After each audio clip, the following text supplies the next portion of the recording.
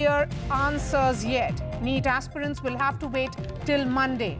After some tough questions, the apex court directed NTA, that is the National Testing Agency, to publish the results on its website by Saturday noon, with a rider that identity of students has to be masked on the website. Chief Justice of India said that evidence indicates that the paper leak was nationwide. Then why were toppers only from a few states? Clearly, there are many unanswered questions. But key to the future of 23 lakh NEET aspirants is one basic question. Will re-NEET happen or not? And will NTA pass the test in the Supreme Court?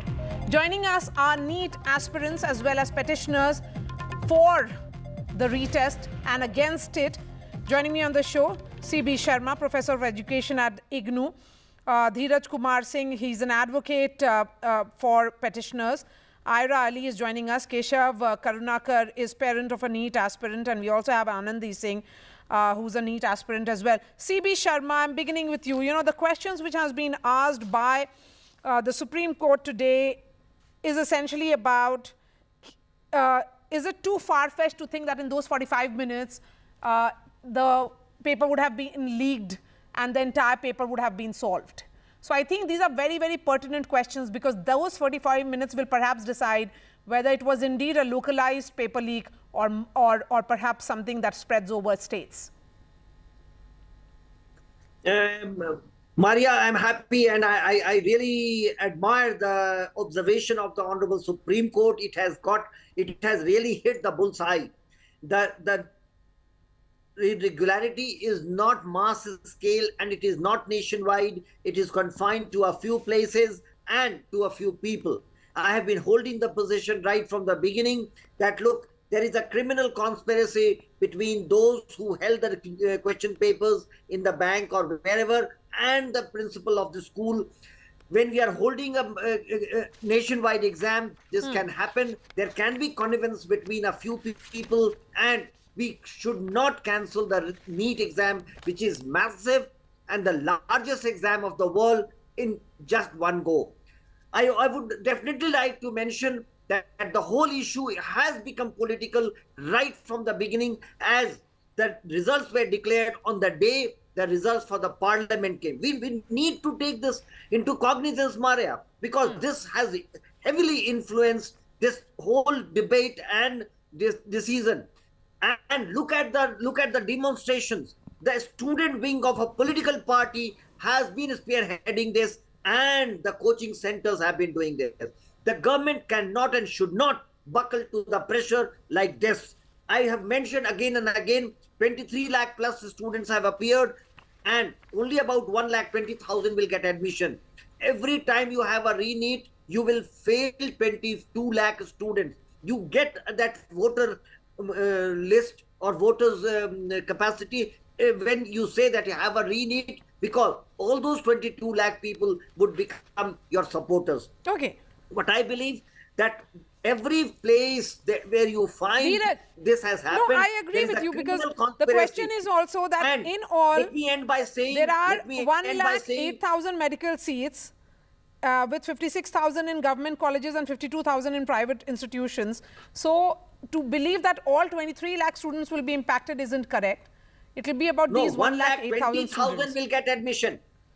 The total 23 lakh plus who have appeared, 1,23,000 in government, private colleges will get admission. Okay, so the larger question is essentially about this hypothesis which the CGI talked about, that the entire paper was solved in 45 minutes and given to students, is too far-fetched.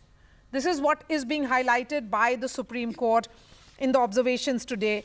But Dheeraj, look, the urgency with which the students would want the decision to be taken hasn't really happened. Now it is about another date, which is Monday, and the counselling begins on 24th. Maria, you will appreciate that today's entire day was spent by the Honorable Supreme Court, has given the entire day. All the matters prior to the NEET matter has been adjourned by the Honorable Supreme Court, and hearing has taken place from morning till lunch and after lunch till 4 p.m. And the Supreme Court, since certain documents are required to decide the matter further, the court has passed certain directions. First, to release the entire result on the website. So the NTA has sought some time. Initially, court has ordered to declare the result by tomorrow, but NTA has sought some time and they will release by Saturday evening. And then the status report, because what was the government is changing the stand day by day. Okay. So that's why, to prove, because today there was a specific question from the Solicitor General whether when the paper was leak happened. So Solicitor General has straight away refused, and they say the paper there was no paper leak at all, and they have given a new word. The breach was taken place and not and as per the statement of the Solicitor General, the breach take place somewhere between on the day of examination between 8. So what exactly is a breach? 9:20. Here are reports which suggest that the question papers were being transported in e-rickshaw to a school in Hazaribagh. Yes. Submitted to the principal. The principal has been arrested. What more is required in getting details on a paper leak? There are arrests that are being made all across India now. That is the irony. Maria. On one hand, the Union of India and NTA is straight away denying that there was no leak was happened. On the other hand, the report of the CBI, there was two reports, status report filed by the CBI in Honorable Supreme Court, and the report was very specific.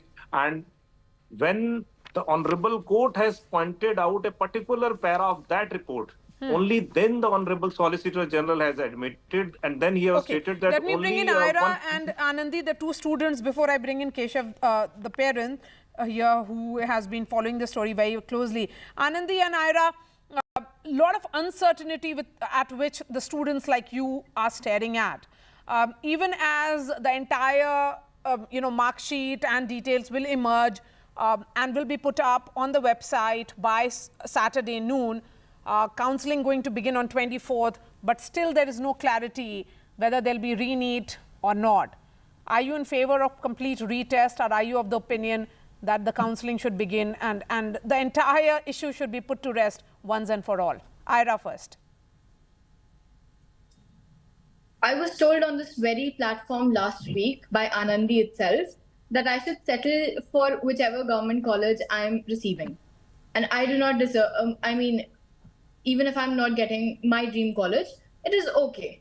I think you will back me up on the fact that a lot of blood, sweat and tears and sleepless nights and countless sacrifices are put towards this exam, which falls on the first Sunday of May. And you are telling me to settle for something which I clearly don't deserve. Okay. This is saying... Go ahead. Ira, we can hear you. Go ahead. So that's what I was told by Anandi. Now, my point is that our freedom fighters did not fight for this. If we are submitting to the wrong and if we are surrendering to the wrong, the people who are wronging us will get the impression that they can just wrong us year after year and we will sit in silence and this will continue for the ages to come. आप ये बोल रहे हैं कि चलो ठीक है इस बार पेपर लीक नहीं हुआ, but then you cannot guarantee the fact that next year this will not happen again. Somewhere you have to take a stand. This is not just about this year, it's about the entire medical fraternity. Okay, Anandi? Ira, I would not like to turn this into a one-on-one debate. So yeah, you're right. Of course, I get it. Even I'm not getting my dream college. But as of now, on the topic, I would like to say that, ma'am, I think Supreme Court should get and give their verdict as soon as possible, because justice delayed is also justice denied. And they should start counseling as soon as possible. And I think 80 students were selected from Hazaribagh and Patna. it were proven that they had cheated. So I think either they should be barred or re-NEET should be taken for those students. Just like I said in the last interview, I would say it again. The students who are found that they have cheated or malpracticed, the re-NEET should be conducted for those students. Okay. So it should not be pan-India, but just specific, parts from where the reports are coming in. Keshav, look at the point that has been observed by the Chief Justice of India, that the toppers were distributed across 12 states and 1 union territory. And this is, of course, what NTA had said, that, in terms of those 100 rankers, they come from various states, Gujarat, Bihar, Andhra Pradesh, Maharashtra, Kerala, Karnataka, so many of them. Yeah, so Maria, thanks for having me. And just to give you a summary, when I met last time on your channel, I told that there is no mass leakage.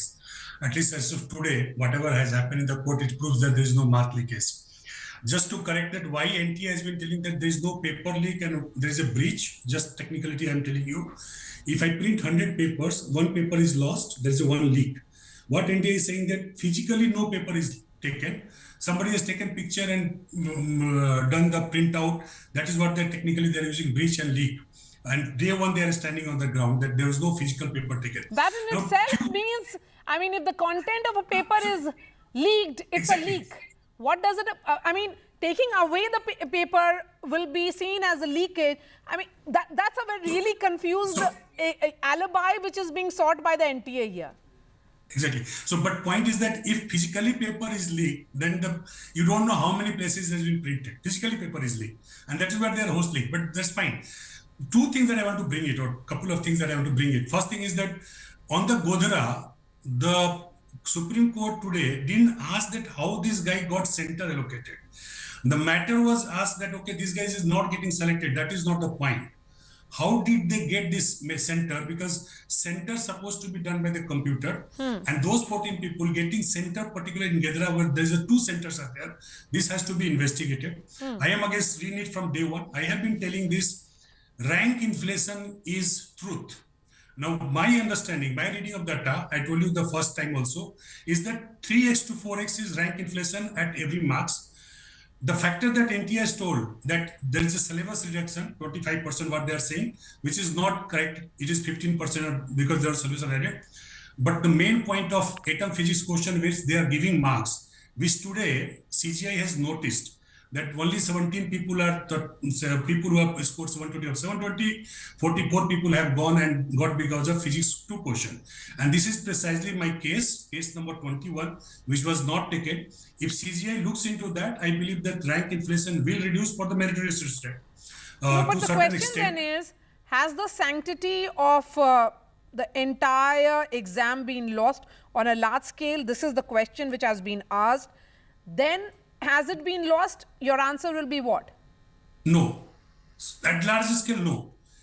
Sanity is lost because there's a paper leak that has happened. Somebody has solved it. Somebody got the paper. There's a sanity loss that is there. But large scale, no. From day one, I'm telling you, and this is what Tushar Mehta today also told, that if the business model is to get 30 lakhs, 40 lakh rupees for a paper leak, who will go and put in social media? This itself I told in the last show when Mr. Alak Pandey was there. This whole business model doesn't work out.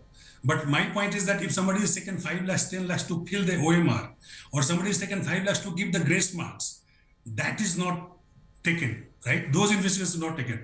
But large scale paper leak, okay, so what does this releasing of marks and all the details and the answers, the results should be published, what does it mean for the students? So the good thing that will happen, like we will be able to find it out, which center, how many people have qualified. Right? If all India it is less than 1% people are qualifying, and some center you are finding it, lot of people are qualifying, that opens up a can of worms, right? That thought process will open. Why at this level, right? Ideally, every center should have less than 1% people qualifying it. But if this is the case, then it will open up. Second thing, what NDA did that time is that they gave marks with 718, 719 was not possible. Now it will open up Pandora box of what are the marks that is given, right? Is there a grace marks only 50, 63 or more than that people? Okay. That is not answered yet. Okay, right? Dheeraj, you wanted to come in, go ahead. Myra, on day one, because on the question of whether the paper was mass leak or it is a localized leak, what the Union of India is saying that the leak was happened on the same day, on the examination day. To prove that, to prove contrary, we are relying upon the FIR and the investigation taken by the Bihar Economic Offences wing, wherein it was clearly mentioned that all the beneficiaries were taken to a play school a day before the examination. Paper was circulated through a mobile through WhatsApp and other social media modes. So that's why the Honorable Supreme Court has summoned the case diary of that report, because that report was not before the court. And government and NTA is trying, because government is saying there was no leak. But the CBI reports it contrary. CBI says more than 150, they have identified more than 150 people. So we cannot say that now, till now, the leak is localized. The leak started in Hazaribagh, then there was how from Hazaribagh to it was sent through mobile or social media to the Patna, and thereafter many other places. Okay. So for this purpose only, the Honorable Court has sought the original first FIR and the status report from the Bihar police. Okay. Wherein the statement of the beneficiaries, so-called accused, has been recorded by the police. Wherein So there is another important question that was asked by the Honorable Court, which said, C.B. Sharma, that there are 571 cities where exams were held, but the toppers are evenly spread, is what the argument is. But the data they gave is only of 17 students.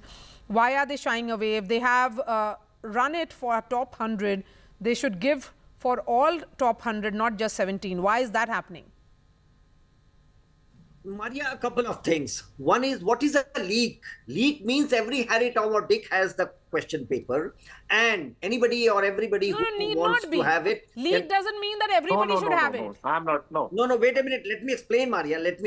Yes. So, when it is available on the net, like the UGC net exam, the black net detected that there is something circulating which is, even if the level playing field is disturbed, because some students have it, some students do not have it. There is a solver gang which is solving it in 45 minutes. Then it is a leak. There is a breach of sanctity. But to a few people, and when you are yourself declaring, and NCA is declaring that this exam was held in 571 cities and across 5,000 centers. Imagine that more than 25,000 people are involved. 20 people can be black cats, they can be corrupt people, and they are there. Now, this is a criminal conspiracy. You cannot call it a general leak. Now, so every if time there is this a can criminal happen, conspiracy, Professor Sharma, here, then that's a subject of investigation. Yeah, what exactly. Is clear and that is that what the Supreme Court is doing. Sanctity of these exams have been impacted. The level playing field has been impacted. So the question is that can it be dismissed as a local leak? No, it cannot be said that it is general and everybody has got into it and everybody has subverted the system is not true. What I would like to definitely mention and highlight is that you need to look at NTA and its functioning. That has erred. That goes without saying, and you need to review that. Okay. But you don't want to call that and you want to cancel the need. That's not correct.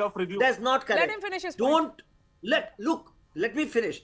You can have a re-NEET for the first 2 lakh students who are from the top scale, and you can have a re-NEET for them.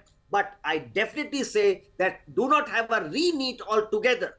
I'm not worried about it. It is said that the cost of NEET is about 400 crores. I'm not worried about that. I'm all for it when it comes to actually selecting the best students. But let's not forget that all those 1,565 students who were given the option of coming and appearing for the test again, which was compulsory for them, not everybody appeared. In fact, just less than 50% did. So there are a lot of questions. Less than 50%. That's what I'm saying. Yes. When you say to these students that first 2 lakhs will have to reappear, and depending upon their new grade, they will be adjusted in the main merit list, then you will know the result. Besides that, we always declare when we announce an exam that if at any point of time it is detected that you have indulged into corrupt means, your exam, your result can be cancelled. With Anandi and Ira again. That rests with the government. So what I would say is, it is not a common leak. The advocates, the coaching centers, and the political parties will definitely look at the agitations. That the students' wing of certain political parties are spearheading the agitation. That clearly goes on to say that it has become political. Right. So you are saying that it's politicized. Let me bring in Anandi and Ira now. Ira, coming to you, Saturday 12 noon is when the results will be put on the website. What will you be looking out for yourself? I think we have indeed come a long way from a tryst with destiny to tryst with paper leaks, and the sanctity of almost every government exam being compromised. Even the UPSC is rotten. But I think I have faith that the Supreme Court will provide relief to all the students, and it will be in the favor of the students who clearly deserve what they have worked hard for. It will be in the favor of students, whether it's re-NEET completely or not. You're not really anticipating. I have faith in whatever the Supreme Court decides. That's really a positive note to end this show on. Anandi, a quick 30 seconds to you. Ma'am, exactly what Ira said.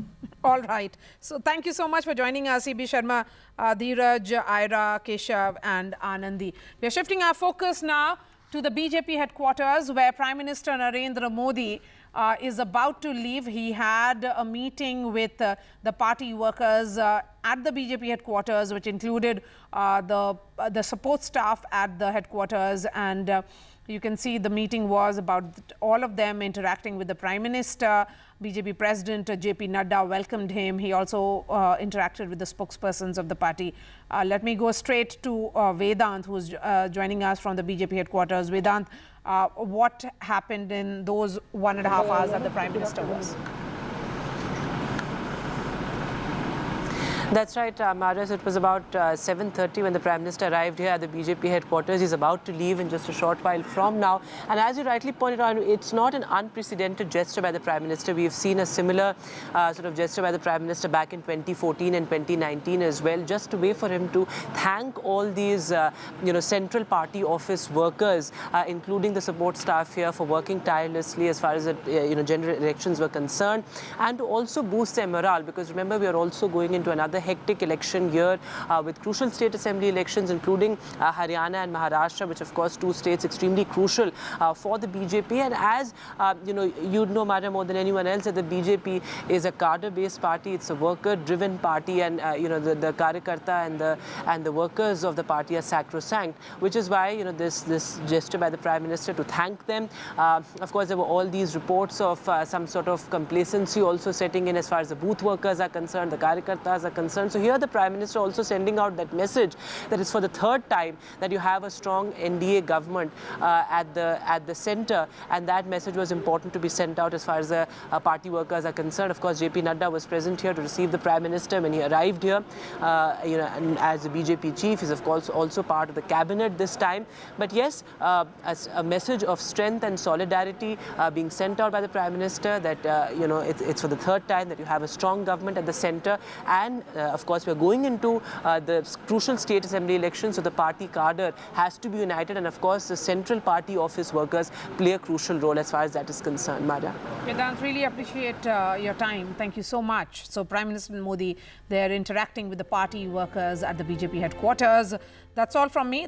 All the debates on NDTV.com. Thanks so much for watching.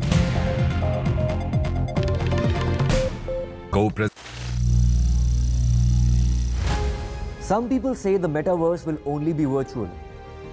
One day this lecture hall will be made of code, and driverless cars would be trapped in intersections. But even in this maze of the future, you can't wish away health. It's time to become more resilient.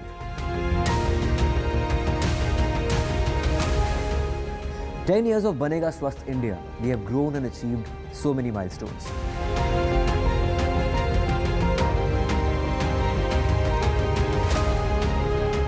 And now I have a plan to beat the urgency, to stop breathing with difficulty, to relieve getting choked with inactivity.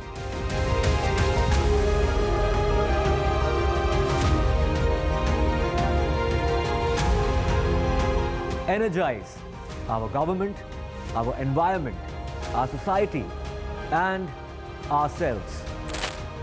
Everyone, everywhere, every day.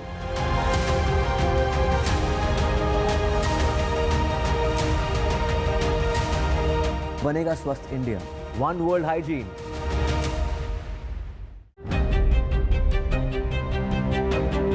Hello and welcome to India Sense, where I speak with global opinion makers. The United States has made a strategic decision over the last 20 years to move closer to India.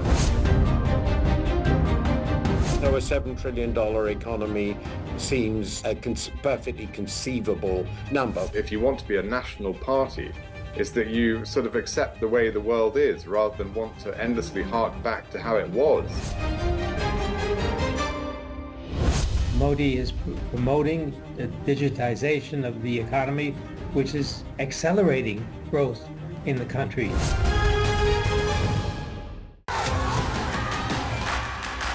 The biggest democratic exercise in the world.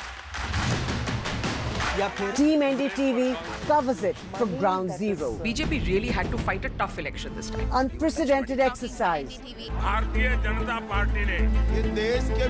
Unmatched coverage. There is no dispute. Janta ko decide karna hai. From polling to counting, NDTV brought you the most trustworthy news and updates.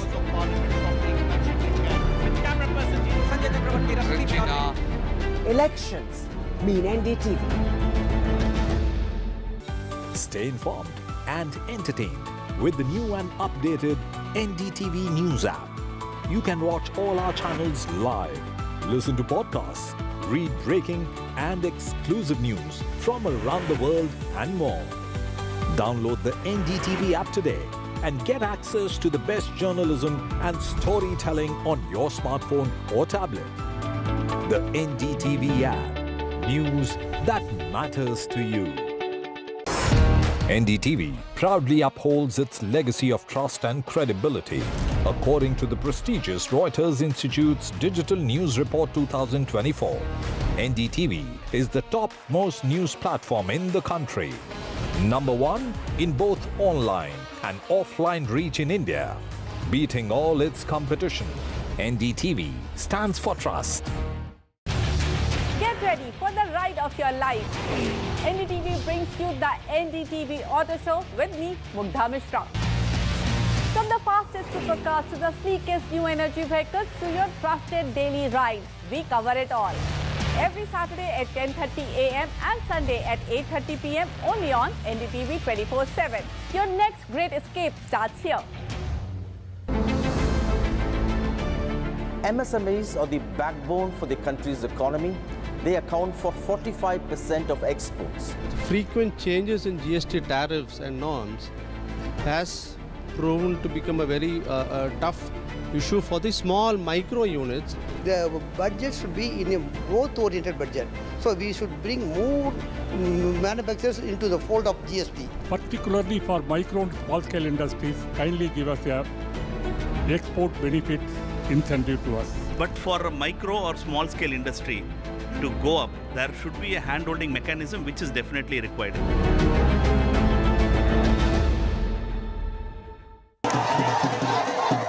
After a great victory by Indian team, and today we are reporting from Mohali International Airport where we are showing these visuals. Arshdeep हमारे साथ हैं. बहुत ही performance आई सारे दी थे बढ़िया results मिले. We are in the city of Kanpur today because they have their champion back home, Kuldeep Yadav. Desperation for each and everyone to go there and win the World Cup, and we did it.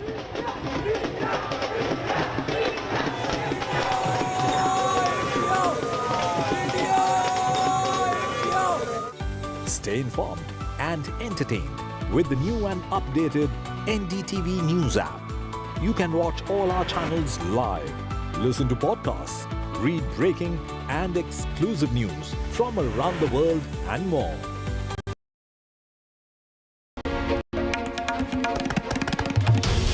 This is NDTV, and you're watching NDTV 24/7.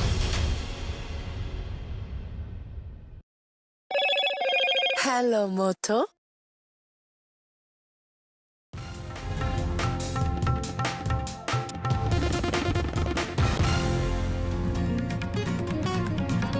Hello and a very good morning. You're watching NDTV. I am Aditi Bhardwaj and let's take a look at the top stories this hour. 3 passengers have died and over 20 are injured after several coaches of the Chandigarh-Dibrugarh express train derailed in Uttar Pradesh's Gonda. Track restoration work on war footing. Tamil Nadu's ruling DMK is thinking of elevating Udanidhi Stalin, son of Chief Minister M.K. Stalin, as the Deputy Chief Minister of Tamil Nadu. Now, as per sources, the elevation would be a key step in strengthening the second-rung leadership in the party. Modi 3.0's first budget next week. NDTV speaks to farmers in Madhya Pradesh to understand their demands and expectations. Bangladeshi students set fire to the country's state broadcaster a day after Prime Minister Sheikh Hasina appeared on the network seeking to calm escalating clashes. The Republican National Convention rolled into its final day in Milwaukee, culminating in former President Trump's speech accepting his party's nomination as the 2024 U.S. presidential nominee. Democrats at the highest levels are making a critical push for President Joe Biden to rethink his election bid, including former President Barack Obama expressing concerns to allies. As per reports, the party could lose the ability to seize control of the House if Biden doesn't step away from the 2024 race. Big-hitting batter Surya Kumar Yadav is named captain of the Indian T20 team for the 3-match series against Sri Lanka starting July 27, while ODI skipper Rohit Sharma and Virat Kohli were included for the 50-over series against the same team next month.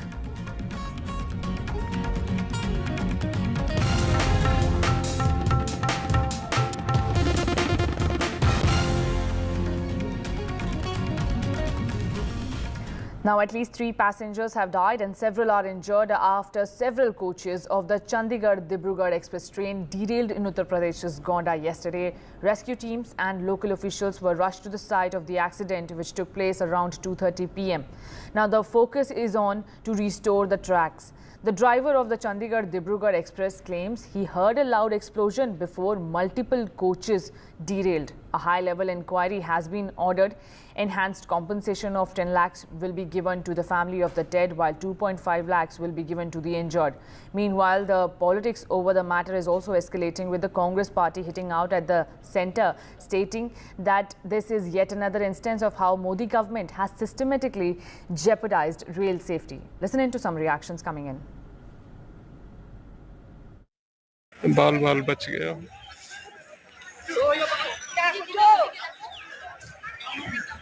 एक train accident हो गया जिसमें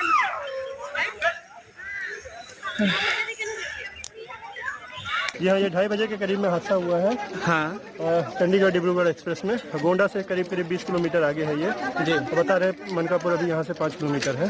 हाँ, और 2 बोगियाँ तो एकदम से ऐसे पलट गई हैं। हाँ, एक बोगी ऐसे लगी है, बाकी तो आप देख ही सकते हैं पटरियों की क्या हाल है, पटरियाँ खिसक चुकी हैं यहाँ पे। Now, my colleague Ranveer Singh is also joining us from the spot where the train derailed. Good morning, Ranveer. What is the progress of the track restoration work? I'm here at the train accident site, and you can see the restoration work is going on.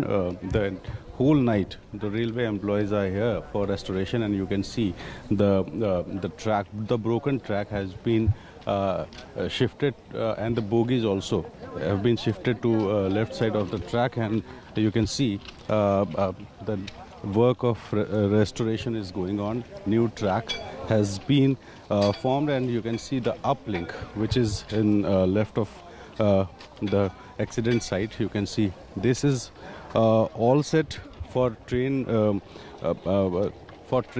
passing away, but due to restoration work, no trains have yet passed through it. So the whole night the railway employees are here for restoration, and as far as the death toll is confirmed, total number of 3 passengers have been died, while 6 were seriously injured, and the rest of the 20 injured have been given treatment at the CSC Mankapur, and they have been discharged from hospital. So now the overall focus is for restoration of both the tracks, uplink and downlink. Yesterday, the Dibrugarh-Chandigarh Express got derailed at downlink of this Lucknow-Gorakhpur track, and now the railway administration has cleared ways at uplink, which is in right of mine, and you can see this track is ready, but the trains passing away has not started just because the restoration work is going on the down line, which got affected due to the rail derailment. As far as administrative work are concerned, rescue was completed by yesterday evening, and all injureds have been shifted to CSC, PSC, and 3 out of 6 seriously injured have been shifted to Lucknow, while 3 are in district hospital Gonda, while rest of the passengers who were injured in this train accident were given treatment and being discharged from CSC. Rest of the passengers who were safe have been shifted to their destination with another train.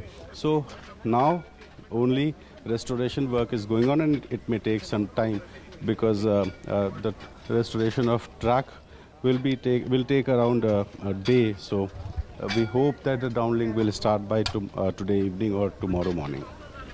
Right, Ranveer, also there are reports that the death toll has risen to 4. Do we know any more details about it?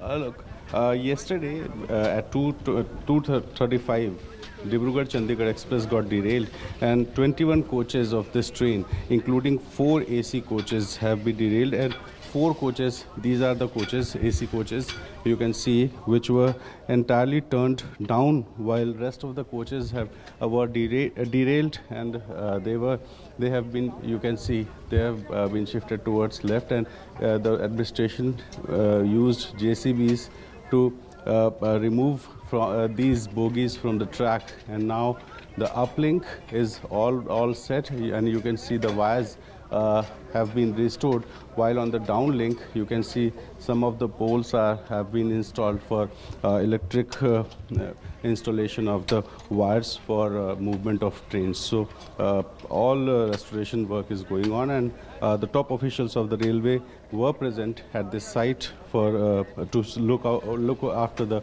restoration work.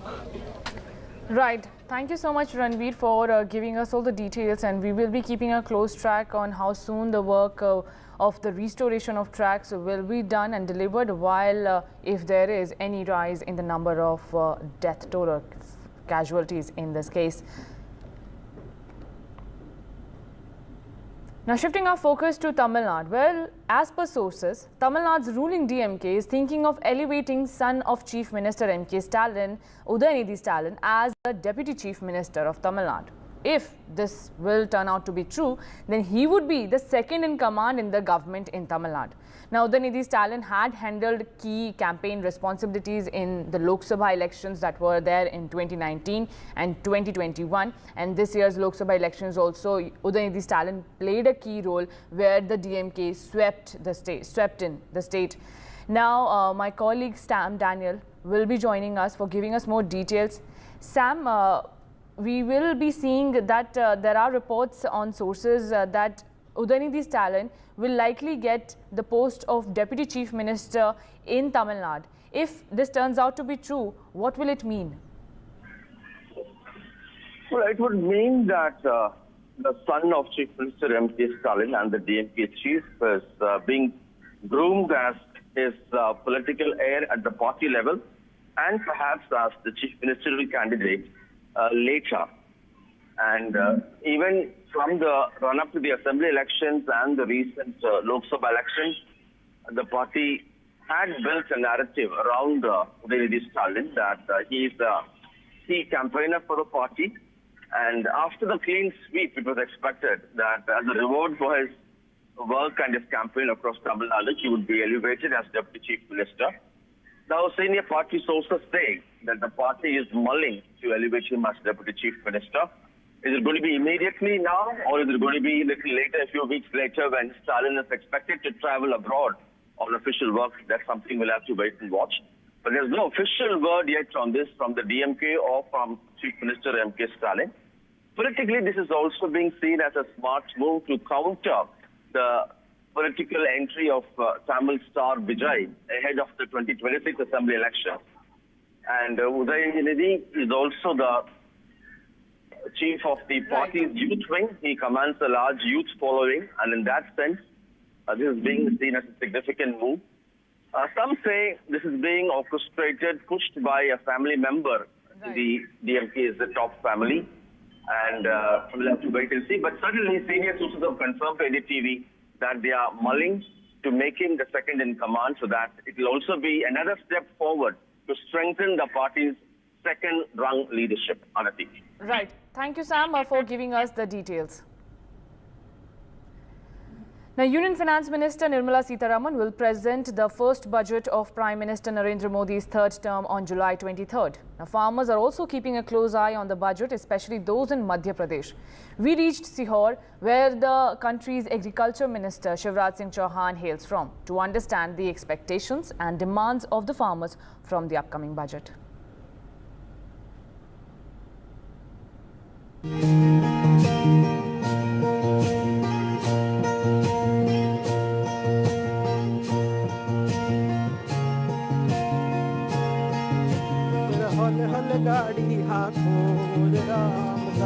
Mama Ji or Shivraj Singh Chauhan is the new Agriculture Minister of India, and the farmers of Madhya Pradesh have a list of demands and expectations that they hope will be addressed in this union budget.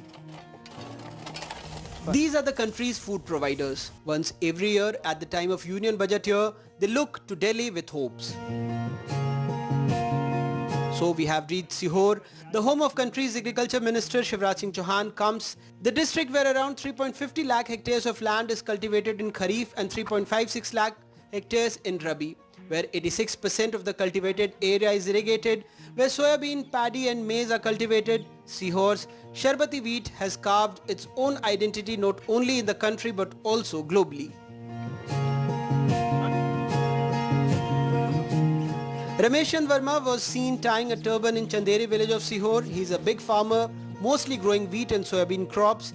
He wants cooperative banks to increase the loan limit. There are also some demands on MSP and storage of produce.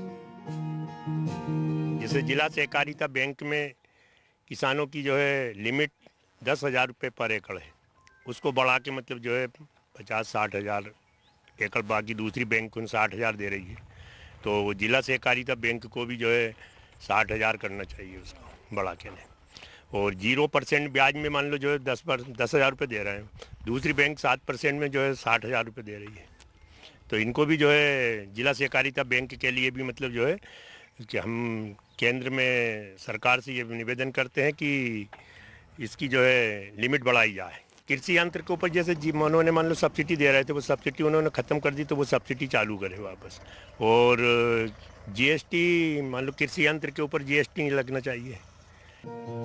Bane Singh Rajput prioritizes technology in his fields and also practices organic farming. However, he is upset with the delay in getting seeds. He also wants the market for selling organic products to be accessible and middlemen should be eliminated. आदरणीय यशस्वी प्रधानमंत्री से निवेदन करना चाहता हूं कि किसानों को जो समय पे बीज दिया जाता है उस समय के आधारित पर दिया जाए और नई पद्धति का चयन करके समय पे बीज दिया जाए। अभी मेरे को बीज दिया था, जब बोनी होने के बाद में बीज उपलब्ध कराया गया और वो बीज उपलब्ध कराया गया था कि जो किसान ने 4 साल पहले उसका चयन कर लिया गया। आदरणीय प्रधानमंत्री से निवेदन है कि जैसे आप 6,000 दे दो 10,000 करें, उसके साथ साथ किसानों को जो जीएसटी अनुदान पे जीएसटी लगाई जा रही है उसे खत्म करें। Anup Mewada is a small farmer. The Madhya Pradesh government has promised an MSP of 2,700 on wheat. He wants the centre to increase it further.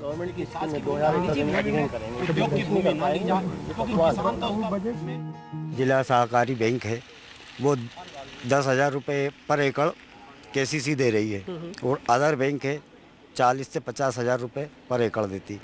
तो हम यही आशा करते हैं प्रधानमंत्री जी से कि ये जिला सहकारी का जो लिमिट है वो 40 से 50,000 रुपये पर एकड़ की जाए। NSP पे ये गेहूं पर बढ़ना चाहिए भाई, जो इन्होंने 2700 करा था वो 3000 हो जाए। MS Mewada is a very popular among the farmers in Sihor. He roams around the village solving many farmers' problems. वो जनपद सीओ मैडम आई और PH का SDO आया और तहसीलदार आया। Now he is directly requesting Mamaji for an increase in Kisan Samman Nidhi. He also hopes the finance minister's kitty has something new on the issue of crop insurance.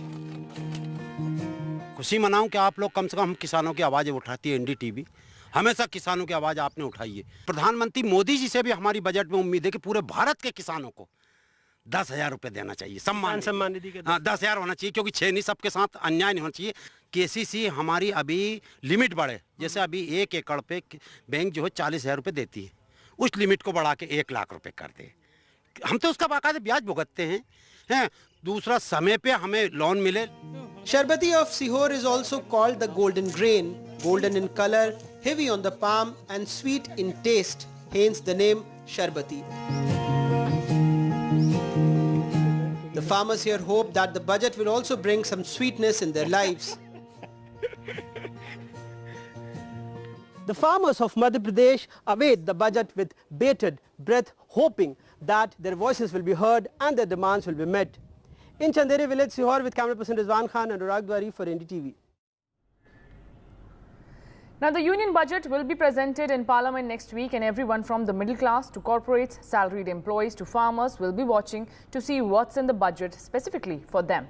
Provisions in the budget could also improve support, accessibility and overall quality of life for those with disabilities. Listen in to disability rights advocate talk about their expectations from this year's budget.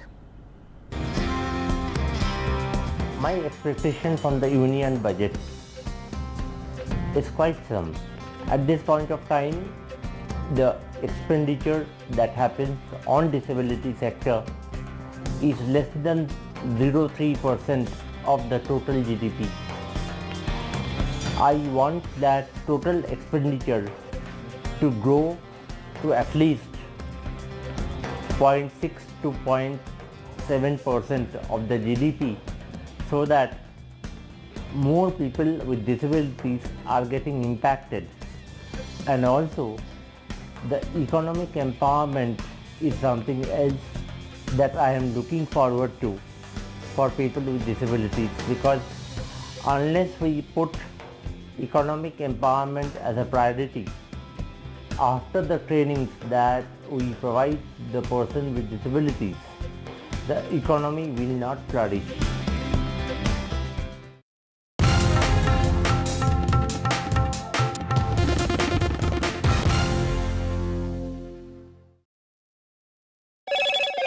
Hello, Moto.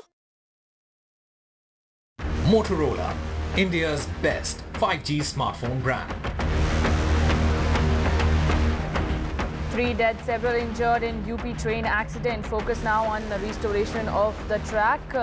Multiple coaches of express train derailed in Gonda yesterday.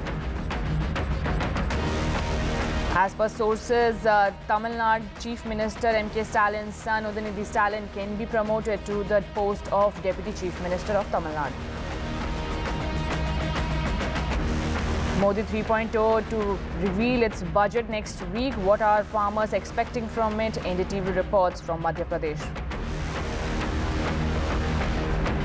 32 dead in Bangladesh unrest. Protesters set fire to state TV headquarters. Protesters want government hiring policy reform.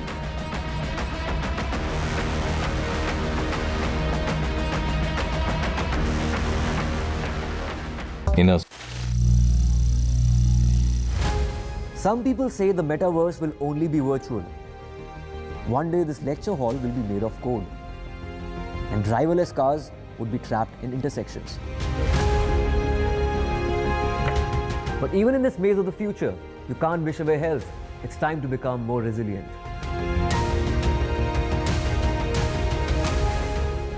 "10 years of Banega Swasth India, we have grown and achieved so many milestones.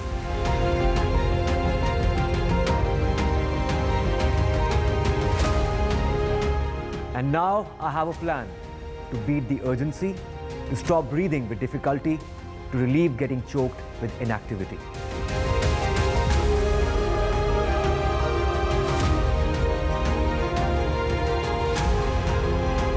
Energize our government, our environment, our society, and ourselves. Everyone, everywhere, every day.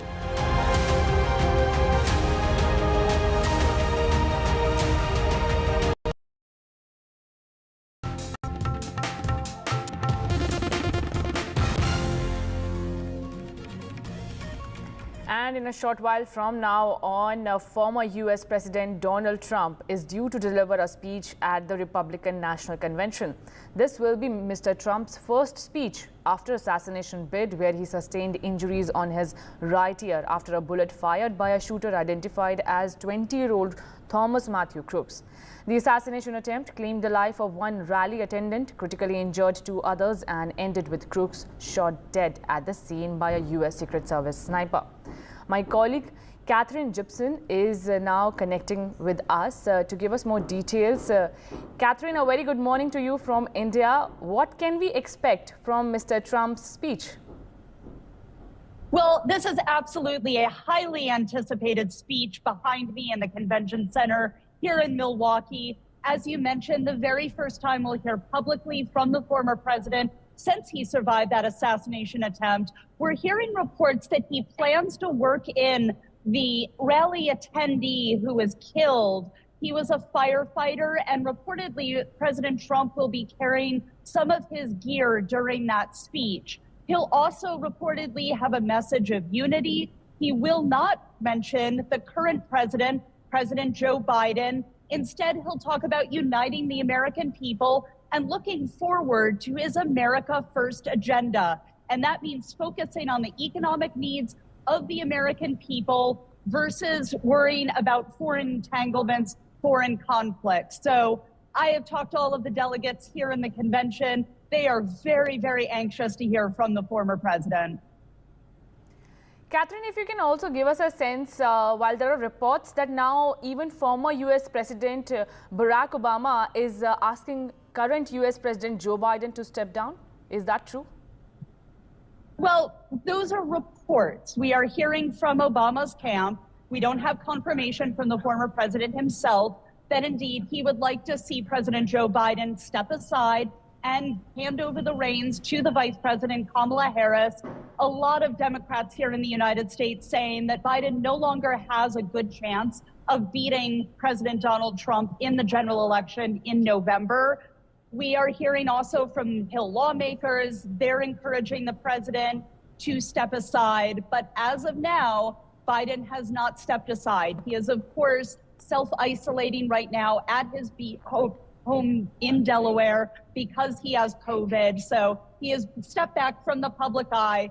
That will give him a little bit of time to think through this decision, because the calls have not decreased in the time that we've been focused on the Republican convention. They've only increased. Right. Thank you so much, Catherine. And in just a short while from now on, former US President Donald Trump will be addressing the Republican convention. Now shifting our focus to what's happening in Bangladesh. Well, Bangladeshi students set fire to the country's state broadcaster on Thursday, a day after Prime Minister Sheikh Hasina appeared on the network seeking to calm escalating clashes that have killed at least 32 people in Bangladesh. Now, hundreds of protesters demanding reform of civil service hiring rules fought back and overwhelmed the riot police, who had fired at them with rubber bullets.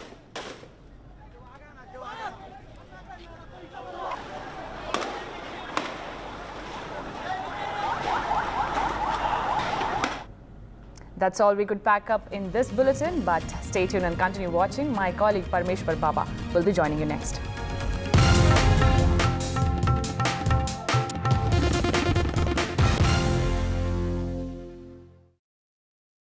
In association. Hello and welcome to India Sense, where I speak with global opinion makers. The United States has made a strategic decision over the last 20 years to move closer to India. Now a $7 trillion economy, seems a perfectly conceivable number. If you want to be a national party, it's that you sort of accept the way the world is rather than want to endlessly hark back to how it was. Modi is promoting the digitization of the economy, which is accelerating growth in the country.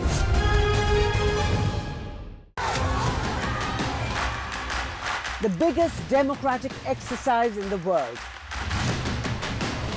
Team NDTV covers it from ground zero. BJP really had to fight a tough election this time. Unprecedented exercise. Unmatched coverage. There is no dispute. जनता को decide करना है. From polling to counting, NDTV brought you the most trustworthy news and updates.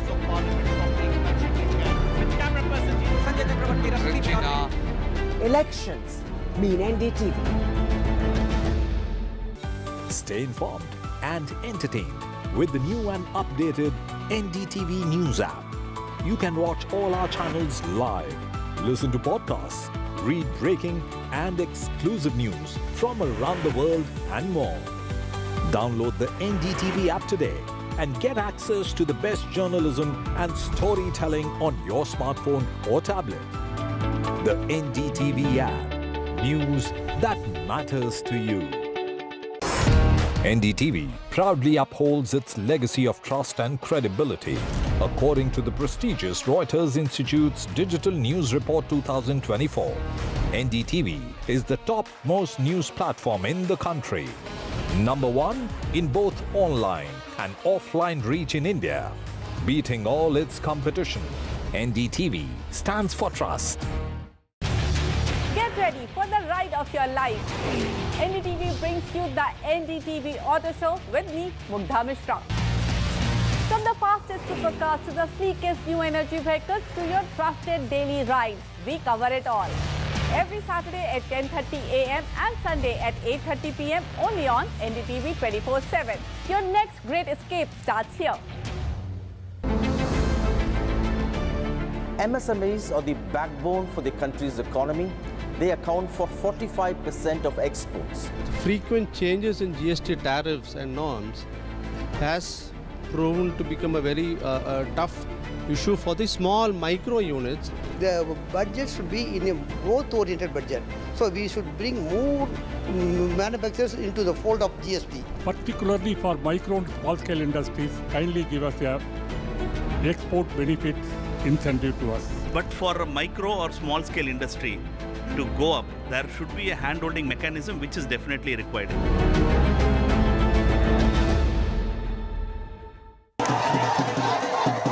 After great victory by Indian team, and today we are reporting from Mohali International Airport where we are showing these visuals. Arshdeep हमारे साथ हैं. The performance सही सारे नहीं थे, बढ़िया results मिले. We are in the city of Kanpur today because they have their champion back home, Kuldeep Yadav.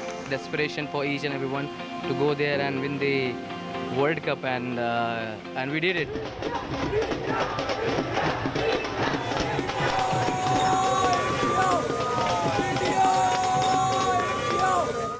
Stay informed and entertained with the new and updated NDTV News app. You can watch all our channels live, listen to podcasts, read breaking and exclusive news from around the world and more. Download the NDTV app today and get access to the best journalism and storytelling on your smartphone or tablet. The NDTV app. News that matters to you. Some people say the metaverse will only be virtual. One day this lecture hall will be made of code, and driverless cars would be trapped in intersections. But even in this maze of the future, you can't wish away health. It's time to become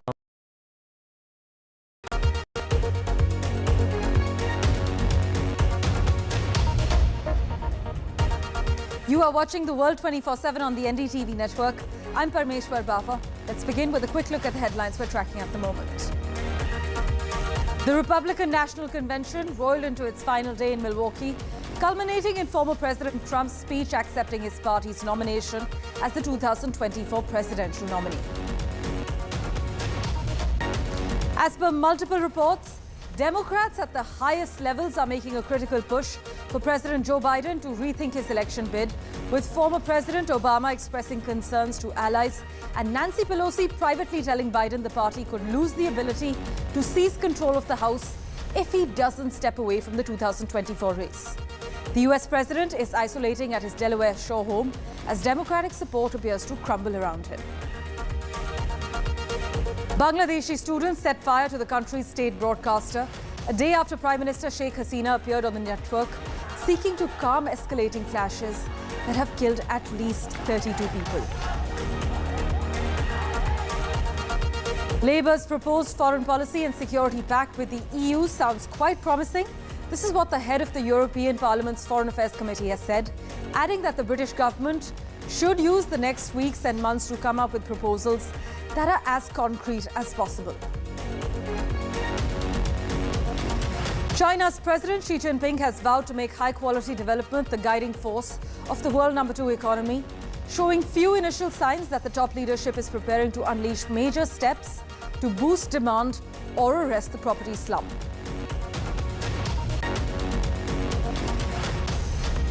Rare photos have captured a previously uncontacted tribe deep in the Peruvian Amazon, emerging from their isolated territory. This sighting comes amid growing concerns about this tribe's well-being.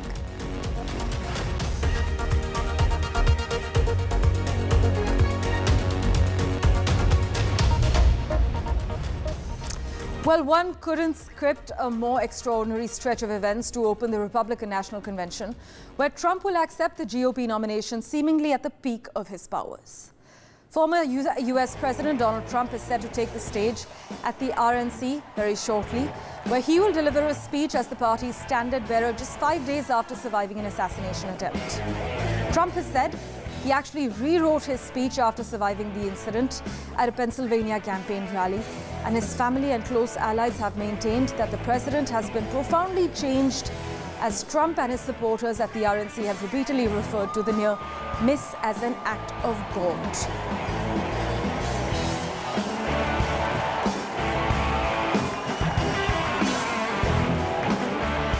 In fact, there's a new fashion trend among the MAGA crowd at the RNC, one in a line of merch opportunities that have come out of last weekend's assassination attempt on Donald Trump. Introducing ear bandages.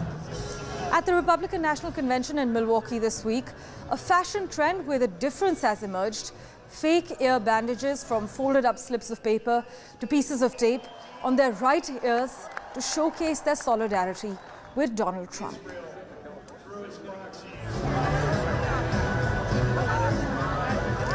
For further clarity from Ground Zero, we have with us VOA correspondent Catherine Gibson at the moment. Thanks so much, Catherine, for joining us. Political observers have questioned what a more unifying message from Trump will actually look like and to whom it will apply. Democrats are fully expecting polls after this RNC to show a possible blowout that could bring Democrats in Congress, bring them down in Congress too. What are you picking up on? Trump is expected to address everyone shortly? That's right. So as you mentioned, Trump is expected to take the stage any moment now with a message of unity. And in going on the convention's floor and speaking to the delegates, the Trump supporters here in Milwaukee, there is an enormous amount of excitement. Instead of the grim and somber atmosphere we expected after the assassination attempt last weekend, instead I'm hearing joy, I'm hearing relief, I'm seeing excitement from his supporters. Many of them wearing now little American flags on their ears to mimic the former president's bandage. They are saying that the stakes of this election are even more important now, that they have more energy because of the attempted assassination, and that they will be excited to go out there for the rest of the election season and tell other voters, independent, undecided ones, that President Trump is the one who will fight for them. Right, Catherine, though, you know, Trump's agenda It's traditionally included promises to expel millions of undocumented immigrants, reinstate travel bans on some Muslim-majority countries, also close the Federal Department of Education and cut funding to schools, depending on how they teach about race and gender. Are we realistically likely to see a drastic shift in his outlook now, or should one expect Trumpian business as usual? Have you heard anything from Trump's campaign? Well, you can look at that from the angle of who he chose as his vice president. J.D. Vance, the junior U.S. senator, is very strongly supportive of Project 2025, which is the overall conservative plan that you were addressing some of those policy initiatives, the efforts to dismantle some government agencies, limits on contraception and IVF, environmental policy limits, a very dramatically different look at the way the U.S. should be run. So with J.D. Vance on the ticket, I think there is very little that is going to change about that plan. Well, Catherine, do stay on with us as we inform our viewers about the latest update as far as Joe Biden is concerned.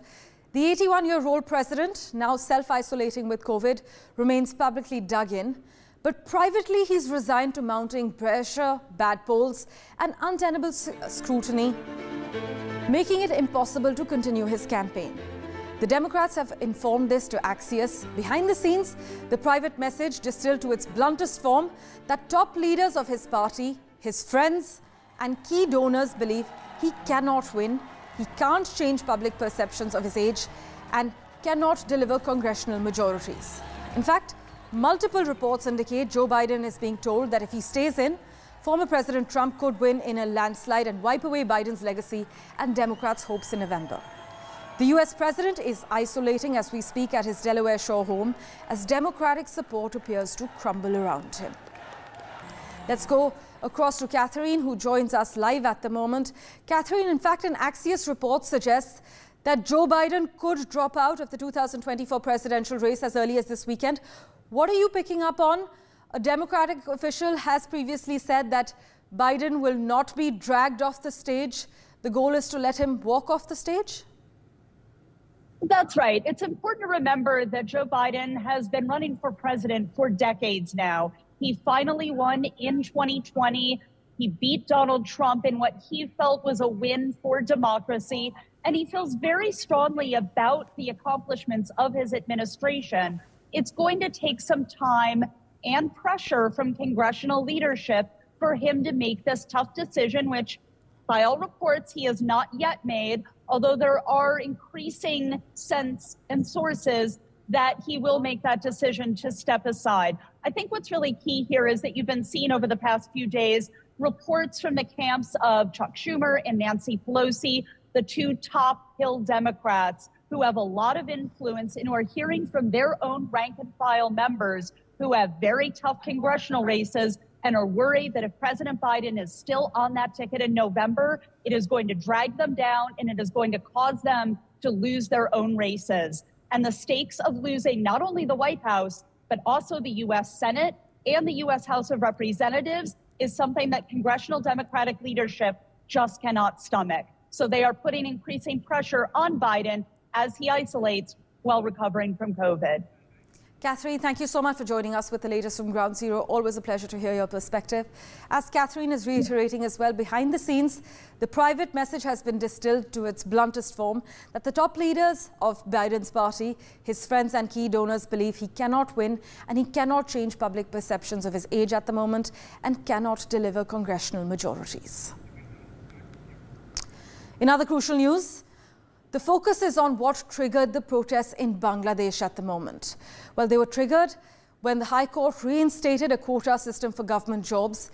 This decision overturned a 2018 move by Hasina's government to abolish the system, which reserved 30% of jobs for families of freedom fighters from the 1971 Independence War. The Supreme Court had suspended the High Court order and scheduled a hearing for the 7th of August. But protesters, meanwhile, have set fire to the state TV headquarters. The anti-quota protests have escalated and over 30 people have now died in Bangladesh.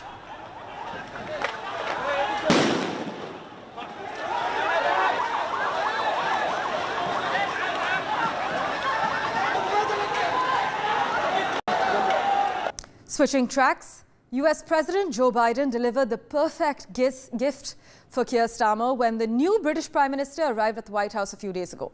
It wasn't the pair of aviators given to Starmer as an official gift through the usual diplomatic channels. Starmer's real prize was actually the endorsement he received from his most powerful ally for his plan to move Britain closer to the EU post-Brexit. Downing Street, it seems, has been quick to seize the moment. Starmer's push to fundamentally shift the UK to a more Eurocentric position, including greater cooperation on defence and a renegotiation of Boris Johnson's Brexit trade deal, was always part of Labour's policy platform. But the swift pace at which the new Prime Minister is moving towards this goal, many political watchers argue, has come as quite a surprise.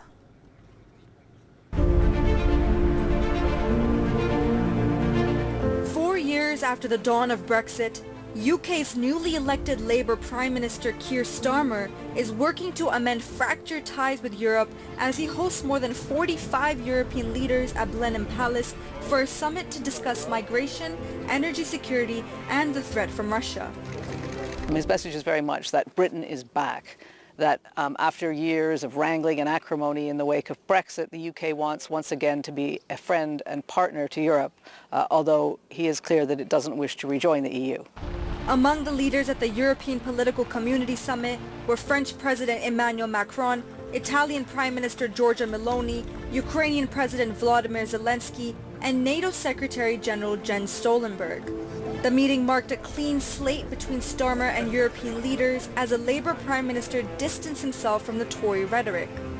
In a statement following the summit, Starmer announced that the UK wants to extend a helping hand by re-establishing its role as a key ally to tackle issues collaboratively. In a dangerous world, we serve no one and solve nothing by turning inward, and to leave the EPC in a stronger position as well. The meeting also took place against the backdrop of the US presidential elections, which has caused a great deal of concern among European nations on what former US President Donald Trump's re-election could entail for European security. Trump's choice of Senator J.D. Vance as his running mate, who is an opponent of US military aid to Ukraine, has further heightened these concerns. Prime Minister Keir Starmer's efforts mark a significant step in mending the UK's relationship with Europe. Labour's foreign policy approach towards Europe indicates a changing relationship, one that once again places the EU as a close ally. Samia Afsar for NDTV. In other news, China's President Xi Jinping vowed to make high-quality development the guiding force of the world's #2 economy, showing few initial signs that the top leadership is preparing to unleash major steps to boost demand or arrest the property slump. The ruling Communist Party signaled China will stay on course with Xi Jinping's plan to use advanced manufacturing to generate growth in a vaguely worded statement marking the close of a twice-decade conclave that's often heralded major policy shifts. The focus on the factory engine could increase trade tensions, with a surge in Chinese exports already prompting fresh tariffs from the US as well as the European Union. 区域重大战略 主体功能期战略、新型城镇化战略、优化重大生产力布局、构建优势互补、高质量发展的区域经济布局和国土空间体系。 And Qin Gang, China's former foreign minister who disappeared from public view more than about a year ago, has actually lost his seat as a member of the elite Central Committee of the ruling Communist Party. The party's elite Central Committee accepted Qin's resignation from the body, according to a communique that was released by the official Xinhua news agency at the end of this twice-a-decade conclave in Beijing. No reason was given in the statement, but former Defense Minister Li Shangfu, who is facing corruption charges, and 2 other senior commanders have also been expelled from the party. There continues to be much speculation about the fate of Qin Gang, China's shortest-serving foreign minister, whose disappearance the foreign ministry attributed to health reasons. In other crucial news, in a landmark ruling for gay rights in South Korea, the country's Supreme Court has ruled that same-sex couples qualify for the National Health Insurance dependent coverage, a decision that rights activists hoped could pave the way for legalizing same-sex marriage in the country. The decision would allow same-sex couples in the country to register their partners as dependents in national health insurance coverage, as married couples or couples in a common law marriage can. Numerous other benefits are denied to same-sex and other couples living outside the traditional norms of family in South Korea, by the way. But in its ruling on Thursday, the country's highest court ruled that denying a same-sex couple national health insurance dependent coverage just because they are of the same sex constitutes a serious discrimination that infringed upon citizens' dignity and values, their rights to pursue happiness, their freedom of privacy, and their rights to be equally treated by the law.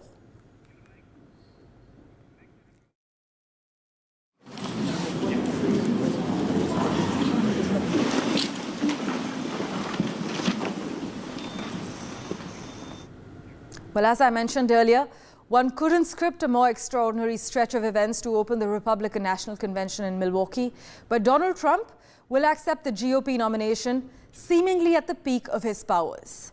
Former US President Donald Trump is set to take the stage at the RNC anytime now, where he will deliver a speech as the party's standard bearer just 5 days after surviving an assassination attempt. Trump has said he rewrote his speech after surviving the incident at a Pennsylvania campaign. His family and close allies have maintained the president has been profoundly changed, as Trump and his supporters at the RNC have repeatedly referred to the near miss as an act of God. Let's just dip into the Republican National Convention, as Trump is expected to headline the final day. Possibilities. And so committed to fighting to once again make our country great, that there is nothing that is going to stop him.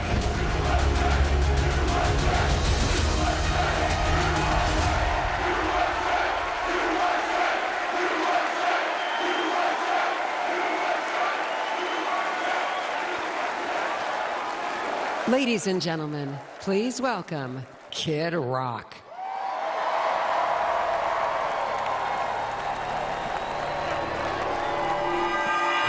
What up, America? If you're ready for President Trump to take the stage, I need everybody to stand up. I need everybody to put a fist up in the air. Everybody, get a fist up in the air. Now follow me. Say fight, fight, say fight. We'll keep tracking the latest at the RNC, as Trump is expected to address everyone shortly. For now, we're slipping into a very short break. Don't go anywhere.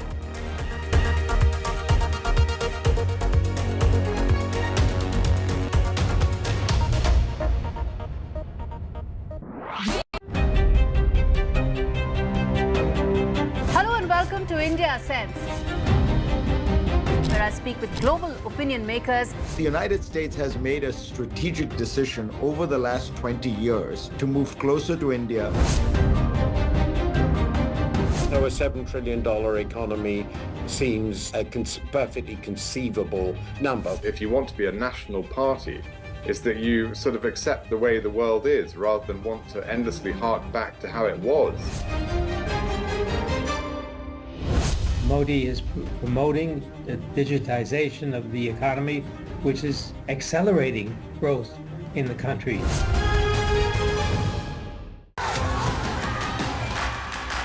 The biggest democratic exercise in the world. Team NDTV covers it from ground zero. BJP really had to fight a tough election this time. Unprecedented exercise.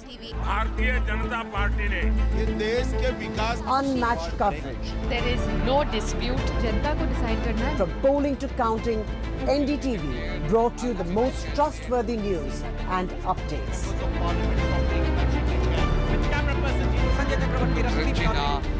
Elections mean NDTV. Stay informed and entertained with the new and updated NDTV News app. You can watch all our channels live, listen to podcasts, read breaking and exclusive news from around the world and more. Download the NDTV app today and get access to the best journalism and storytelling on your smartphone or tablet. The NDTV app. News that matters to you. NDTV proudly upholds its legacy of trust and credibility. According to the prestigious Reuters Institute's Digital News Report 2024, NDTV is the topmost news platform in the country. Number one in both online and offline reach in India. Beating all its competition, NDTV stands for trust. Get ready for the ride of your life. NDTV brings you the NDTV Auto Show with me, Mugdha Mishra. From the fastest supercars to the sleekest new energy vehicles to your trusted daily ride, we cover it all. Every Saturday at 10:30 a.m. and Sunday at 8:30.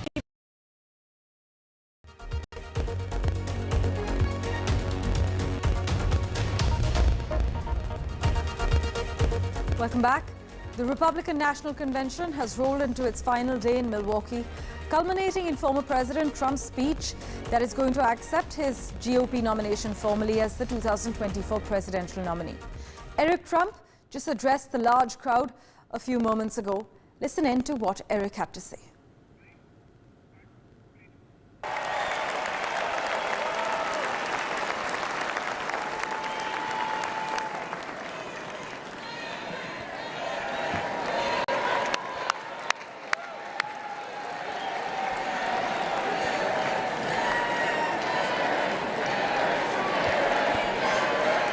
Good evening, America.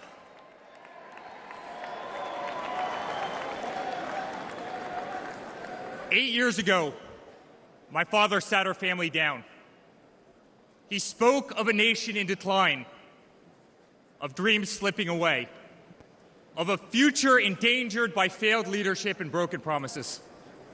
It was in that moment I knew my father had made a decision that would forever change our lives. We realized he had chosen to step into the arena, to fight for the soul of America. He had decided to leave behind the comforts of an unbelievable business empire, to leave behind everything he had ever built, to answer the call to serve our nation. Unlike his predecessor, it was not a decision born out of necessity. Unlike the current president, it was not a decision that would enrich his family. Rather, it was a decision made out of love for this country and a deep concern for America's future.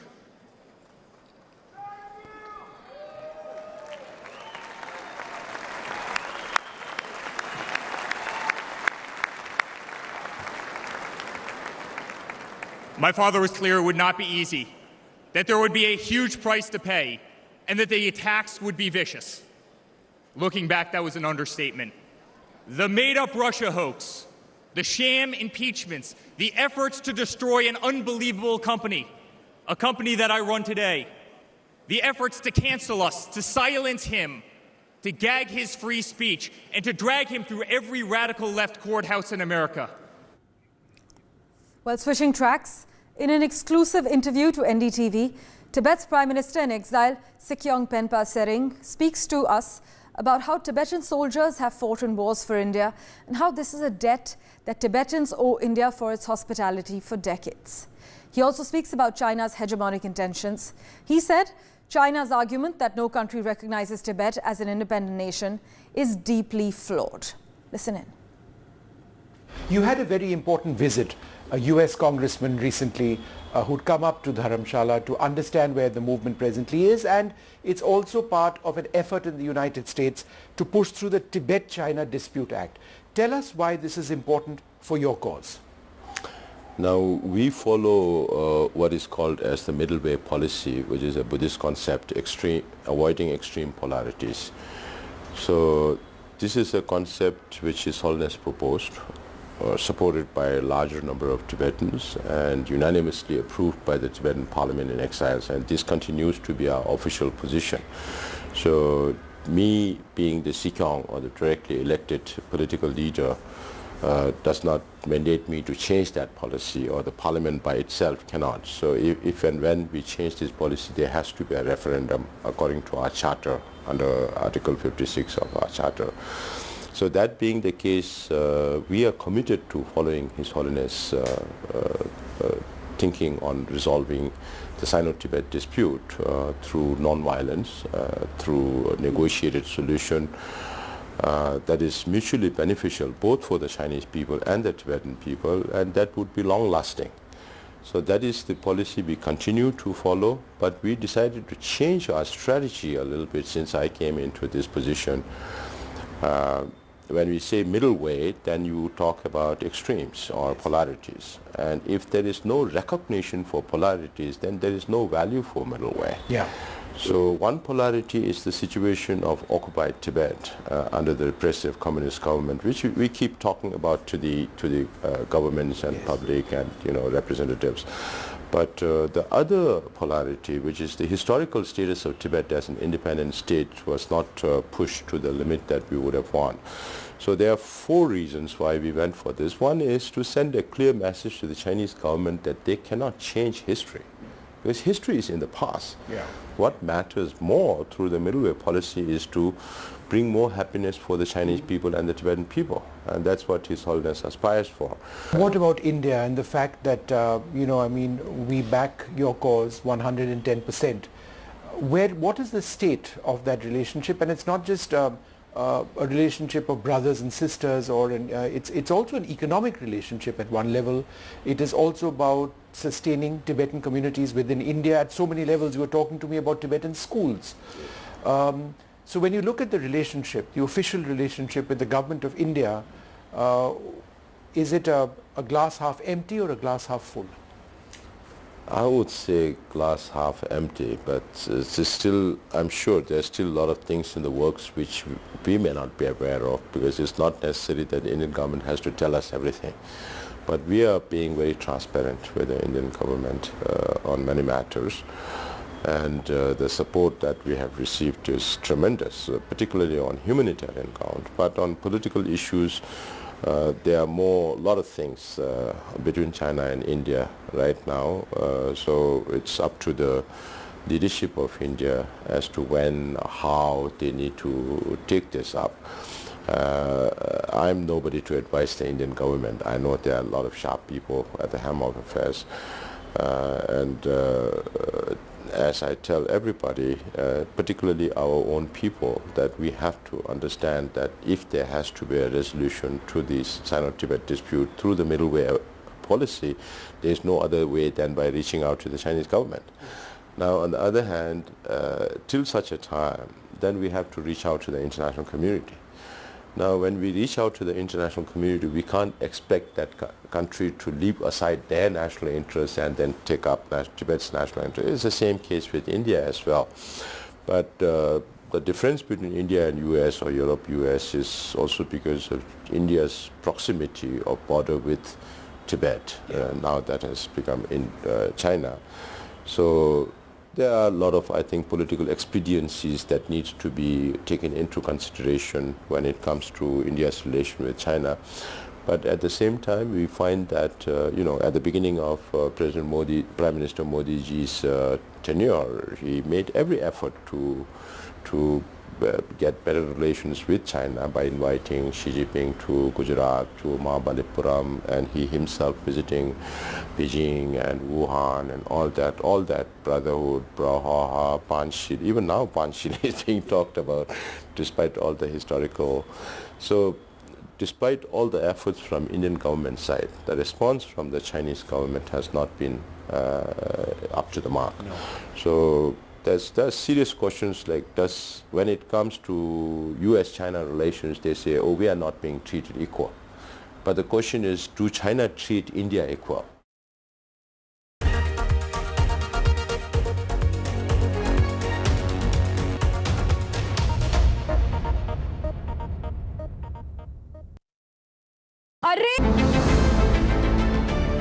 MSMEs are the backbone for the country's economy. They account for 45% of exports. Frequent changes in GST tariffs and norms has proven to become a very tough issue for the small micro units. The budget should be in a growth-oriented budget. So we should bring more manufacturers into the fold of GST. Particularly for micro and small-scale industries, kindly give us a export benefit incentive to us. But for a micro or small-scale industry to go up, there should be a hand-holding mechanism which is definitely required.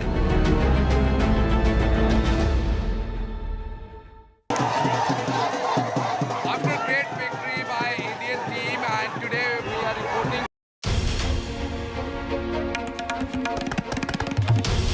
This is NDTV, and you're watching NDTV 24/7.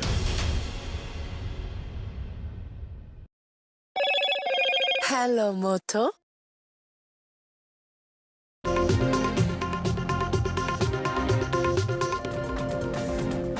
Hello, good morning. You're watching NDTV 24/7. I'm Divya Wadhwa. We have a whole lot lined up for you over the next 1 hour, including an update of that train tragedy that's taken place in Uttar Pradesh. That and a whole lot more on the other side. But first, the headlines. 3 people have died and over 20 others have been injured after several coaches of the Chandigarh-Dibrugarh Express train derailed in Uttar Pradesh has gone down. The track restoration work is on. Politics heats up in poll-bound states. We're talking about Maharashtra, where the Congress is focusing on the MLC election cross-voting, and Chief Minister Eknath Shinde meets with the MLAs and the election in charges now have been appointed. While in Haryana, the Congress campaign picks up as far as the key state is concerned, but also it's the Aam Aadmi Party that's decided to go solo on all 90 seats.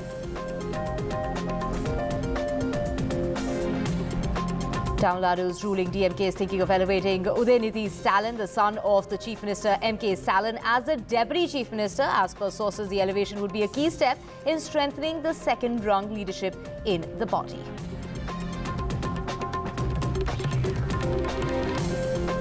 And just ahead of Modi 3.0's first budget that's going to come out next week, NDTV speaks to farmers in Madhya Pradesh in order to understand what their demands and expectations are from this budget.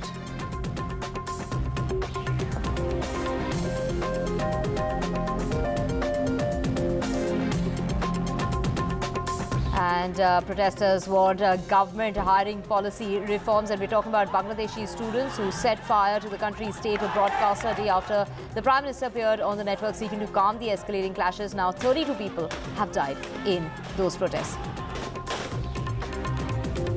It is the day when Donald Trump is going to be speaking at the Republican National Convention. This is just 5 days after he was hurt in that assassination bid. Let's just listen in.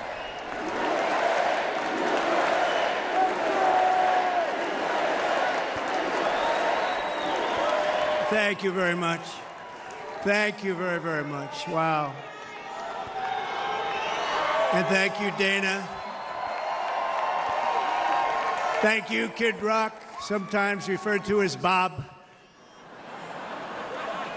And thank you, Lee, right from the beginning. Thank you very much. What a talent. What a beautiful, beautiful soul. Thank you.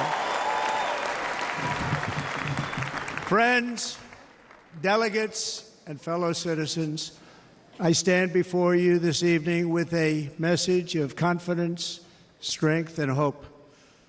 4 months from now, we will have an incredible victory, and we will begin the 4 greatest years in the history of our country. Together, we will launch a new era of safety, prosperity, and freedom for citizens of every race, religion, color, and creed. The discord and division in our society must be healed. We must heal it quickly. As Americans, we are bound together by a single fate and a shared destiny. We rise together or we fall apart. I am running to be president for all of America, not half of America, because there is no victory in winning for half of America. So tonight, with faith and devotion, I proudly accept your nomination for President of the United States. Thank you.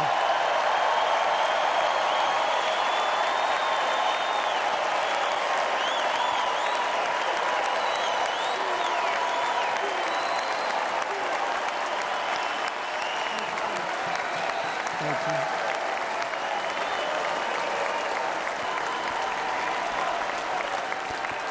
Thank you very much.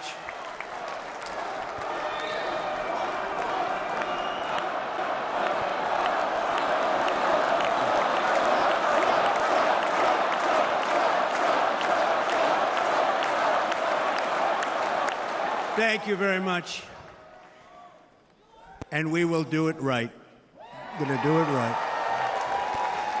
Let me begin this evening by expressing my gratitude to the American people for your outpouring of love and support following the assassination attempt at my rally on Saturday.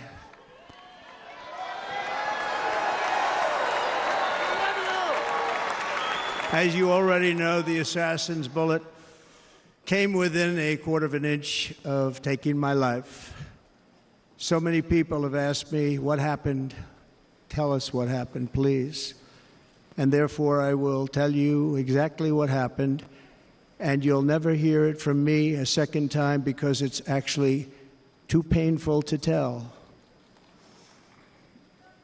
It was a warm, beautiful day in the early evening in Butler Township in the great Commonwealth of Pennsylvania. Music was loudly playing, and the campaign was doing really well. I went to the stage, and the crowd was cheering wildly. Everybody was happy. I began speaking very strongly, powerfully, and happily, because I was discussing the great job my administration did on immigration at the southern border. We were very proud of it.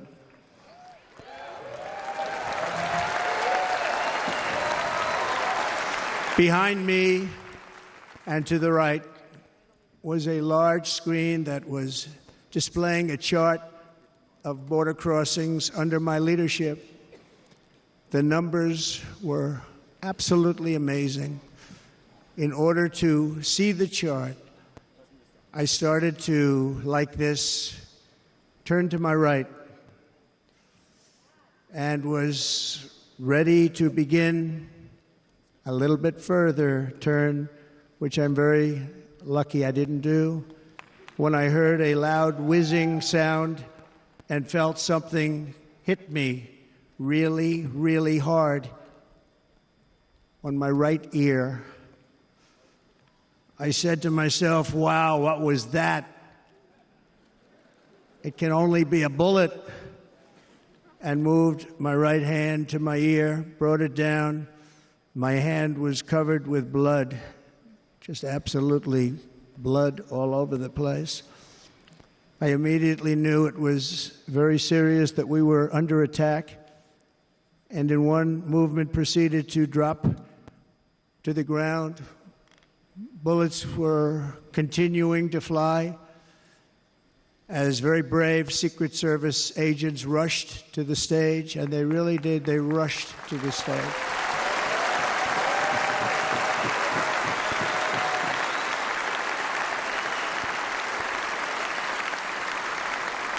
These are great people at great risk, I will tell you, and pounced on top of me so that I would be protected. There was blood pouring everywhere, and yet, in a certain way, I felt very safe because I had God on my side. I felt that.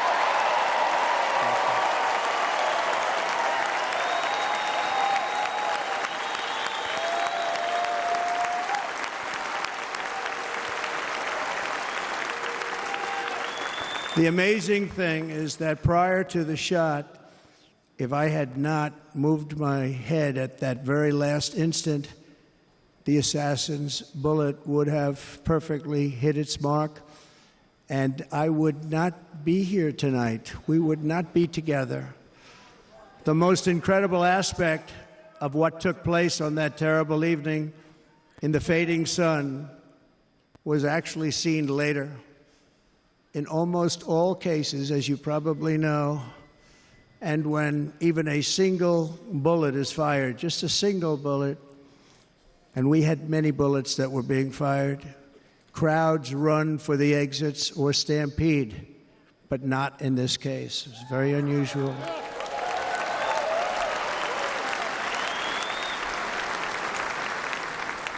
This massive crowd of tens of thousands of people stood by and didn't move an inch.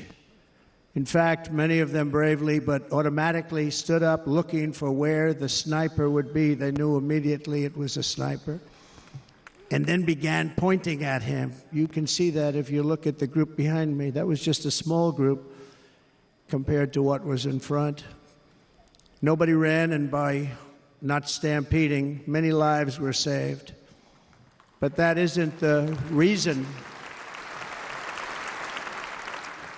that they didn't move. The reason is that they knew I was in very serious trouble. They saw it. They saw me go down.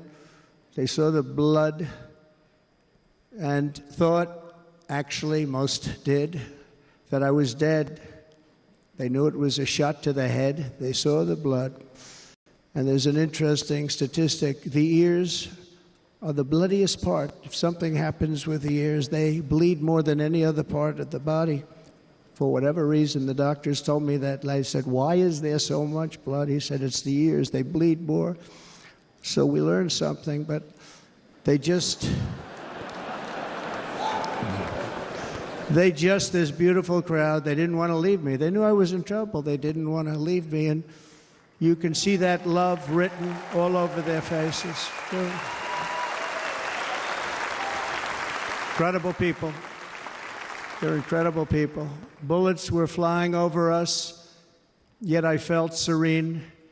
But now the Secret Service agents were putting themselves in peril. They were in very dangerous territory. Bullets were flying right over them, missing them by a very small amount of inches. And then it all stopped. Our Secret Service sniper, from a much greater distance and with only one bullet used, took the assassin's life, took him out.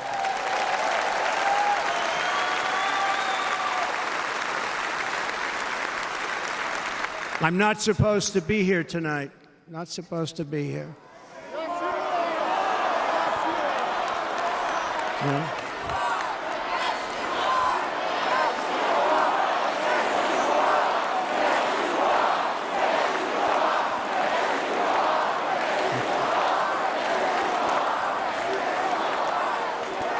Thank you. But I'm not. And I'll tell you, I stand before you in this arena only by the grace of Almighty God.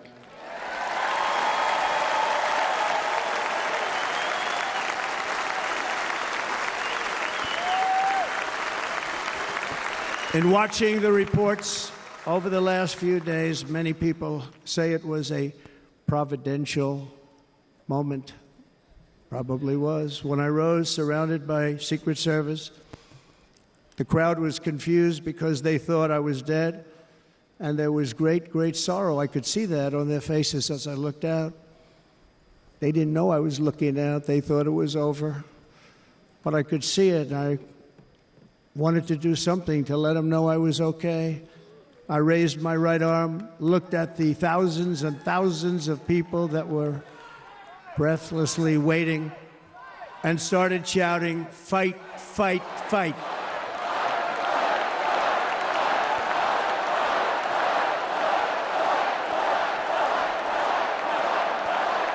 Thank you. Once my clenched fist went up, and it was high into the air. You've all seen that. The crowd realized I was okay and roared with pride for our country like no crowd I have ever heard before. Never heard anything like it. For the rest of my life, I will be grateful for the love shown by that giant audience of patriots that stood bravely on that fateful evening in Pennsylvania. Tragically, the shooter claimed the life of one of our fellow Americans, Corey, comparator, unbelievable person, everybody tells me. Unbelievable. And seriously wounded, 2 other great warriors, spoke to them today, David Dutch and James Copenhaver, 2 great people. I also spoke to all 3 families of these tremendous people. Our love and prayers are with them and always will be. We're never going to forget them. They came for a great rally. They were serious Trumpsters, I want to tell you. They were serious Trumpsters and still are. But Corey, unfortunately, we have to use the past tense. He was incredible. He was a highly respected former fire chief, respected by everybody. Was accompanied by his wife, Helen, incredible woman. I spoke to her today, devastated, and 2 precious daughters. He lost his life selflessly acting as a human shield to protect them from flying bullets. He went right over the top of them and was hit. What a fine man he was.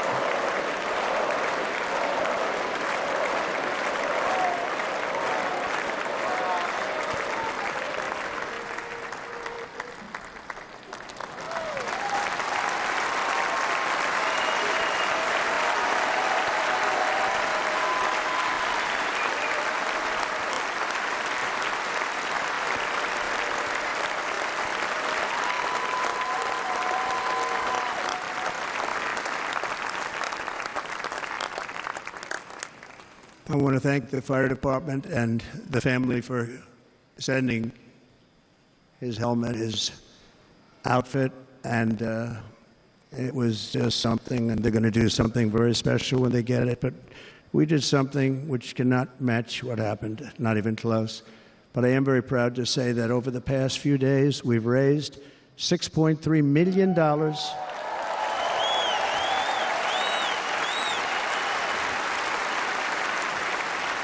for the families of David, James, and Corey, including from a friend of mine just called up. He sent me a check right here. I just got it. $1 million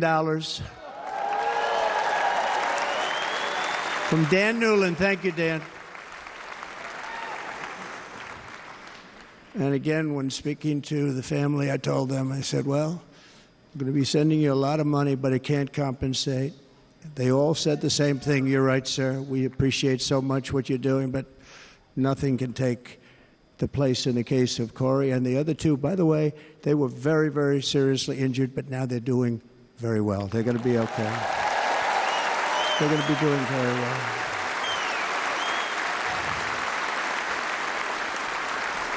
They're warriors. So now I ask that we observe a moment of silence in honor of our friend Corey.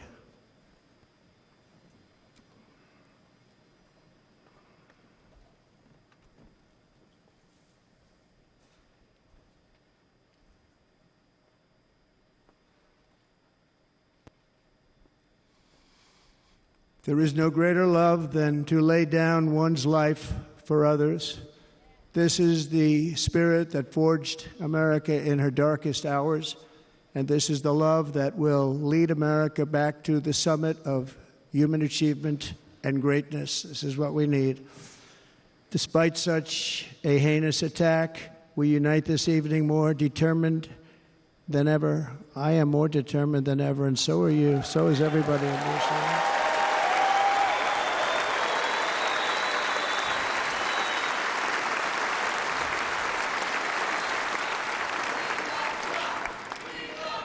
Thank you. Thank you very much.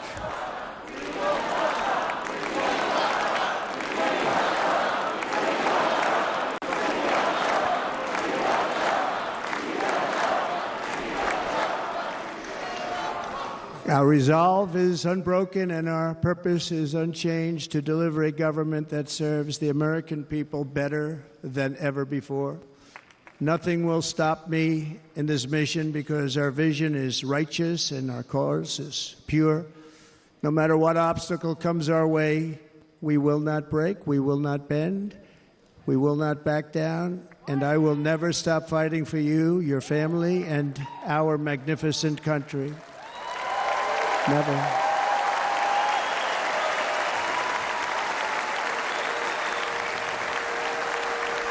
And everything I have to give with all of the energy and fight in my heart and soul, I pledge to our nation tonight. Thank you very much. I pledge that to our nation. We're going to turn our nation around, and we're going to do it very quickly. Thank you.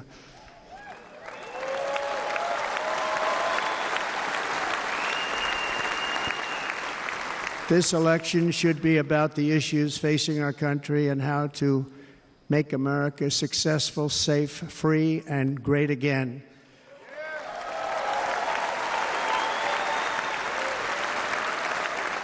In an age when our politics too often divide us, now is the time to remember that we are all fellow citizens. We are one nation under God, indivisible, with liberty and justice for all.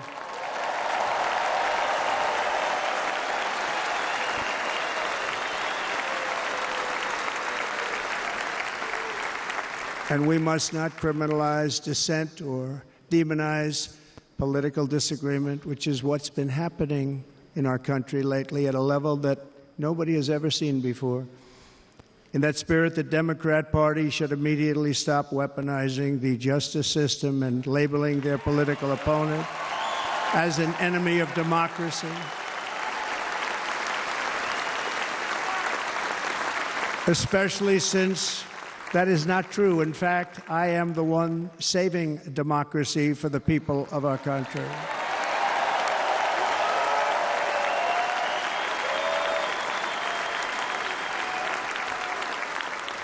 And very big news, as you probably just read, on Monday a major ruling was handed down from a highly respected federal judge in Florida, Eileen Cannon, finding that the prosecutor and the fake documents case against me were totally unconstitutional, and the entire case was thrown out of court.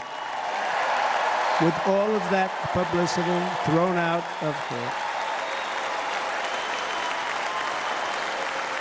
If Democrats want to unify our country, they should drop these partisan witch hunts, which I have been going through for approximately 8 years. And they should do that without delay and allow an election to proceed that is worthy of our people. We're going to win it anyway, but worthy. On this journey, I am deeply honored to be joined by my amazing wife, Melania.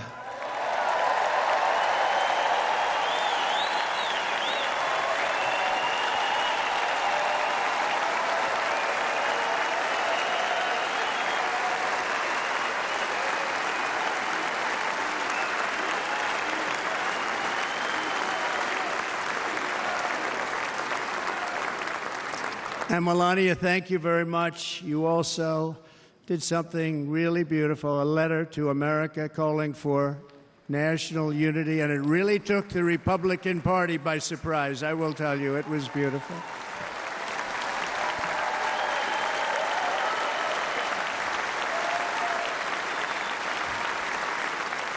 fact, some very serious people said that we should take that letter and put it as part of the Republican platform. That would be an honor, wouldn't it?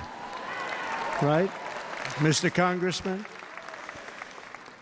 But it captivated so many, so I also want to thank my entire family for being here, Don, Kimberly, Ivanka and Jared, Eric and Lara, Tiffany and Michael, Barron. We love our Barron.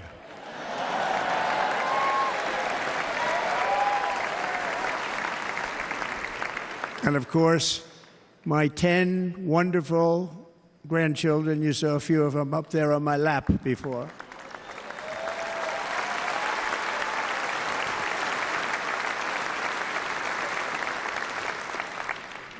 And how good was Dana? Was Dana good?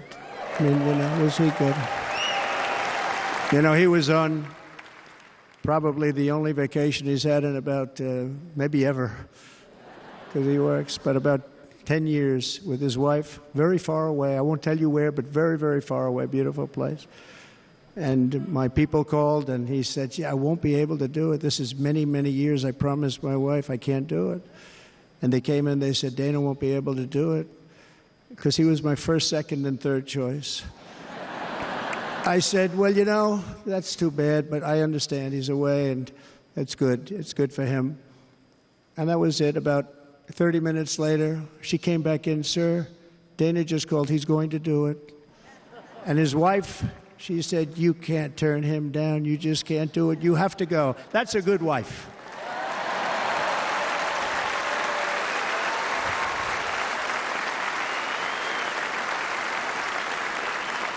So he got on a plane. He got here a little while ago. Now he's going to get on the plane in a little while, and he's going to go back home to his wife. But they're great, and I just want to thank her and him and their whole family, because that's not easy. And Kid Rock, same thing. Called, he said, I want to be a part of it.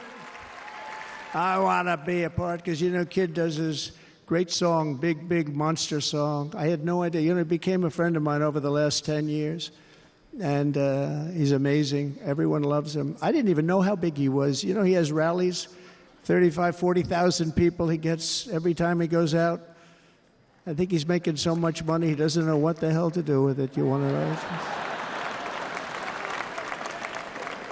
And then we have my other friend, and I've known him so long, and we took that song, and it was a big success, but we made that. I saw a chart of great songs to America. That was #1 on the chart recently, #1. So that's Lee Greenwood, a very special, beautiful person. He's a beautiful man.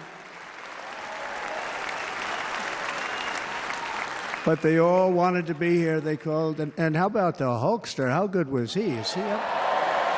Where is he? Boy, oh boy.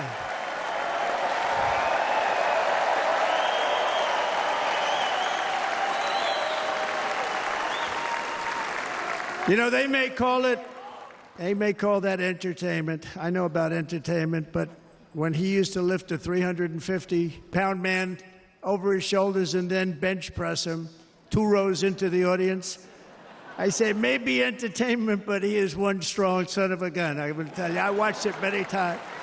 There aren't a lot of entertainers that can do that, right? You were fantastic. Thank you very much. Followed by Eric. What was that all about? Boy, that was good. I didn't want to really come up here. But he was so great, and he's such a good young man. He went through a lot of trouble, and Don last night was incredible. They went through so much trouble. They got subpoenaed more than any people probably in the history of the United States. Every week they get another subpoena from the Democrats, crazy Nancy Pelosi, the whole thing, just boom, boom, boom. They've got to stop that because they're destroying our country. We have to work on making America great again, not on beating people. And we won. We beat them in all. We beat them on the impeachments. We beat them on indictments. We beat them.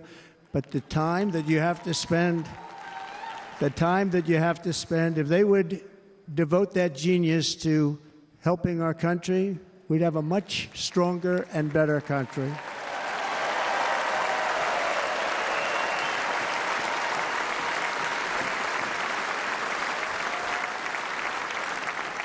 And Jason, the biggest star in country music. Jason, thank you for being here. Jason, thank you very much. Jason Aldean, he's good. I like his wife even better, by the way. She's here. Thank you, Jason. But I'm thrilled to have a new friend and partner fighting by my side. The next Vice President of the United States, the current Senator from Ohio, J.D. Vance, and his incredible wife, Usha.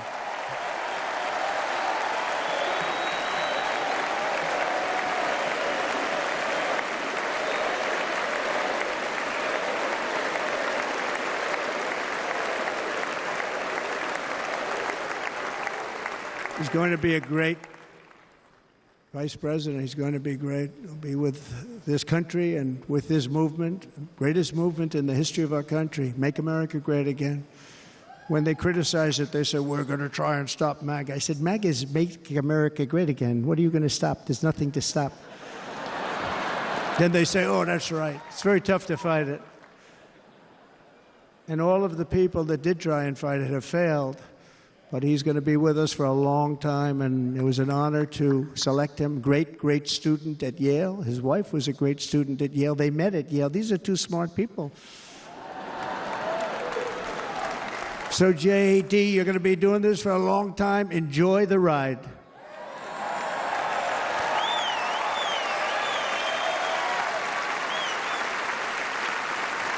And a very special thank you to the extraordinary people of Milwaukee and the great state of... Oh, there they are. There they are. That's... You are so easy to spot. And Green Bay's going to have a good team this year, right? They're going to have a good team. They're going to have a good team. Most of the audience doesn't like it, but it's true. You're going to have a very good team this year. And by the way, Wisconsin, we are spending over $250 million here creating jobs and other economic development all over the place. So I hope you will remember this in November and give us your vote. I am trying to buy your vote. I'll be honest about that.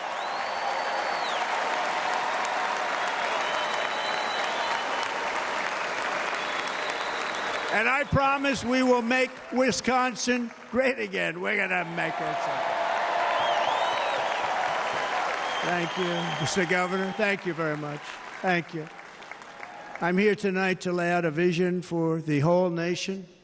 To every citizen, whether you're a young or old man or woman, Democrat, Republican, or independent, black or white, Asian or Hispanic, I extend to you a hand of loyalty and of friendship.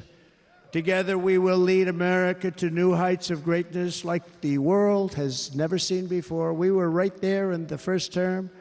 We got hit with COVID. We did a great job. Nobody knew what it was, but nobody's ever seen an economy pre-COVID. And then we handed over a stock market that was substantially higher than just prior to COVID. Coming in, did a great job. Never got credit for that. We got credit for the war and defeating ISIS and so many things, the great economy, the biggest tax cuts ever, the biggest regulation cuts ever, the creation of Space Force, the rebuilding of our military. We did so much. We did so much. Right to try. Right to try is a big deal. We got right to try. They were trying to get that for 52 years. Somebody's terminally ill. And hopefully there's nobody in this audience, but it does happen a lot. They're terminally ill and they can't use our new space-age drugs and other things that we are way ahead. We have the greatest doctors in the world, the greatest laboratories in the world, and you can't do it. They've been trying to get that approved for 52 years. Wasn't that easy? The insurance companies didn't want to do it. They didn't want the risk. The labs didn't want to do it because if it didn't work, people are pretty far down the line toward death. They didn't want to do it. The doctors didn't want to have it on their records, so I got everybody into an office. 52 years they tried. Sounds simple, but it's not.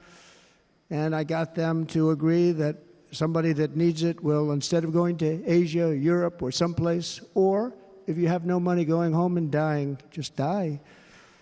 We got them to sign an agreement, agree to it, where they're not going to sue anybody. They're going to get all of this stuff. They're going to get it really fast. And what's happened is we're saving thousands and thousands of lives. It's incredible.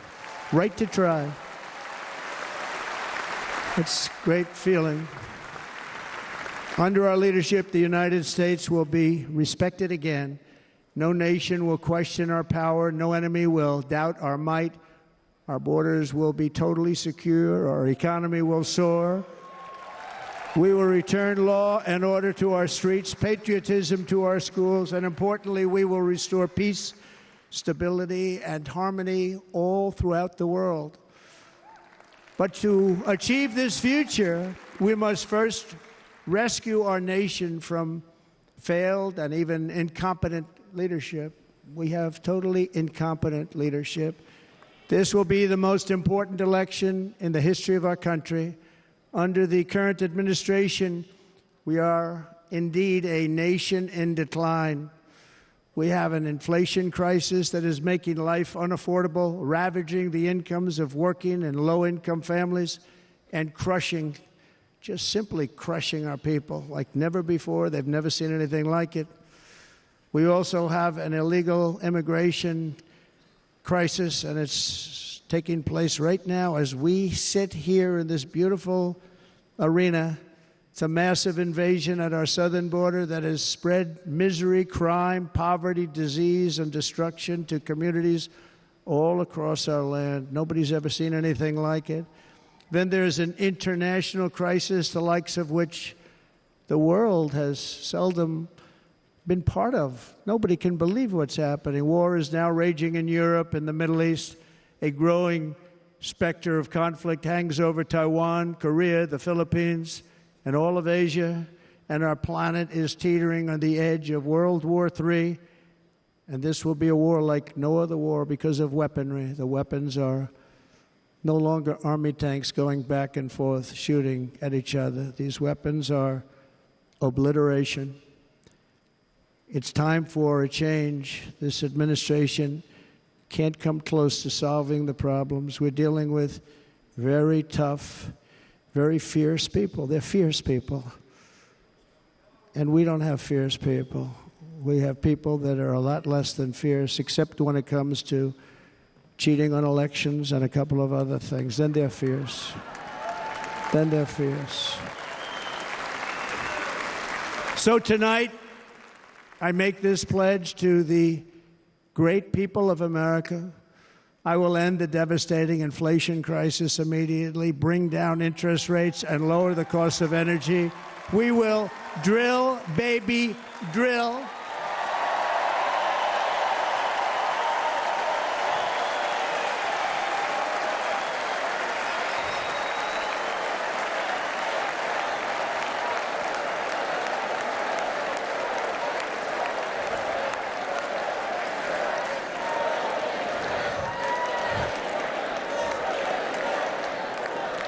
Can you believe what they're doing? But by doing that, we will lead a large-scale decline in prices. Prices will start to come down. Energy raised it. They took our energy policies and destroyed them. Then they immediately went back to them, but by that time, so much was lost. But we will do it at levels that nobody's ever seen before, and we'll end lots of different things. We'll start paying off debt and start lowering taxes even further. We gave you the largest tax cut. We'll do it more. You know, people don't realize I brought taxes way down, way down, and yet we took in more revenues the following year than we did when the tax rate was much higher. Most people said, how did you do that? Because it was incentive. Everybody was coming to the country. They were bringing back billions and billions of dollars into our country. The companies made it impossible to bring it back. The tax rate was too high, and the legal complications were far too great. I changed both of them, and hundreds of billions of dollars by Apple and so many other companies were brought back into our nation, and we had an economy the likes of which no nation had ever seen. China, we were beating them at levels that were incredible. And they know it. They know it. We'll do it again, but we'll do it even better. I will end the illegal immigration crisis by closing our border and finishing the wall, most of which I've already built.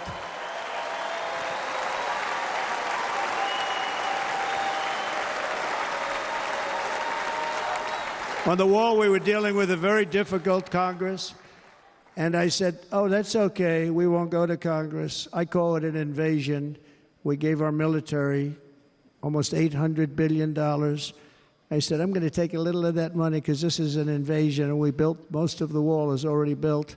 And we built it through using the funds because what's better than that? We have to stop the invasion into our country that's killing hundreds of thousands of people a year. We're not going to let that happen.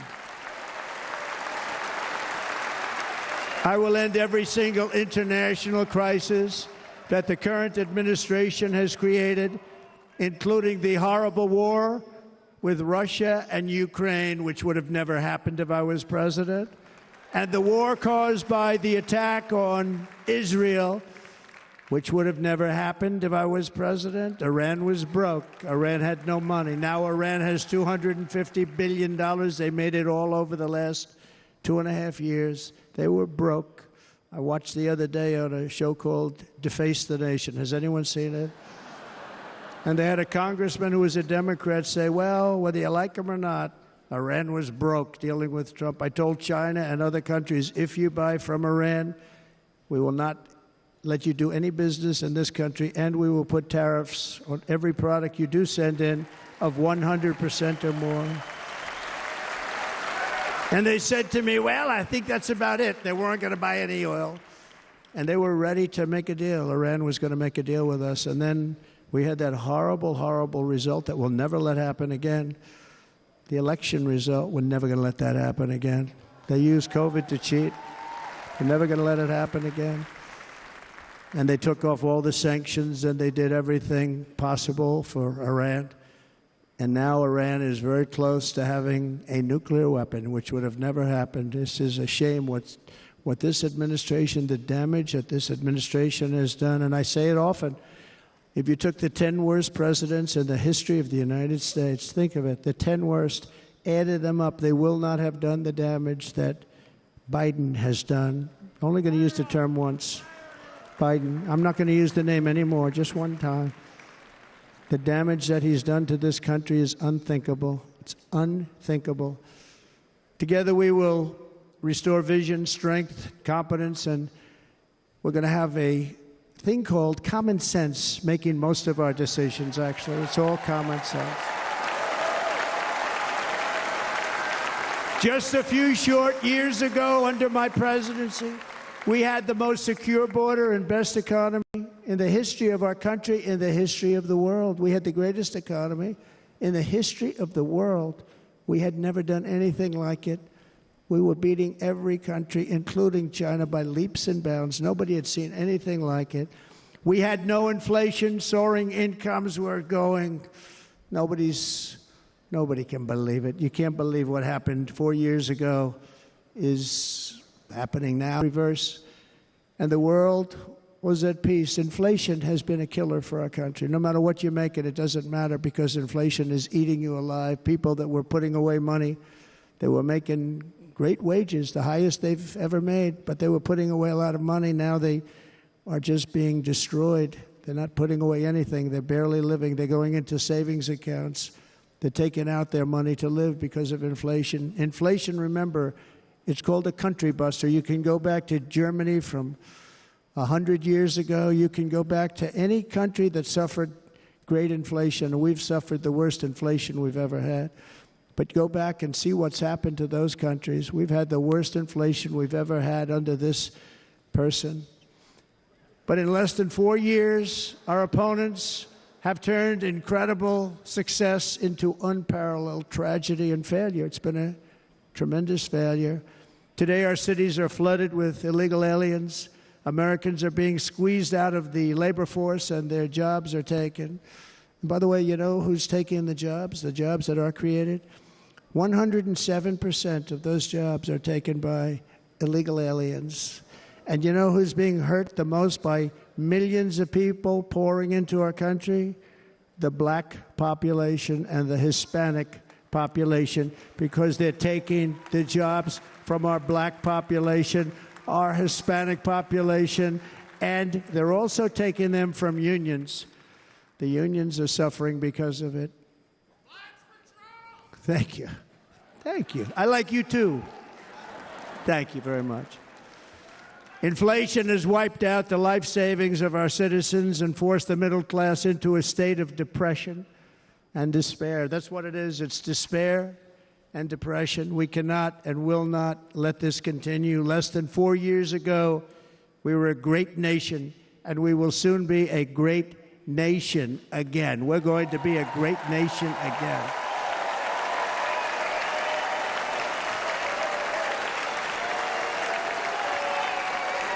Thank you. With proper leadership, every disaster we are now enduring will be fixed, and it will be fixed very, very quickly.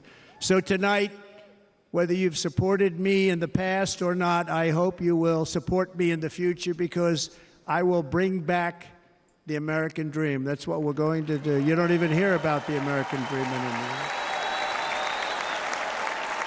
With great humility, I am asking you to be excited about the future of our country. Be excited. Be excited.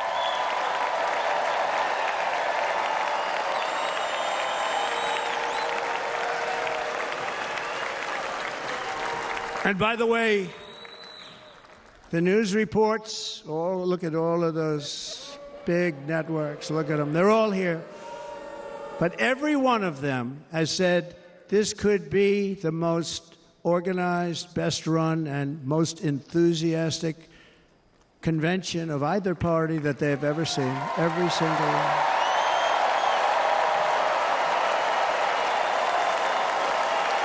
And it's true. It's true. And there's love in the room. There's great love in the room.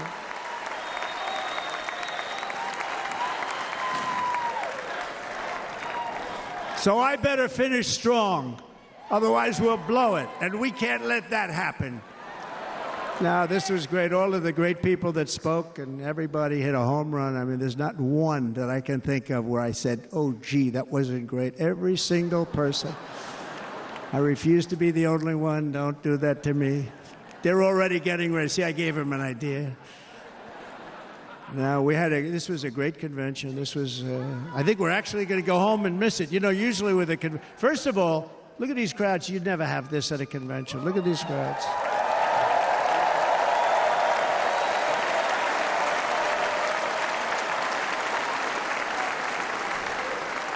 Love. It's about love. This week, the entire Republican Party has formally adopted an agenda for America's renewal, and you saw that agenda, and it's very short compared to the long, boring, meaningless agendas of the past, including the Democrats. They write these things that are hundreds of pages long, and they never read them after they're done. In their case, fortunately, they don't read them because they're pretty bad. It's a series of bold promises that we will swiftly implement when you give us a Republican House. And Mr. Speaker, thank you very much.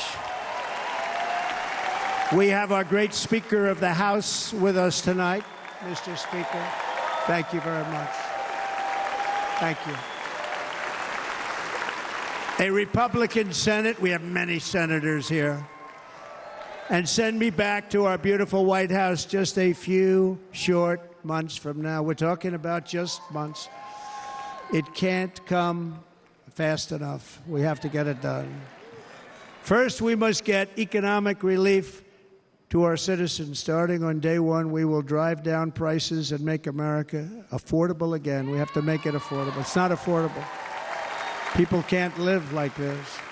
Under this administration, our current administration, groceries are up 57%, gasoline is up 60% and 70%, mortgage rates have quadrupled. And the fact is, it doesn't matter what they are because you can't get the money anyway. You can't buy houses. Young people can't get any financing to buy a house. The total household costs have increased an average of $28,000 per family under this administration. Republicans have a plan to bring down prices and bring them down very, very rapidly. By slashing energy costs, we will in turn reduce the cost of transportation, manufacturing, and all household goods. So much starts with energy. And remember, we have more liquid gold under our feet than any other country by far. We are a nation that has the opportunity to make an absolute fortune with its energy. We have it, and China doesn't. Under the Trump administration, just 3.5 years ago, we were energy independent. But soon, we will actually be better than that. We will be energy dominant and supply not only ourselves, but we will supply the rest of the world with numbers that nobody has ever seen, and we will reduce our debt $36 trillion. We will start reducing that, and we will also reduce your taxes still further. Next, and by the way, they want to raise your taxes 4 times, think of it. And all my life I grew up watching politicians. I always loved politics, I guess. I was on the other side. I'd watch and they were always talking about, we will give you a tax cut. We will give you a tax cut. My whole life I was watching, I will give you a tax cut, right, Mr. Congressman? That's all they talked about. This is the only administration that said, we're going to raise your taxes by 4 times what you're paying now, and people are supposed to vote for them? I've never heard it. You're paying too much. We're going to reduce your taxes still further. We gave you the biggest one, as I said. We're going to give you more, and it's going to lead to tremendous growth. We want growth in our country. That's what's going to pay off our debt.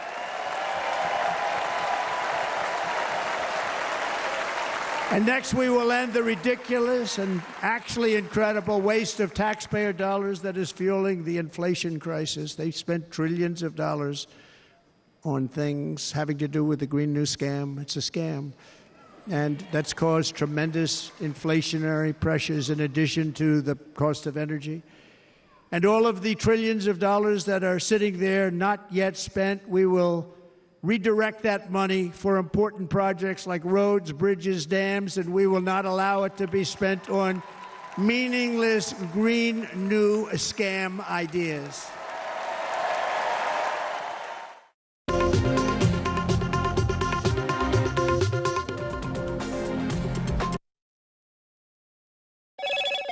Hello, Moto. Motorola, India's best 5G smartphone brand.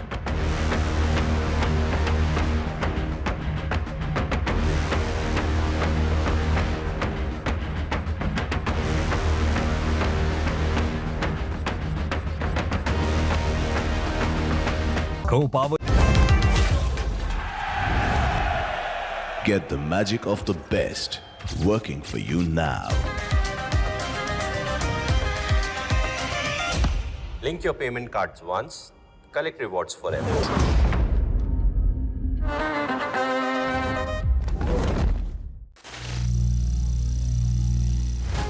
Some people say the metaverse will only be virtual. One day this lecture hall will be made of code, and driverless cars would be trapped in intersections. But even in this maze of the future, you can't wish away health. It's time to become more resilient.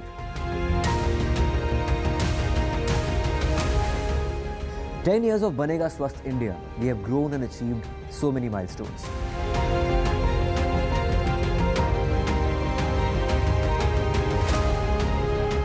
And now I have a plan to beat the urgency, to stop breathing with difficulty, to relieve getting choked with inactivity.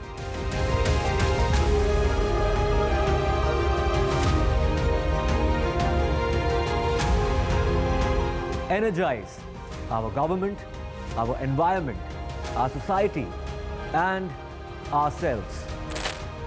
Everyone, everywhere, every day.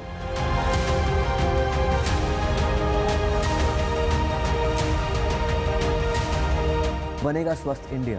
One world hygiene.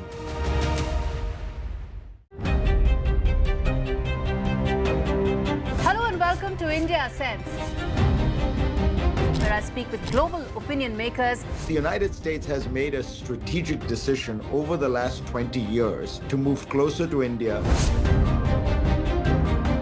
So a $7 trillion economy seems a perfectly conceivable number. If you want to be a national party, it's that you sort of accept the way the world is rather than want to endlessly hark back to how it was.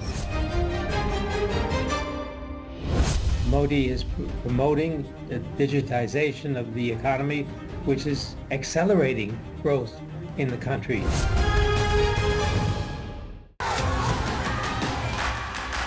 The biggest democratic exercise in the world.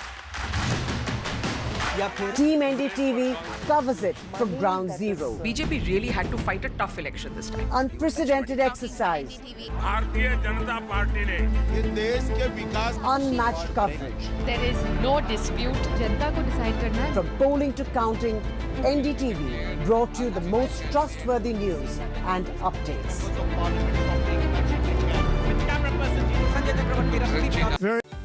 And Congress has to go along with us, and they will. This very simple formula will create massive numbers of jobs. We will take over the auto industry again, and many, hundreds of thousands of jobs. We lost so many jobs over the years.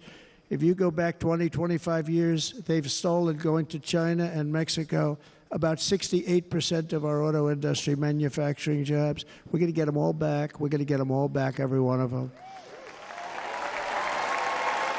At the center of our plan for economic relief are massive tax cuts for workers that include something else that's turned out to be very popular, actually. Here it's very popular, in this building and all those hotels that I saw that are so nice. I'm staying in a nice one. It's called no tax on tips. No tax on tips. No tax on tips.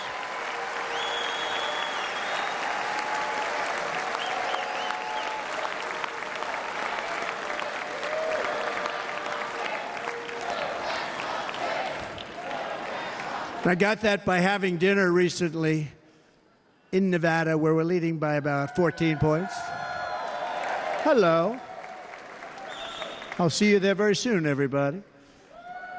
And we're having dinner at a beautiful restaurant in the Trump building on the Strip, and it's a great building, and the waitress comes over. How's everything going? A really nice person. How's everything? Oh, sir, it's so tough. The government's after me all the time on tips, tips, tips. I said, well, they give you cash. Would they be able to find him? She said, actually, and I didn't know this, she said, very little cash is given. It's all put right on the check.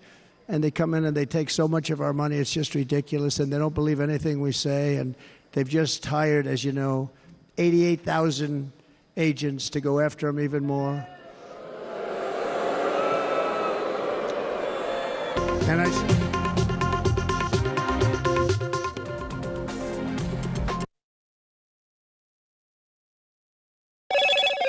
Hello, Moto. Motorola, India's best 5G smartphone brand.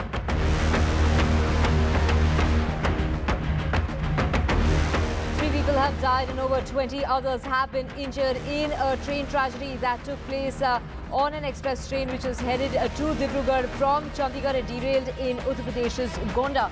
Now, restoration work is underway.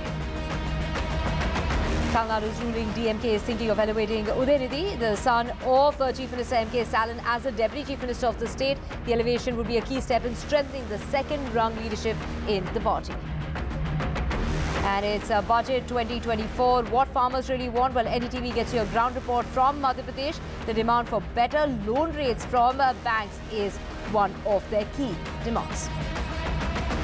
And Bangladeshi students set fire to the country's state broadcaster a day after Prime Minister Hasina appeared on the network seeking to claim escalating clashes that have killed at least 32 people.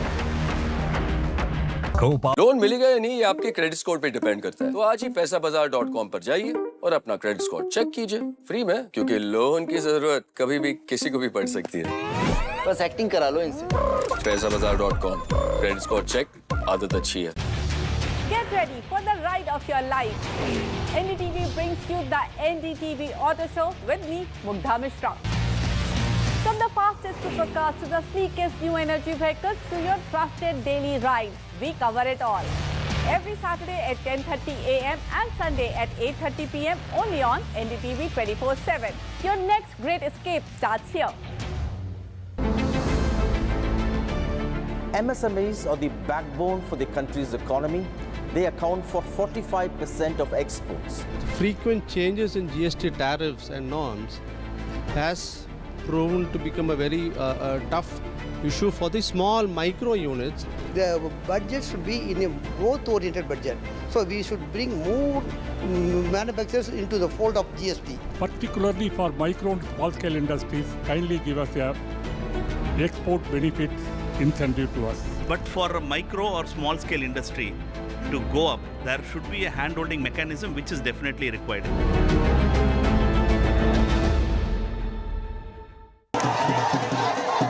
After great victory by Indian team, and today we are reporting from Mohali International Airport where we are showing these visuals. Arshdeep हमारे साथ हैं. बहुत ही performance सही सारे हैं जितने बढ़िया results मिले. We are in the city of Kanpur today because they have their champion back home, Kuldeep Yadav. Desperation for each and everyone to go there and win the World Cup, and we did it.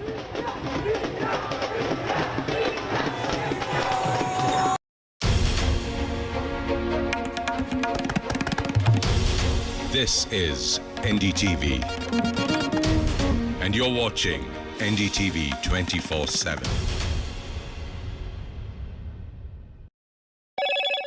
Hello, Moto.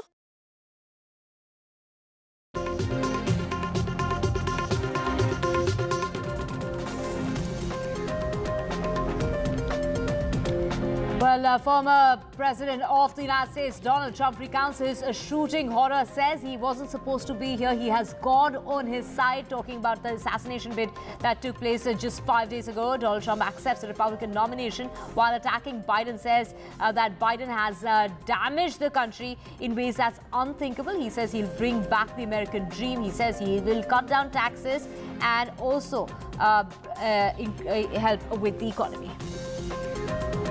3 passengers have died and over 20 others have been injured after several coaches of the Chandigarh-Dibrugarh Express train derailed in Uttar Pradesh's Gonda.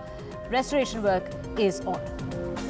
Politics heats up in poll-bound states, and we're talking about Maharashtra with the Congress to focus on MLC election cross-voting. And its Chief Minister Eknath Shinde, who has met with MLAs and election in charges, have now been appointed. While in Haryana, the Congress campaign picks up in the key state, and it's Aam Aadmi Party that's decided to go solo on all 90 seats in Haryana.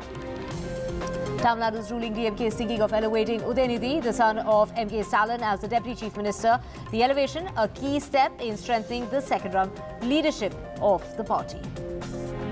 Just ahead of Modi's 3.0 first budget that comes out next week, NDTV speaks to farmers in Madhya Pradesh to understand what their demands and expectations are. Protesters want a government hiring policy reform. Bangladeshi students setting on fire the country's state broadcaster. This is after Sheikh Hasina had gone on the network seeking to calm escalating clashes that have killed at least 32 people.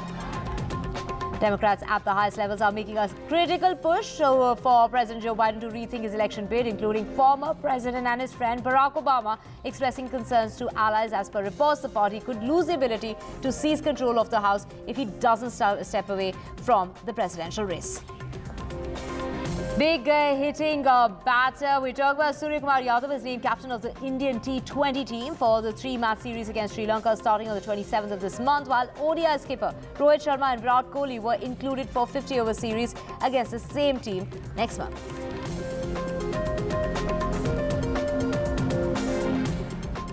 And just 5 days after narrowly escaping that assassination bid, Donald Trump has accepted his presidential nomination. Let's just listen in. Recorded history right there. Right there. And that was my last week in office. And then you see what happened after I left. Look at the rest. And if you go out a little bit further, it's getting to be a little bit old, but I love it anyway, right? But you can go much higher with those numbers. Look what happened right after that. The invasion began. We had the opposite. We stopped the invasion. But the invasion that we stopped was peanuts by comparison to what happened after I left. Look at what happened after I left. They took over our country. We ended all catch and release. We shut down asylum fraud. We stopped human trafficking and forged historic agreements to keep illegal aliens on foreign soil. We want them to stay on their soil. Under the Trump administration, if you came in illegally, you were apprehended immediately and you were deported. You went right back. The current administration terminated every single one of those great Trump policies that I put in place to seal the border. I wanted a sealed border. Again, come in, but come in legally. You know how unfair it is? So many people, hundreds of thousands of people, have been working for years to come into our country. And now they see these people pour into our country at levels that are unprecedented. So unfair. And we're not going to do it. We're not going to stand for it. They suspended Wall construction ended, remain in Mexico. We had a policy, remain in Mexico. You think that was easy to get from the Mexican government? But I said, you must give it to us. If you don't give it to us, there will be repercussions, and they gave it to us. But not easy. Canceled our Safe Third agreements, demolished Title 42, implemented nationwide catch and release. That's catch and release, where we catch them and release them into our country. We catch them and release them into Mexico. There's a slight difference.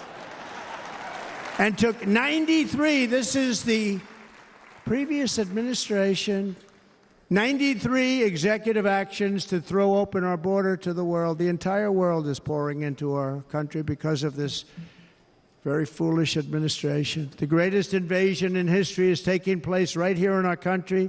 They are coming in from every corner of the earth, not just from South America, but from Africa, Asia, the Middle East. They're coming from everywhere. They're coming at levels that we've never seen before. It is an invasion indeed, and this administration does absolutely nothing to stop them. They're coming from prisons. They're coming from jails. They're coming from mental institutions and insane asylums. You know, the press is always on me because I say this. Has anyone seen Silence of the Lambs? The late, great Hannibal Lecter. He'd love to have you for dinner. That's insane asylums. They're emptying out their insane asylums. And terrorists are coming in at numbers that we've never seen before. Bad things are going to happen. Meanwhile, our crime rate is going up, while crime statistics all over the world are going down, because they're taking their criminals and they're putting them into our country. A certain country, and I happen to like the president of that country very much, but he's been getting great publicity because he's a wonderful shepherd of the country. He says how well the country's doing because their crime rate is down. And he said he's training all of these rough people. They're rough. He's training them. And I've been reading about this for 2 years. I think, oh, that's wonderful. Let's take a look at it. But then I realized he's not training them. He's sending all of his criminals, his drug dealers, his people that are in jails, he's sending them all to the United States. And he's different in that he doesn't say that. He's trying to convince everybody what a wonderful job he does in running the country. Well, he doesn't do a wonderful job. And by the way, if I ran one of the countries, many countries from all over, I would be worse than any of them. I would have had the place totally emptied out already.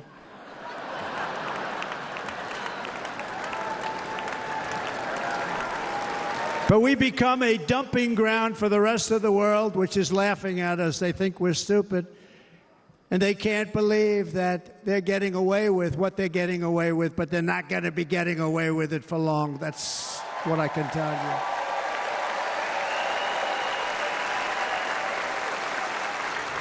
you. In Venezuela, Caracas, high crime. Caracas, Venezuela, really a dangerous place, but not anymore. Because in Venezuela, crime is down 72%. In fact, if they would ever win this election, I hate to even say that, we will have our next Republican convention in Venezuela because it will be safe. Our cities will be so unsafe, we will not be able to have it there. In El Salvador, murders are down by 70%. Why are they down? Now, he would have you convinced that because he's trained murderers to be wonderful people. No. They're down because they're sending their murderers to the United States of America. This is going to be very bad. And bad things are going to happen, and you're seeing it happen all the time. That's why, to keep our families safe, the Republican platform promises to launch the largest deportation operation in the history of our country. Even larger than that of President Dwight D. Eisenhower from many years ago. You know, he was a moderate, but he believed very strongly in borders. He had the largest deportation operation we've ever had. Just recently, I spoke to the grieving mother of Jocelyn Nungary, a wonderful woman, a precious 12-year-old girl from Houston who last month was tied up, assaulted, and strangled to death after walking to the convenience store just a block away from her house. Her body was dumped near the side of the road in a shallow creek, found by some onlookers who couldn't believe what they had witnessed. Charged with Jocelyn's heinous murder are 2 illegal aliens from Venezuela who came across our border, were in custody, and were then released into the country by this horrible, horrible administration that we have right now. I also met recently with the heartbroken mother and sister of Rachel Morin. Rachel was a 37-year-old mom of 5 beautiful children who was brutally raped and murdered while out on a run. She wanted to keep herself in good shape. It was very important to her. She was murdered. The monster responsible first killed another woman in El Salvador before he was led into America by the White House. This White House let them in. He then attacked a 9-year-old girl and her mother in a home invasion in Los Angeles before murdering Rachel in Maryland. Traveled all throughout the country, doing tremendous damage. Rachel's mother will never be the same. I spent time with her. She will never be the same. I've also met with the wonderful family of Laken Riley, the brilliant 22-year-old nursing student. She was so proud of being first in her class, who was out for a jog on the campus of the University of Georgia when she was assaulted, beaten, and horrifically killed. Yet another American life was stolen by a criminal alien set free by this administration. And these were incredible people we're talking about. These were incredible people who died. Tonight, America, this is my vow. I will not let these killers and criminals into our country.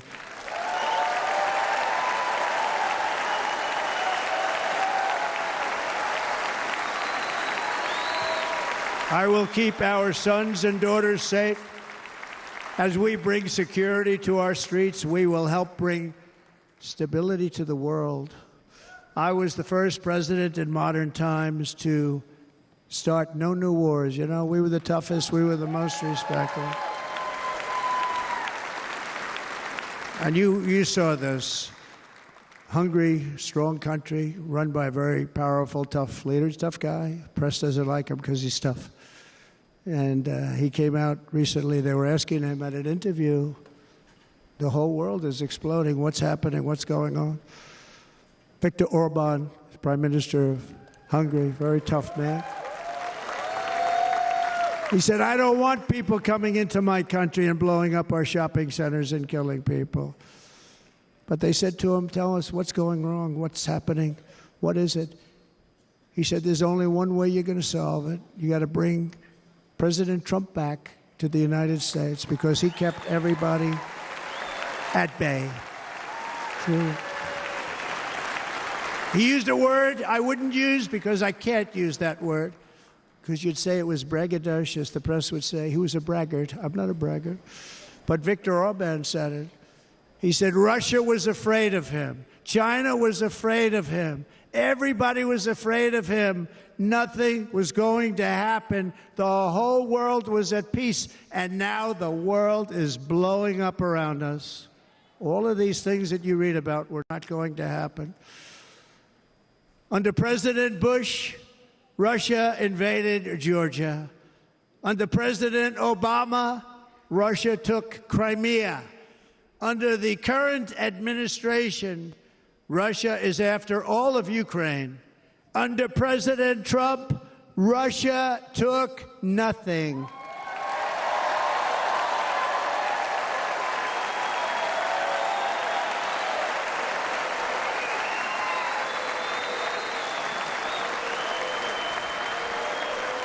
We defeated 100% of ISIS in Syria and Iraq.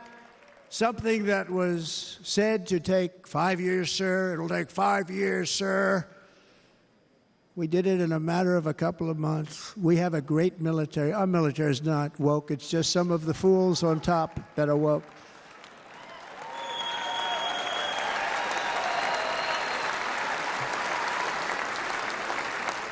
I got along very well. North Korea, Kim Jong-un, I got along very well with him. The press hated when I said that. How could you get along with him? Well, you know, it's nice to get along with somebody who has a lot of nuclear weapons or otherwise, isn't it? See, in the old days, they'd say, that's a wonderful thing. Now they say, how can you possibly do that? But no, I got along with them, and we stopped the missile launches from North Korea. Now North Korea is acting up again, but when we get back, I get along with them. He'd like to see me back, too. I think he misses me, if you want to know the truth. Our opponents inherited a world at peace and turned it into a planet of war. We're in a planet of war. Look at that attack on Israel. Look at what's happening with Ukraine. The cities are just bombed out. How can people live like that where buildings, massive buildings, are falling to the ground? It began to unravel with the disastrous withdrawal from Afghanistan, the worst humiliation in the history of our country. We have never had a humiliation like that. 13 heroic U.S. service members were tragically and needlessly killed. 45 others were horrifically wounded. Nobody ever talks about them. No arms, no legs, face explosions, horrifically wounded. And by the way, we have a man in this room who's running for the U.S. Senate from a great state, Nevada, named Sam Brown, who paid the ultimate price. Thank you, Sam. Thank you, Sam. Thank you. He paid the biggest price probably ever paid by anybody that is running for office, and I think he's going to do great. He's running against a person that is not good, not respected, a total lightweight. But Sam, I think, paid, really, we were talking about it with some of the senators that are working so hard for Sam, but he paid the biggest price of any senator ever to run for the Senate. I don't think anybody's ever what he did. He was a real hero, a really great person. And he's running, and I hope that everybody gets out and votes for Sam Brown.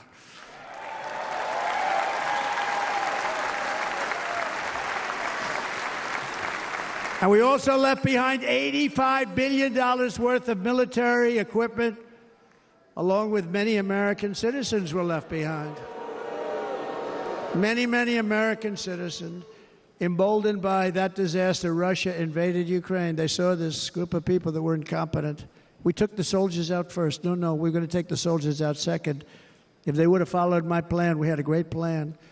But the plan only kicked in if they did everything perfectly, and they weren't doing things perfectly, so we said it doesn't kick in. You know, 18 months in Afghanistan, we didn't have one, so they were killing them left and right, snipers. And I spoke to the head of the Taliban. You've heard this story. Abdul, still there, still the head of the Taliban. The press got on me. Why would you speak to him? I said, because that's where the killing is. I don't have to speak to somebody that has nothing to do with it. And I told him, don't ever do that. Don't ever do that again. Don't ever, ever do that again. You've got to stop. Because during the Obama administration, many great people and soldiers, but a lot of soldiers were being killed from long distance. I said, if you keep doing that, you're going to be hit harder than anybody's ever been hit by a country before.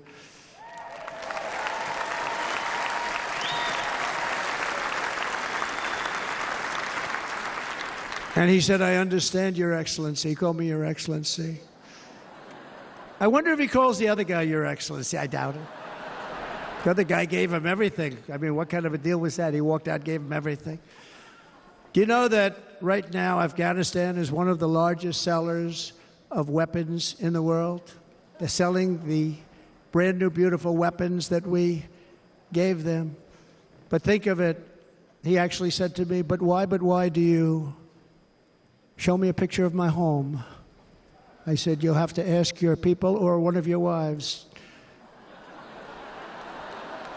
But he could figure it out. And for 18 months, we had not one attack on an American soldier by the Taliban.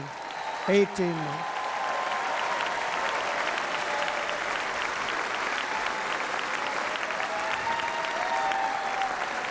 And then we had that horrible day where soldiers were killed. I was not there because of a ridiculous election.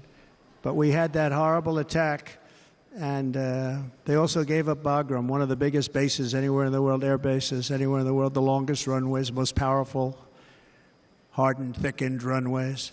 We gave it up, and I liked it not because of Afghanistan. I liked it because of China. It's 1 hour away from where China makes their nuclear weapons. And you know who has it now? China has it now. We were keeping that. And now China is likewise circling Taiwan, and Russian warships and nuclear submarines are operating 60 miles off the coast in Cuba. Do you know that? No, the press refuses to write about it. If that were me running this country and we had nuclear submarines in Cuba, I will tell you that headlines every day would be, what's wrong with our president? You don't even hear this. You're not hearing about this. Russia has nuclear submarines and warships 60 miles away, Mr. Congressman, from Miami, by the way, happens to be here. Correct? In Cuba. And that would not be stood for if it were somebody else. They don't want to mention it, but now maybe they will. And the entire world, I tell you this, we want our hostages back, and they better be back before I assume office, or you will be paying a very big price.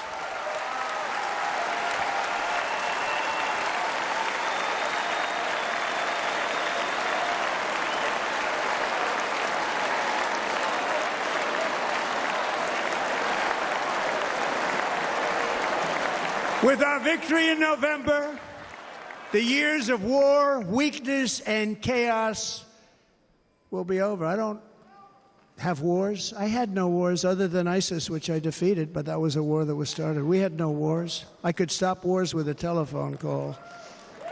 I could stop wars with just a telephone call. If properly stated, it would never start. We will replenish our military and build an Iron Dome missile defense system to ensure that no enemy can strike our homeland.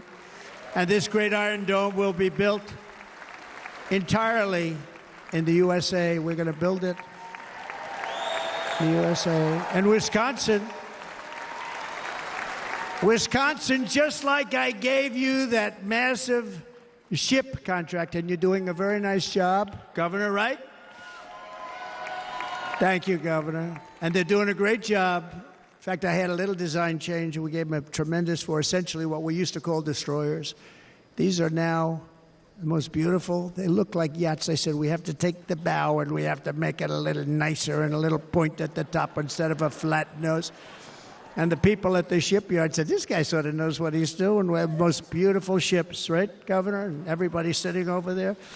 And it was a big contract that everybody wanted. I gave it to Wisconsin, but we're going to have a lot of that built right here in the state of Wisconsin and all other states. Israel has an Iron Dome. They have a missile defense system. 342 missiles were shot into Israel, and only one got through a little bit. It was badly wounded. It fell to the ground, but most of them are. And Ronald Reagan wanted this many years ago, but we really didn't have the technology many years ago. Remember, they called it Starship, spaceship, anything to mock him. But he was a very good president, very, very good. But now we have unbelievable technology.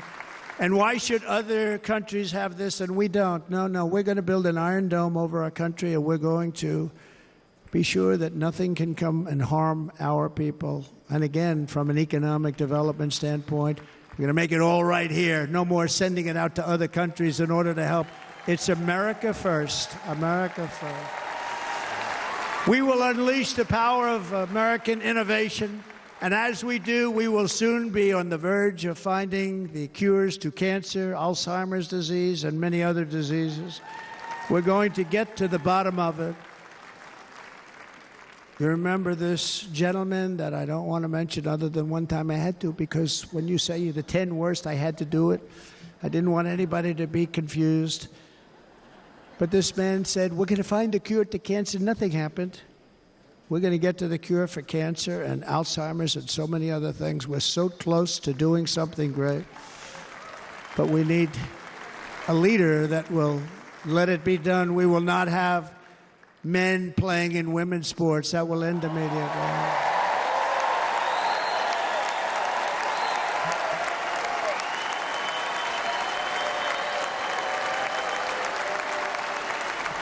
And we will restore and renovate our nation's once great cities, making them safe, clean, and beautiful again.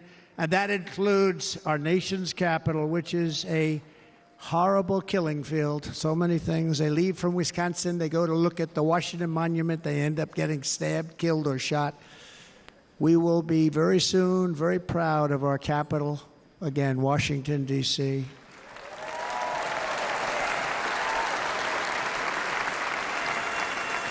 America is on the cusp of a new golden age, but we will have the courage to seize it. We're going to take it. We're going to make it a current. We're going to bring this into a golden age like never seen before. Remember this, China wants to do it. Japan wants to do it. All of these countries want to do it. We have to produce massive amounts of energy if we're going to produce the new. If you look at some of the things that have been done and some of the things that we're going to do, but AI needs literally twice the electricity that's available now in our country. Can you imagine?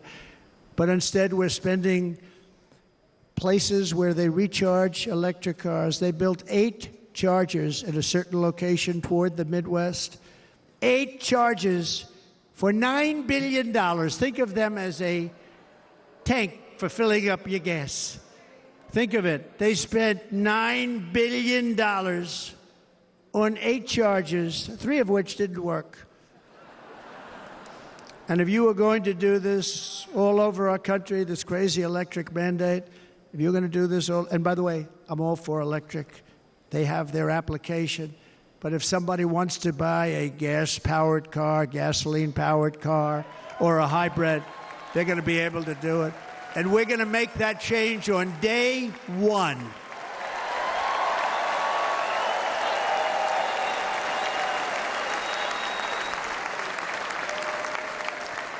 So to conclude, just a few short days ago, my journey with you nearly ended. We know that. And yet, here we are tonight, all gathered together, talking about the future, promise, and a total renewal of a thing we love very much. It's called America. We live in a world of miracles. None of us knows God's plan or where life's adventure will take us. I want to thank Franklin Graham for being here tonight. He's an outstanding man. He wrote me a note recently. I have a lot of respect for him. Sir, I love your storytelling. I think it's great in front of these big rallies. But, sir, please do me one favor. It won't make any difference. Please don't use any foul language. I was a little embarrassed. I said, he said, it won't make any difference. Actually, it does. The story's not quite as good, but I've been very good. The story is not quite as good, to be honest. I've got to have a little talk with Franklin, but he was great. He's a great gentleman. His father was so incredible, Billy Graham. My father used to love taking me to see Billy Graham. My father would take me to see Billy Graham at Yankee Stadium. He had the biggest rallies you've ever seen. He was a good rally guy, too. But he'd get up, and he was a fantastic guy. My father loved Billy Graham. But I love Franklin Graham. I think Franklin's been fantastic, and I'm working so hard to...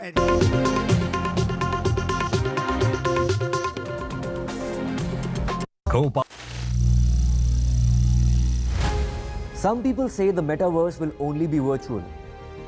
One day this lecture hall will be made of code, and driverless cars would be trapped in intersections. But even in this maze of the future, you can't wish away health. It's time to become more resilient.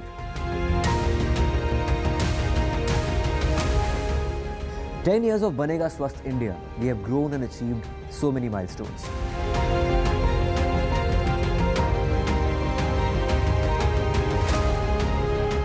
And now I have a plan to beat the urgency, to stop breathing with difficulty, to relieve getting choked with inactivity.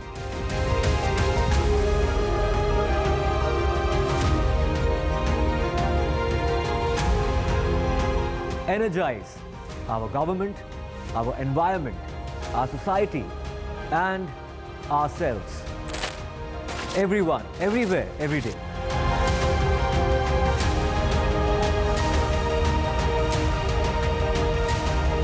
Banega Swasth India. One world hygiene.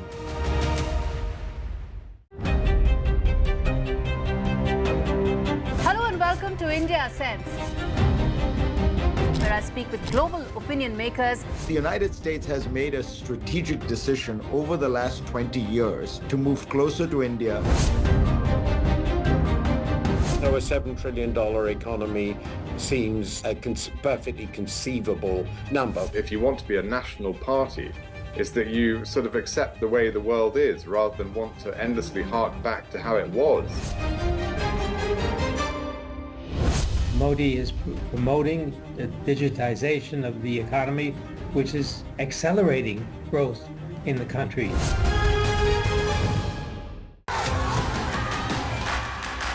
The biggest democratic exercise in the world. Team NDTV covers it.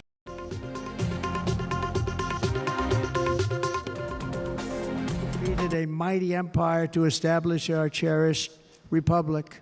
They fought so hard, they lost so many. They pushed thousands and thousands of miles across a dangerous frontier, taming the wilderness to build a life and a magnificent home for their family.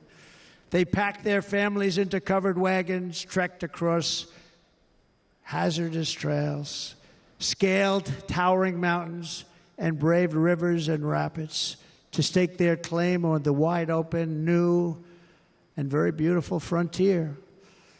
When our way of life was threatened, American patriots marched onto the battlefield, raced into enemy strongholds, and stared down death and stared down those enemies to keep alive the flame of freedom.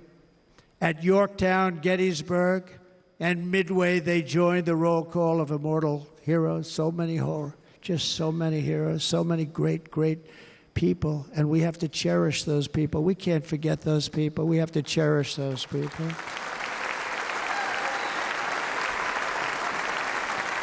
And building monuments to those great people is a good thing, not a bad thing. They saved our country. No challenge was too much. No hardship was too great. No enemy was too fierce. Together, these patriots soldiered on and endured, and they prevailed because they had faith in each other, faith in their country, and above all, they had faith in their God.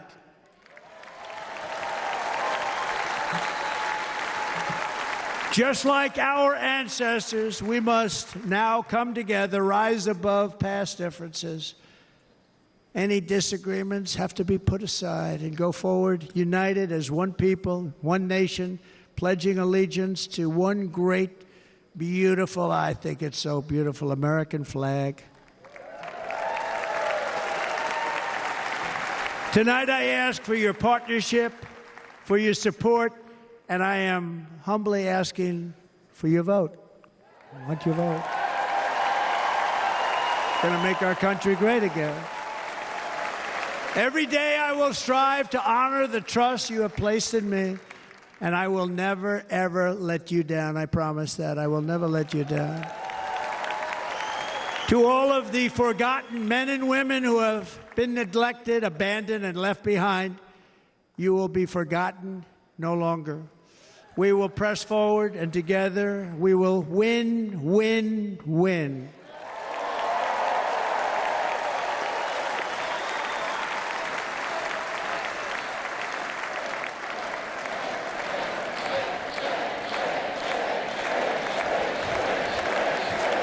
Win, win, win, win, win, win. Nothing will sway us. Nothing will slow us, and no one will ever stop us.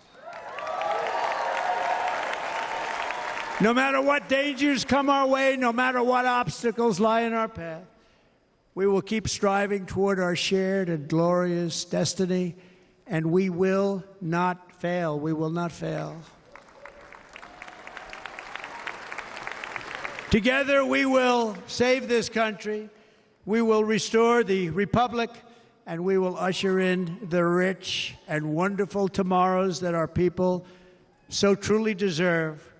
America's future will be bigger, better, bolder, brighter, happier, stronger, freer, greater, and more united than ever before.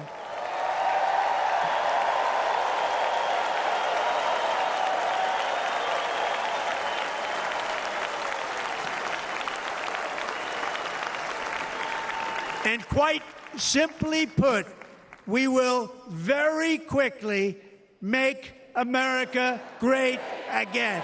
Thank you very much. Thank you very much. Wisconsin, God bless you. God bless you, Wisconsin, and God bless the United States of America, our great country. Thank you very much, everybody. Thank you.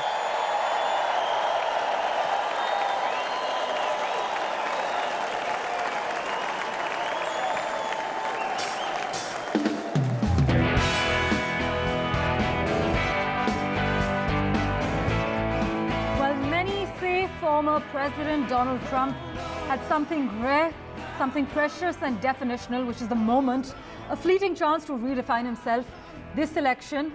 And well, former President Trump took the stage with a bandaged ear only days after surviving an attempted assassination in Pennsylvania to accept the GOP presidential nomination at the Republican National Convention in Milwaukee. Now, his speech was widely viewed as a test of his plea for unity and opportunity to temper his signature incendiary rhetoric. While it began on a personal tone, it soon returned to familiar Trumpian talking points on foreign policy, the economy, energy, and immigration. In fact, Donald Trump has vowed the largest deportation operation in the history of America. There were quite a few claims that the former US president made, many of which had to be fact-checked tirelessly by our team. But let's go across to Catherine Gibson, who's at the RNC, tracking the latest developments. Catherine, you just probably heard the only man on the planet who can stop wars with a telephone call. What do you have to say about the tone of Trump's speech? So, any drastic changes, or did he sound quite a lot like his old self? Well, I think he did indeed sound a lot like his old self. I heard the first 10 minutes of his speech. I was inside the convention center right behind me. The first 10 minutes were very quiet, very thoughtful. He said that he would recount the experience of surviving the assassination attempt, and he would only tell that story once for the crowd inside the convention center. They were very moving. He seemed very different and very moved. But as the speech grew longer, as the night went on, we started to see the old Trump. And we saw some flashes where he seemed to be fighting against his nature, where he would start to mention President Biden. He never mentioned President Biden by name, but he would start to refer to him. He would go back to some of his familiar themes about the killing fields of our cities, about the crime and anger of illegal immigrants in this country. All of the familiar things we've seen from President Trump over these past 9 years came back tonight in this speech. He did mention, though, that he had been told by Franklin Graham, the pastor, and by others that he needed to dial back the language, he needed to dial back the angry sentiments, and he seemed to be fighting against those two impulses throughout this evening's lengthy speech. Well, Trump did shift away from his message of unity and details of his shooting, and he went back to the partisan attacks for which he's so well known fairly quickly. But Catherine, Trump has made several false and misleading claims in this convention speech, including that the US has had the worst inflation ever while Joe Biden was in office. But during Biden's presidency, in June 2022, consumer prices actually rose by an annual rate of about 9.1%. And its highest level since 1981, but not of all time, right? That's right. That's absolutely right. He also claimed that Democrats have tried to raise quadruple taxes in this country, which is an easily fact-checked false claim. I would also like to note that he praised Hungarian President Viktor Orban, who, is an authoritarian leader. He praised the country of Venezuela. He joked that the next time they held a Republican National Convention, it would be held in Venezuela, which is a country which obviously has its concerns about its government. So there were some very interesting statements here that need to be examined when we look at the president's speech here in Milwaukee. Meanwhile, also in classic Trumpian style, at one point he described a massive invasion at the southern border and a planet teetering on the edge of World War III, which is a likely reference to the wars in Ukraine and Gaza that have begun since his successor took office. He's also pledged on day one to drill, baby, drill, and close those borders? Right. He came back to that theme again and again throughout the speech with the crowd chanting, drill, baby, drill. He also promised that once he was reelected, if he's reelected, he will immediately deport millions of undocumented immigrants. He also talked about, how if he had been president, the war in Ukraine, the war in Israel would never have happened. So a lot of big claims from the former president here in Milwaukee tonight.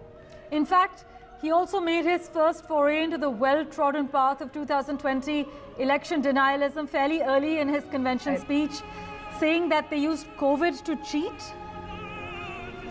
That's right. He again claimed that the virus came from China. He referred to the 2020 election as, quote, ridiculous. Of course, we all remember that he encouraged his supporters to storm the U.S. Capitol on January 6, 2021, to overturn those election results. So he made a lot of his very familiar claims in this speech tonight, while also saying that he would bring in a new golden age of the United States, promising that to everyone within the convention center, saying that it would be the biggest, the best, the greatest country that we have ever known so far. Additionally, Trump also claimed that the Biden administration took our energy policies and destroyed them, and then they immediately went back to them. Catherine, isn't this claim misleading? Because under Joe Biden, the U.S. is actually producing more crude oil than any country ever?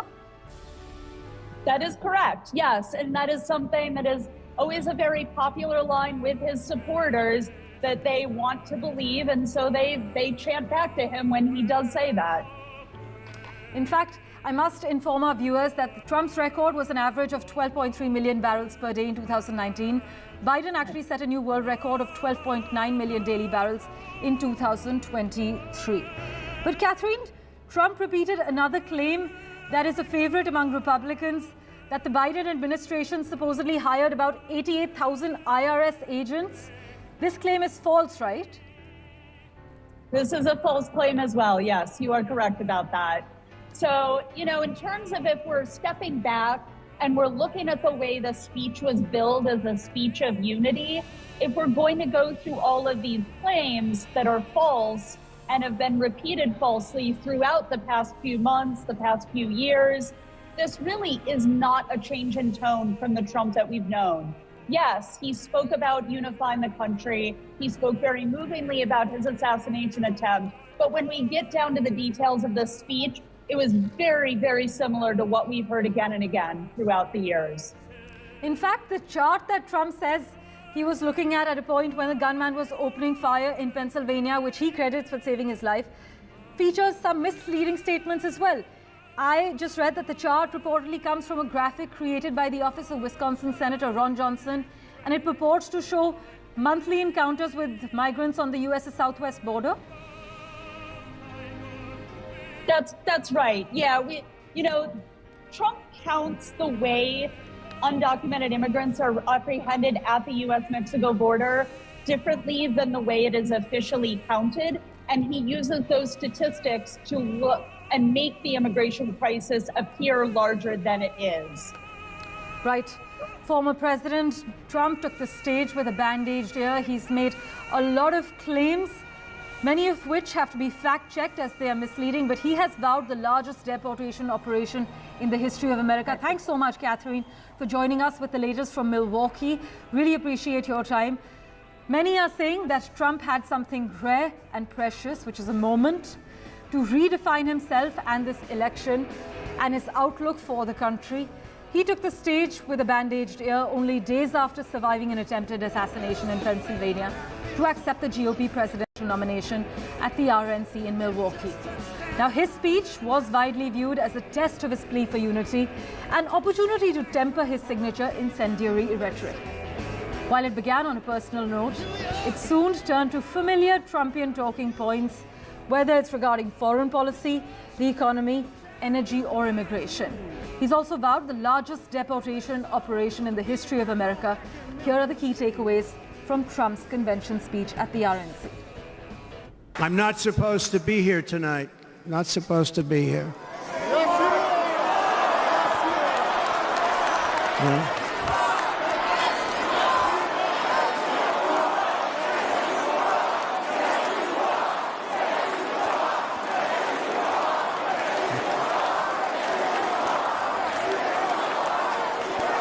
Thank you. But I'm not. And I'll tell you, I stand before you in this arena only by the grace of Almighty God. The crowd was confused because they thought I was dead, and there was great, great sorrow. I could see that on their faces as I looked out. They didn't know I was looking out. They thought it was over. But I could see it, and I wanted to do something to let them know I was okay. I raised my right arm, looked at the thousands and thousands of people that were breathlessly waiting, and started shouting, "Fight, fight, fight." In that spirit, the Democrat Party should immediately stop weaponizing the justice system and labeling their political opponent as an enemy of democracy. Especially since that is not true. In fact, I am the one saving democracy for the people of our country.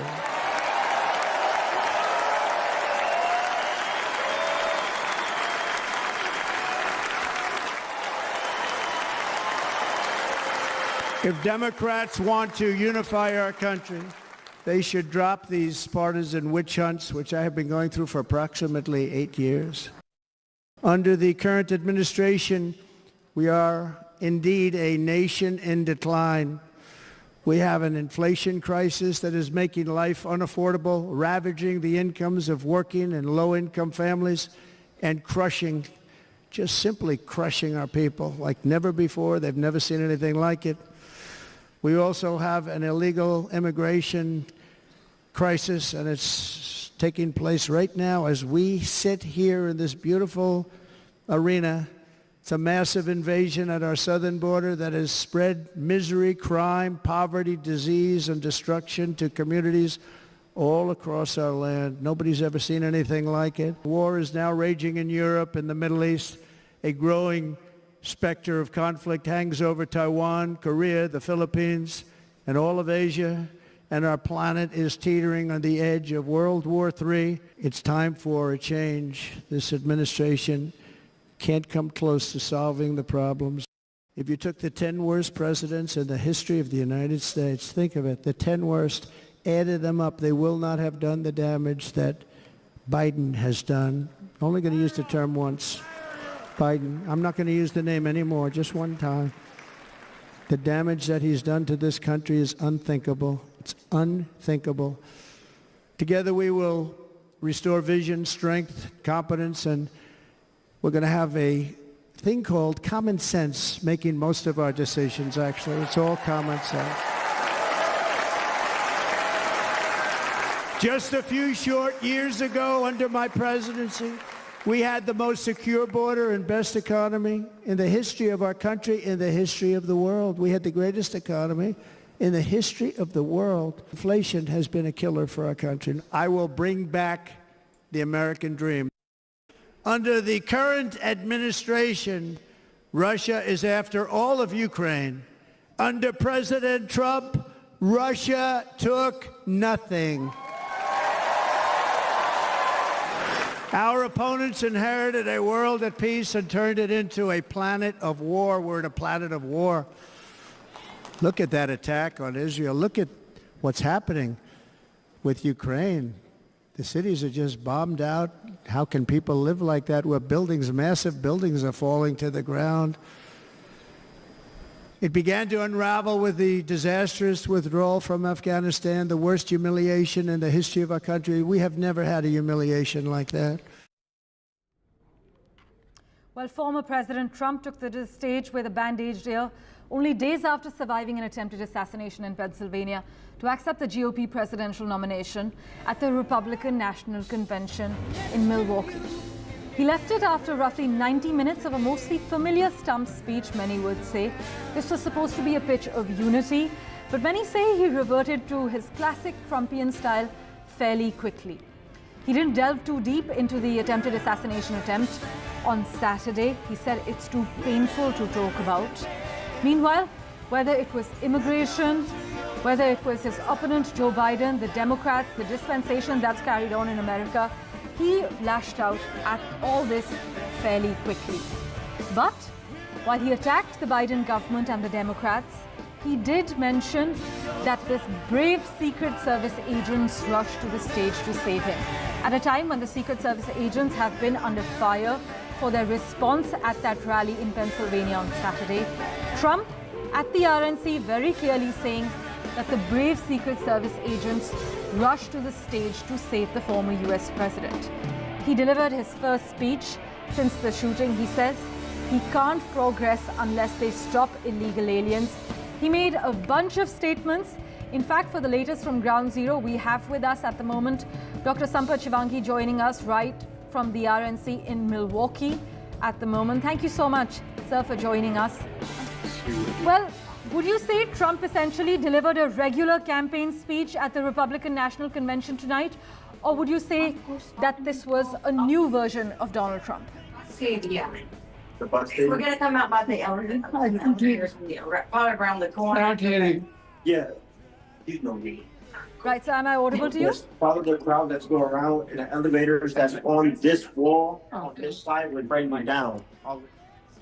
We seem to have an issue with Dr. Sampath Shivangi's line. He's currently in Milwaukee.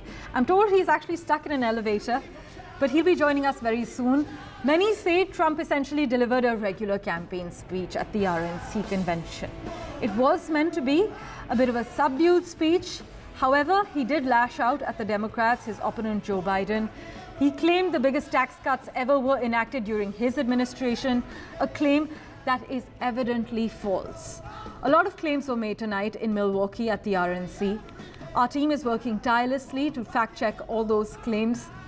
But the former president took the stage with a bandaged ear only days after surviving an attempted assassination in Pennsylvania to accept the GOP presidential nomination at the Republican National Convention.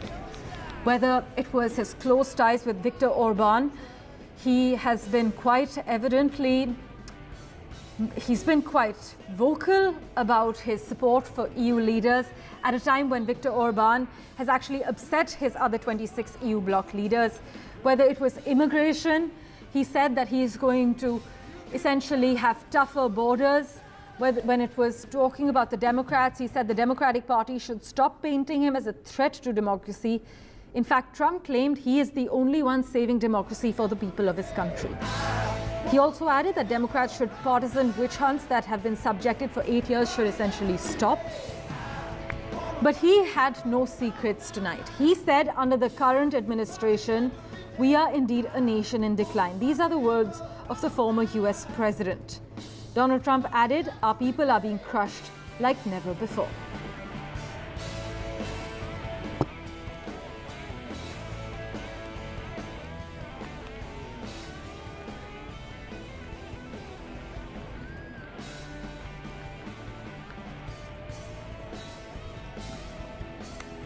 Right, we have Dr. Sampath Shivangi for a quick reaction from Milwaukee at the moment.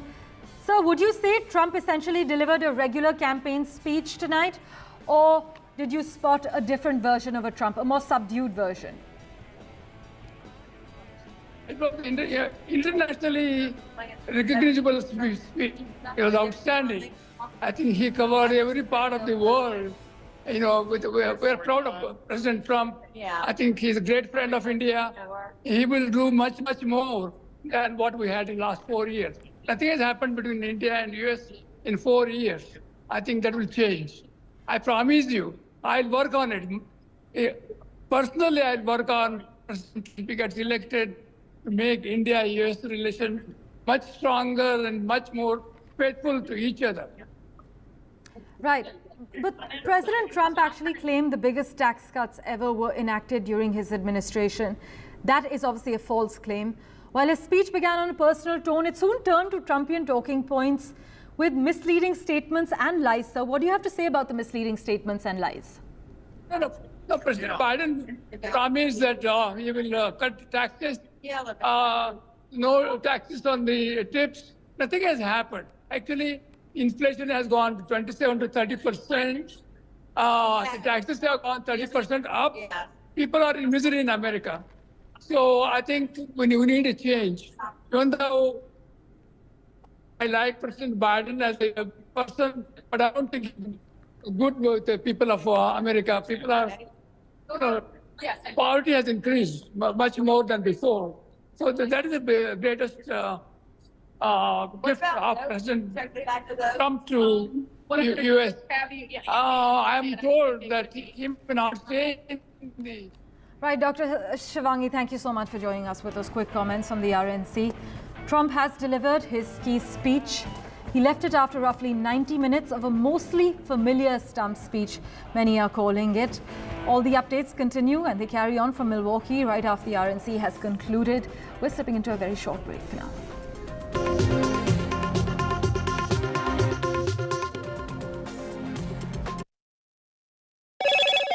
Hello, Moto. Motorola, India's best 5G smartphone brand.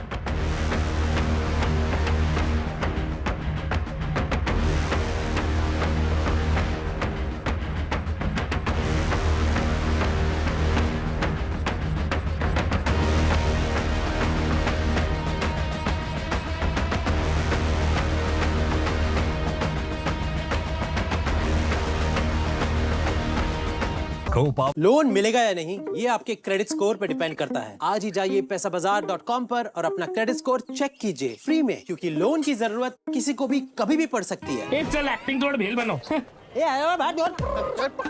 पैसाबाजार.com। NDTV proudly upholds its legacy of trust and credibility. According to the prestigious Reuters Institute's Digital News Report 2024, NDTV is the top-most news platform in the country. Number one in both online and offline reach in India. Beating all its competition, NDTV stands for trust. Get ready for the ride of your life. NDTV brings you the NDTV Auto Show with me, Mugdha Mishra. From the fastest supercars to the sleekest new energy vehicles to your trusted daily ride, we cover it all. Every Saturday at 10:30 a.m. and Sunday at 8:30 p.m. only on NDTV 24/7. Your next great escape starts here.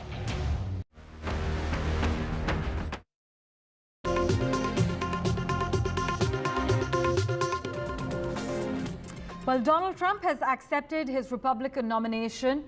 He has delivered an over 90-minute speech, around 90-minute speech at the Republican National Convention, where he attacked the Democrats, his opponent Joe Biden. He spoke about sweeping measures as far as immigration is concerned and the economy. He said that he will bring back the American dream as he spoke to his large voter base in Milwaukee. With a bandaged ear, he stood on that stage and he spoke for 90 minutes with a string of promises. Updates continue from the US and around the world on NDTV 24/7. We're stepping into a very short break now.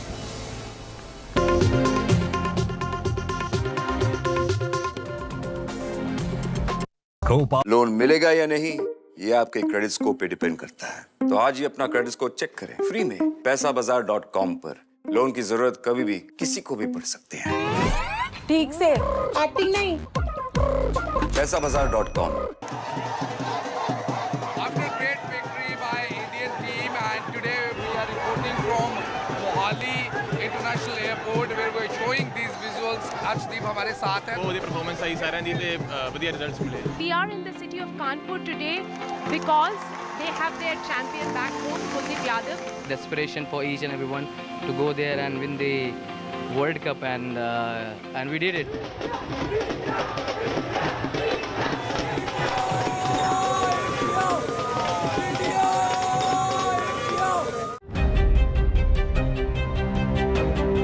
Hello and welcome to India Sense, where I speak with global opinion makers. The United States has made a strategic decision over the last 20 years to move closer to India. So a $7 trillion economy seems a perfectly conceivable number. If you want to be a national party, it's that you sort of accept the way the world is rather than want to endlessly hark back to how it was. Modi is promoting the digitization of the economy, which is accelerating growth in the country.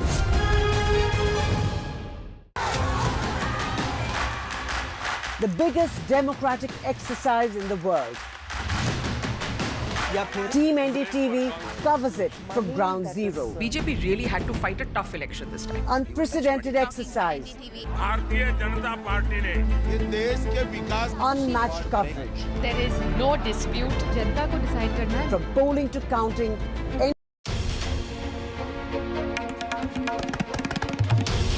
This is NDTV. And you're watching NDTV 24/7.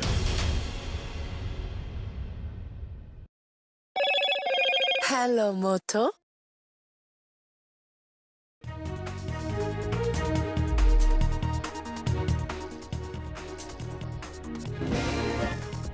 Former US President Trump recounts the shooting horror as he addresses the Republican National Convention.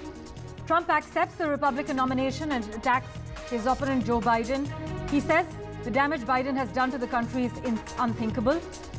Trump assures his voters that he will bring back the American dream. The Maharashtra government submits a report on trainee IAS officer Pooja Khedkar. The report has been submitted to the centre after a week-long probe. The report is over the veracity of claims by Pooja Khedkar. The government is probing the alleged misbehaviour by the IAS officer. And politics heats up in poll-bound states. In Maharashtra, the Congress is expected to focus on MLC election cross-voting. Meanwhile, Chief Minister Shinde meets MLAs. Election in charges have been appointed. In Haryana, the Congress campaign picks up in the key state. Their focus in Haryana is inflation. Tamil Nadu's ruling DMK is thinking of elevating Udayanithi Stalin, son of Chief Minister M.K. Stalin, as the Deputy Chief Minister as per our sources. The elevation would be a key step in strengthening the second-run leadership in the party. Just ahead of Modi 3.0's first budget next week, NDTV speaks to farmers in Madhya Pradesh to understand their demands and expectations.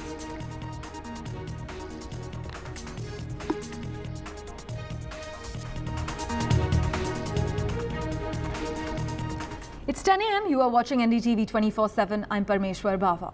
A big focus currently, the state government in Maharashtra has submitted a report on the trainee IAS officer Pooja Khedkar. This report has been submitted to the DOPT, this is the Department of Personnel Training.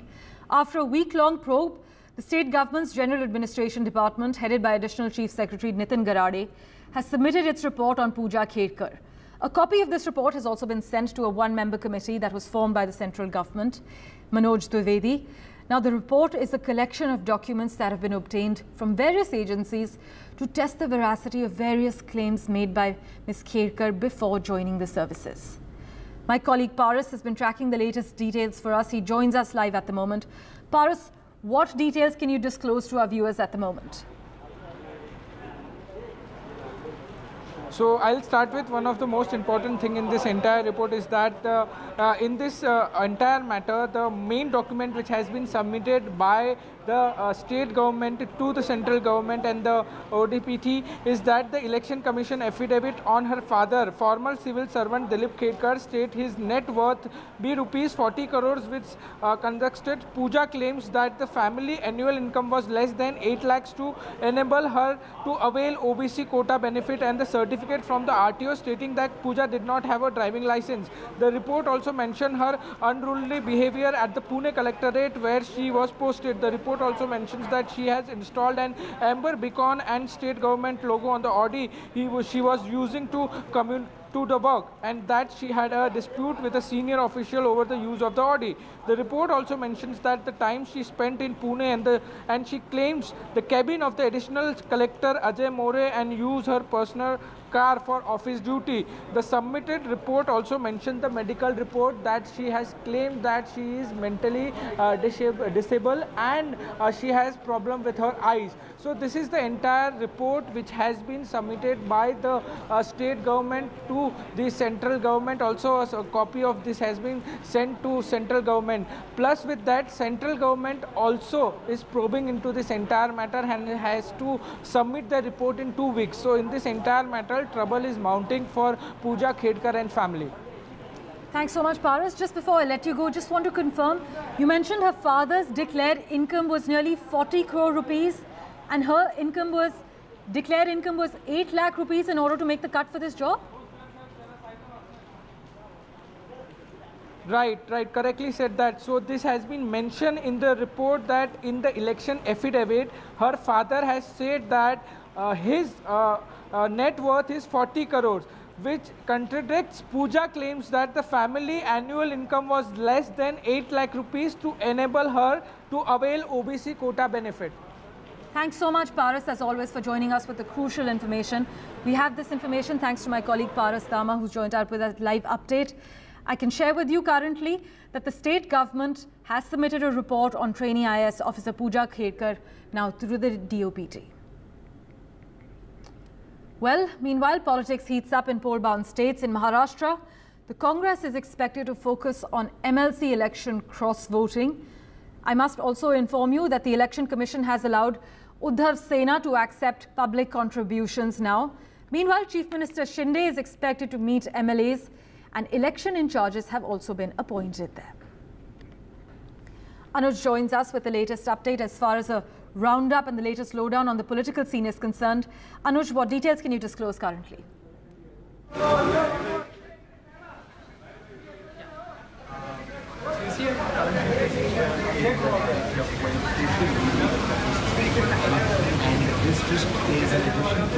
Right, we seem to have lost that line with my colleague Anuj Raithe. While we reconnect with Anuj, I'd just like to bring you up to speed with the fact that in Maharashtra, the Congress is expected to focus on MLC election cross-voting.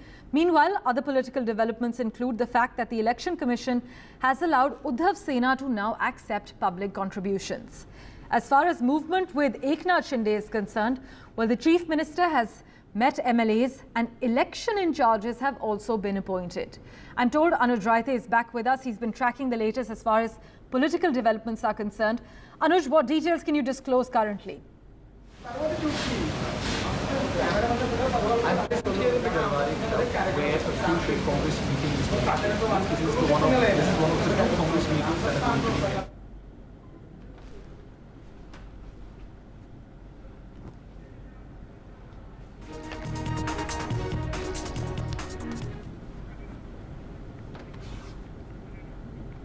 Well, we will get you that crucial update from Maharashtra with my colleague Anuj Raithe. But for now, let's turn our attention to Haryana, where after fighting the Lok Sabha election over issues such as price rise and unemployment, the Congress is gearing up to contest the upcoming Haryana state polls on similar problems faced by the people.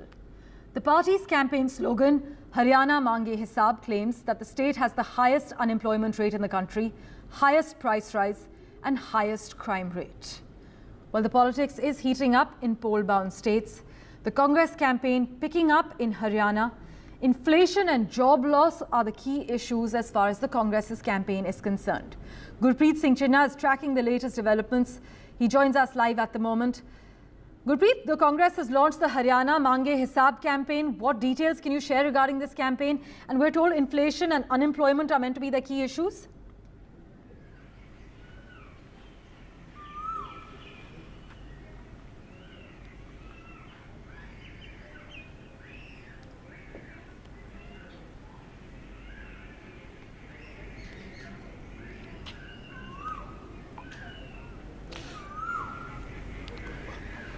Well, it's very clear the Congress party, they have already started a political activity in the state because in wake of upcoming Vidhan Sabha election, which is going to be happen in the end of October this year in Haryana. We have seen Congress has already launched a campaign naming it Haryana Mange Hisab. So they are trying to highlight the unemployment, crime and other things which they blame and they claim the BJP government has not been able to done on the ground. So let's see that how this campaign will be leaving impact on the voters' mind or not. That will be clear once the elections are going to happen in Haryana, and after that how the vote or not will be going on in favor of Congress or not. But as of now, it seems the BJP is already the Chief Minister of Haryana. He has already been camping in the various districts of Haryana in wake of upcoming election. At the same time, we have seen the Congress has already started its campaign on the ground.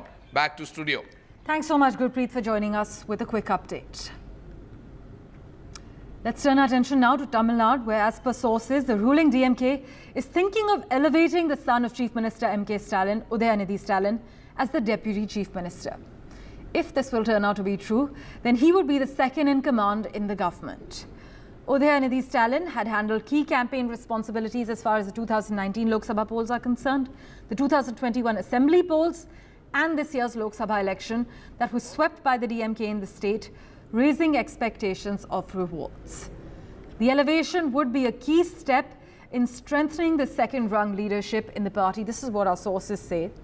And this is also being seen as a key move to counter the entry of Tamil star Vijay in the 2026 Assembly polls. So our sources have confirmed that Tamil Nadu's ruling DMK is currently thinking of elevating M.K. Stalin's son, Udayanidhi Stalin, as the Deputy Chief Minister. And as I mentioned, if this will turn out to be true, then Udayanidhi Stalin would be the second in command in the government. He's not a political novice.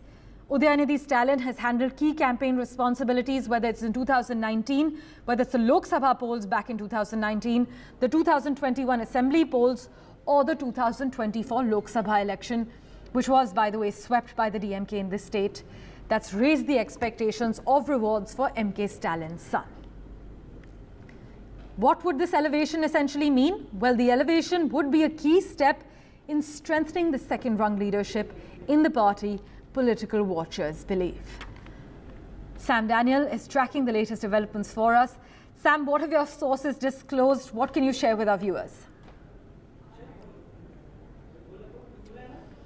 Parameshwar, DMK senior sources tell us that the party is at the moment mulling about elevating M.K. Stalin, the Chief Minister's son, Udayanidhi, who's also the Sports Minister now, as the Deputy Chief Minister of Tamil Nadu.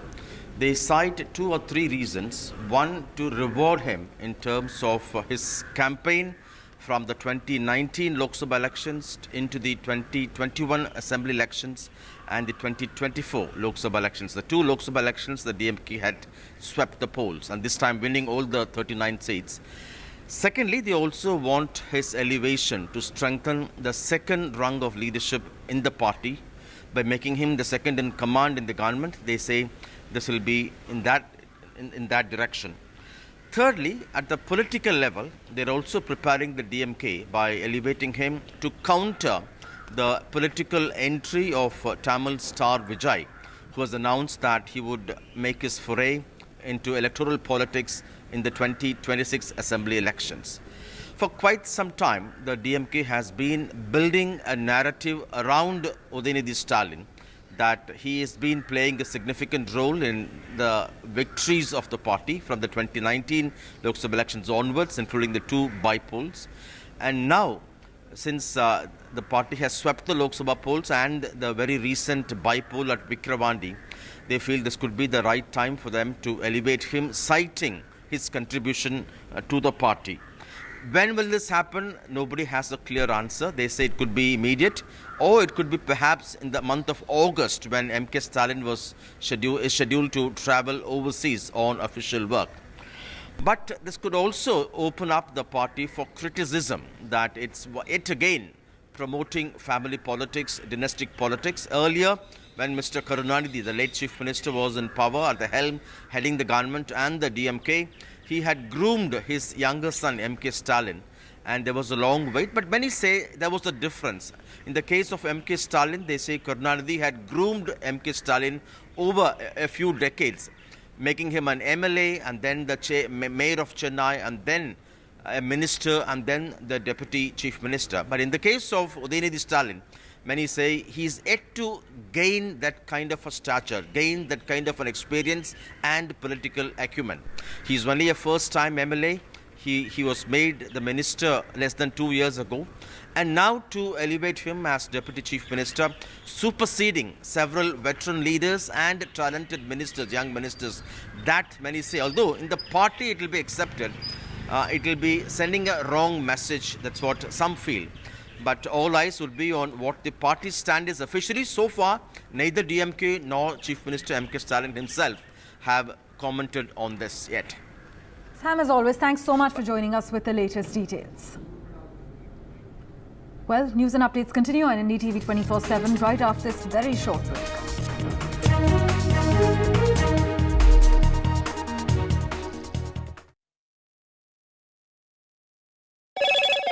Hello, Moto.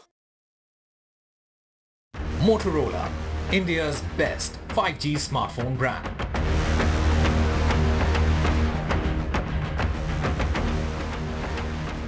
Trump accepts the Republican nomination at the Republican nomination convention. He attacked Joe Biden. He says the damage Biden has done to the country is unthinkable. He asserts he will bring back the American dream. The Maharashtra government has submitted a report on the training IAS officer Pooja Khedkar. The report has been submitted to the centre after a week-long probe. The report is over the veracity of claims by Pooja Khedkar. Politics heats up in poll-bound states. In Maharashtra, the Congress is likely to focus on the MLC election cross-voting. Meanwhile, Chief Minister Shinde meets MLAs and announces election in charges. In Haryana, the Congress campaign picks up and the focus is on inflation. Tamil Nadu's ruling DMK is thinking of elevating the son of Chief Minister MK Stalin as the Deputy Chief Minister. As per our sources, Udayinidhi Stalin's elevation would be a key step in strengthening the second-rung leadership in the party.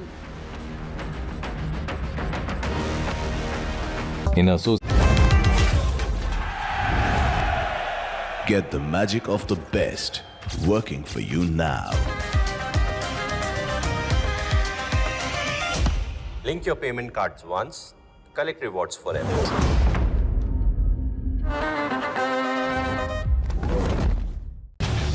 Get ready for the ride of your life. NDTV brings you the NDTV Auto Show with me, Mugdha Mishra. From the fastest supercars to the sleekest new energy vehicles to your trusted daily ride, we cover it all. Every Saturday at 10:30 a.m. and Sunday at 8:30 p.m. only on NDTV 24/7. Your next great escape starts here. MSMEs are the backbone for the country's economy. They account for 45% of exports. Frequent changes in GST tariffs and norms has proven to become a very tough issue for the small micro units. The budget should be in a growth-oriented budget. So we should bring more manufacturers into the fold of GST. Particularly for micro and small-scale industries, kindly give us a export benefit incentive to us. But for a micro or small-scale industry to go up, there should be a hand-holding mechanism which is definitely required.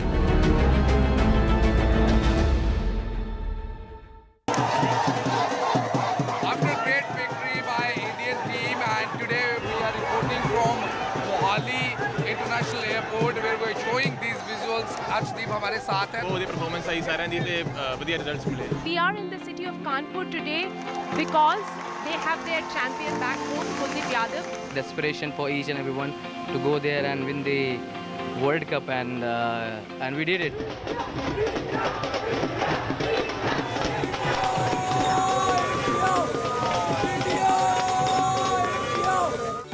Stay informed and entertained with the new and updated NDTV News app. You can watch all our channels live.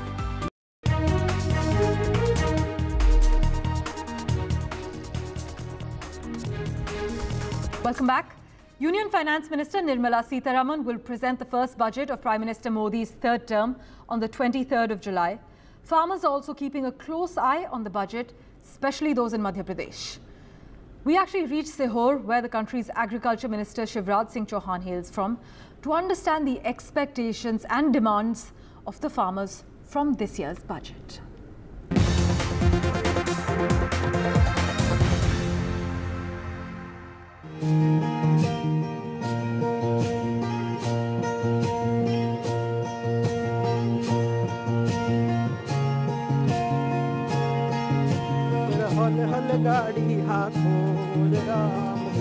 Mama Ji or Shivraj Singh Chauhan is the new Agriculture Minister of India, and the farmers of Madhya Pradesh have a list of demands and expectations that they hope will be addressed in this union budget. These are the country's food providers. Once every year at the time of union budget year, they look to Delhi with hopes. So we have reached Sihor, the home of country's Agriculture Minister Shivraj Singh Chauhan comes. The district where around 3.50 lakh hectares of land is cultivated in Kharif and 3.56 lakh hectares in Rabi, where 86% of the cultivated area is irrigated, where soybean, paddy and maize are cultivated. Sihor's Sharbati wheat has carved its own identity not only in the country but also globally. Ramesh Chand Verma was seen tying a turban in Chanderi village of Sihor. He's a big farmer, mostly growing wheat and soybean crops. He wants cooperative banks to increase the loan limit. There are also some demands on MSP and storage of produce. जैसे जिला सहकारिता bank में किसानों की जो है limit 10,000 रुपये पर एकड़ है, उसको बढ़ा के मतलब जो है 50-60 हज़ार एकड़, बाकी दूसरी बैंक उन 60,000 दे रही है, तो जिला सहकारिता बैंक को भी जो है 60,000 करना चाहिए उसको बढ़ा के नहीं। और 0% ब्याज में मान लो जो है 10,000 रुपये दे रहे हैं, दूसरी बैंक 7% में जो है 60,000 रुपये दे रही है, तो इनको भी जो है जिला सहकारिता बैंक के लिए भी मतलब जो है कि हम केंद्र में सरकार से ये निवेदन करते हैं कि इसकी जो है लिमिट बढ़ाई जाए। कृषि यंत्र के ऊपर जैसे उन्होंने मान लो सब्सिडी दे रहे थे, वो सब्सिडी उन्होंने ख़त्म कर दी, तो वो सब्सिडी चालू करें वापस। और जीएसटी मान लो कृषि यंत्र के ऊपर जीएसटी नहीं लगना चाहिए। Bane Singh Rajput prioritizes technology in his fields and also practices organic farming. However, he is upset with the delay in getting seeds. He also wants the market for selling organic products to be accessible and middlemen should be eliminated.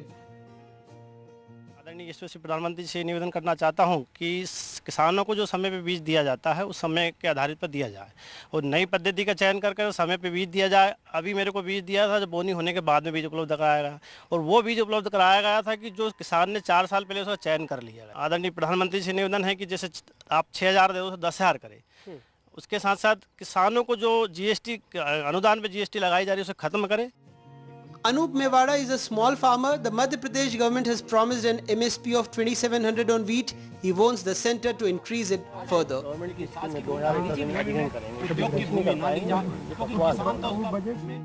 जिला सहकारी bank है वो 10,000 रुपये पर एकड़ KCC दे रही है, और अदर बैंक है 40 से 50,000 रुपये पर एकड़ देती। तो हम यही आशा करते हैं प्रधानमंत्री जी से कि ये जिला सहकारी का जो लिमिट है वो 40 से 50,000 रुपये पर एकड़ की जाए।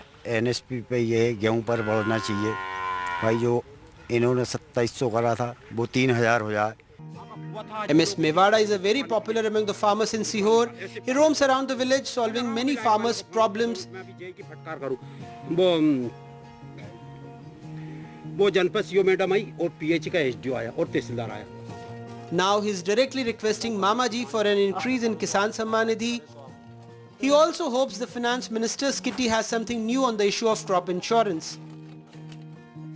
खुशी मनाऊं कि आप लोग कम से कम किसानों की आवाज़ उठाती है। एनडीटीवी हमेशा किसानों की आवाज़ आपने उठाई है। प्रधानमंत्री मोदी जी से भी हमारी बजट में उम्मीद है कि पूरे भारत के किसानों को 10,000 रुपये देना चाहिए, सम्मान निधि के 10,000 होना चाहिए, क्योंकि 6 नहीं, सबके साथ अन्याय नहीं होना चाहिए।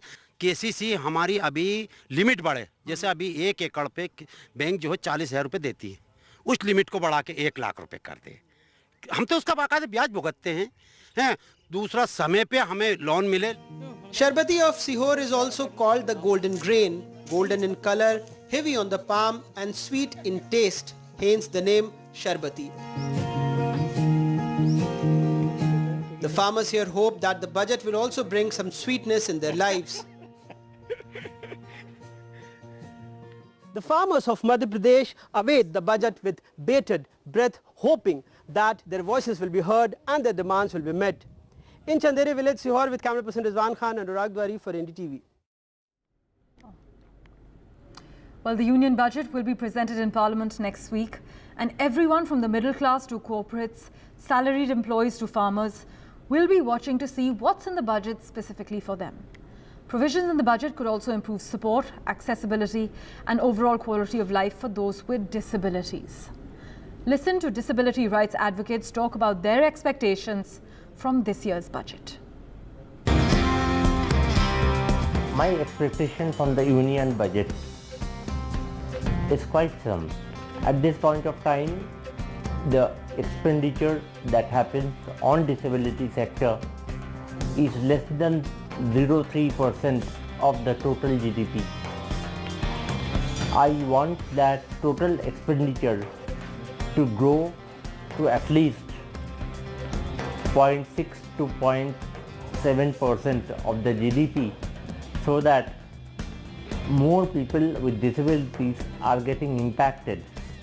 And also the economic empowerment is something else that I am looking forward to for people with disabilities, because unless we put economic empowerment as a priority after the trainings that we provide the person with disabilities, the economy will not flourish.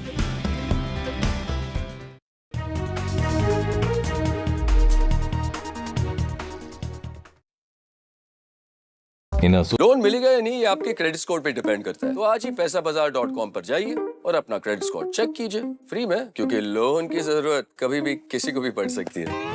बस acting करा लो इनसे। पैसाबाजार.com, credit score check, आदत अच्छी है। Hello and welcome to India Sense, where I speak with global opinion makers. The United States has made a strategic decision over the last 20 years to move closer to India. So a $7 trillion economy seems a perfectly conceivable number. If you want to be a national party, is that you sort of accept the way the world is rather than want to endlessly hark back to how it was. Modi is promoting the digitization of the economy, which is accelerating growth in the country.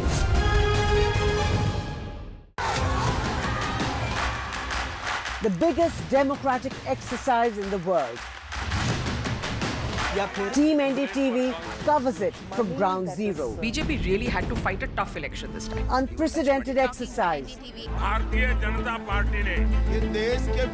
Unmatched coverage. There is no dispute. जनता को decide करना है. From polling to counting, NDTV brought you the most trustworthy news and updates.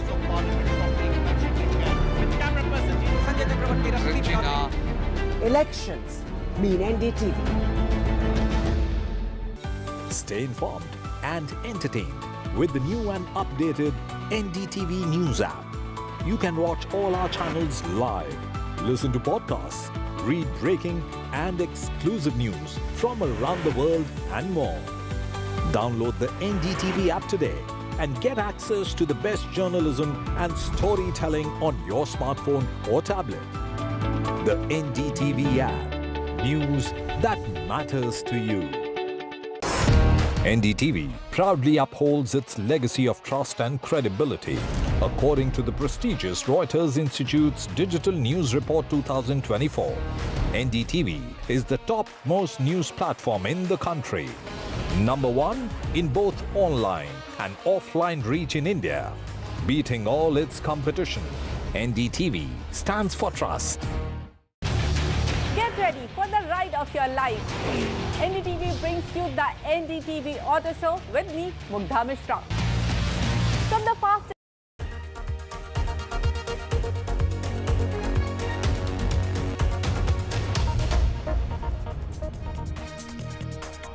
Well, the 4-day Republican National Convention just wrapped up with a lengthy speech by Donald Trump, his first since an assassin opened fire on his rally in Pennsylvania on Saturday.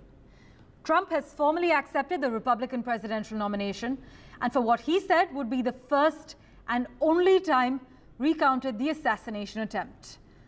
The former president took the stage with a bandaged ear only days after surviving an attempted assassination in Pennsylvania to accept the GOP presidential nomination in Milwaukee. Now, his speech was widely viewed as a test of his plea for unity, an opportunity to temper his signature incendiary rhetoric. While it began on a personal tone, it soon turned to familiar Trumpian talking points on foreign policy, the economy, energy, as well as immigration. Here are the key takeaways for you.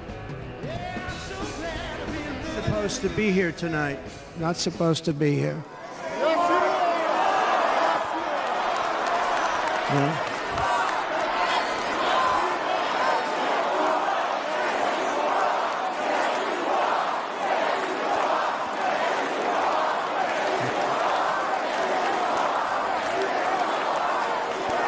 Thank you. But I'm not. And I'll tell you, I stand before you in this arena only by the grace of Almighty God. The crowd was confused because they thought I was dead, and there was great, great sorrow. I could see that on their faces as I looked out. They didn't know I was looking out. They thought it was over. But I could see it, and I wanted to do something to let them know I was okay. I raised my right arm, looked at the thousands and thousands of people that were breathlessly waiting, and started shouting, "Fight, fight, fight." In that spirit, the Democrat Party should immediately stop weaponizing the justice system and labeling their political opponent as an enemy of democracy. Especially since that is not true. In fact, I am the one saving democracy for the people of our country.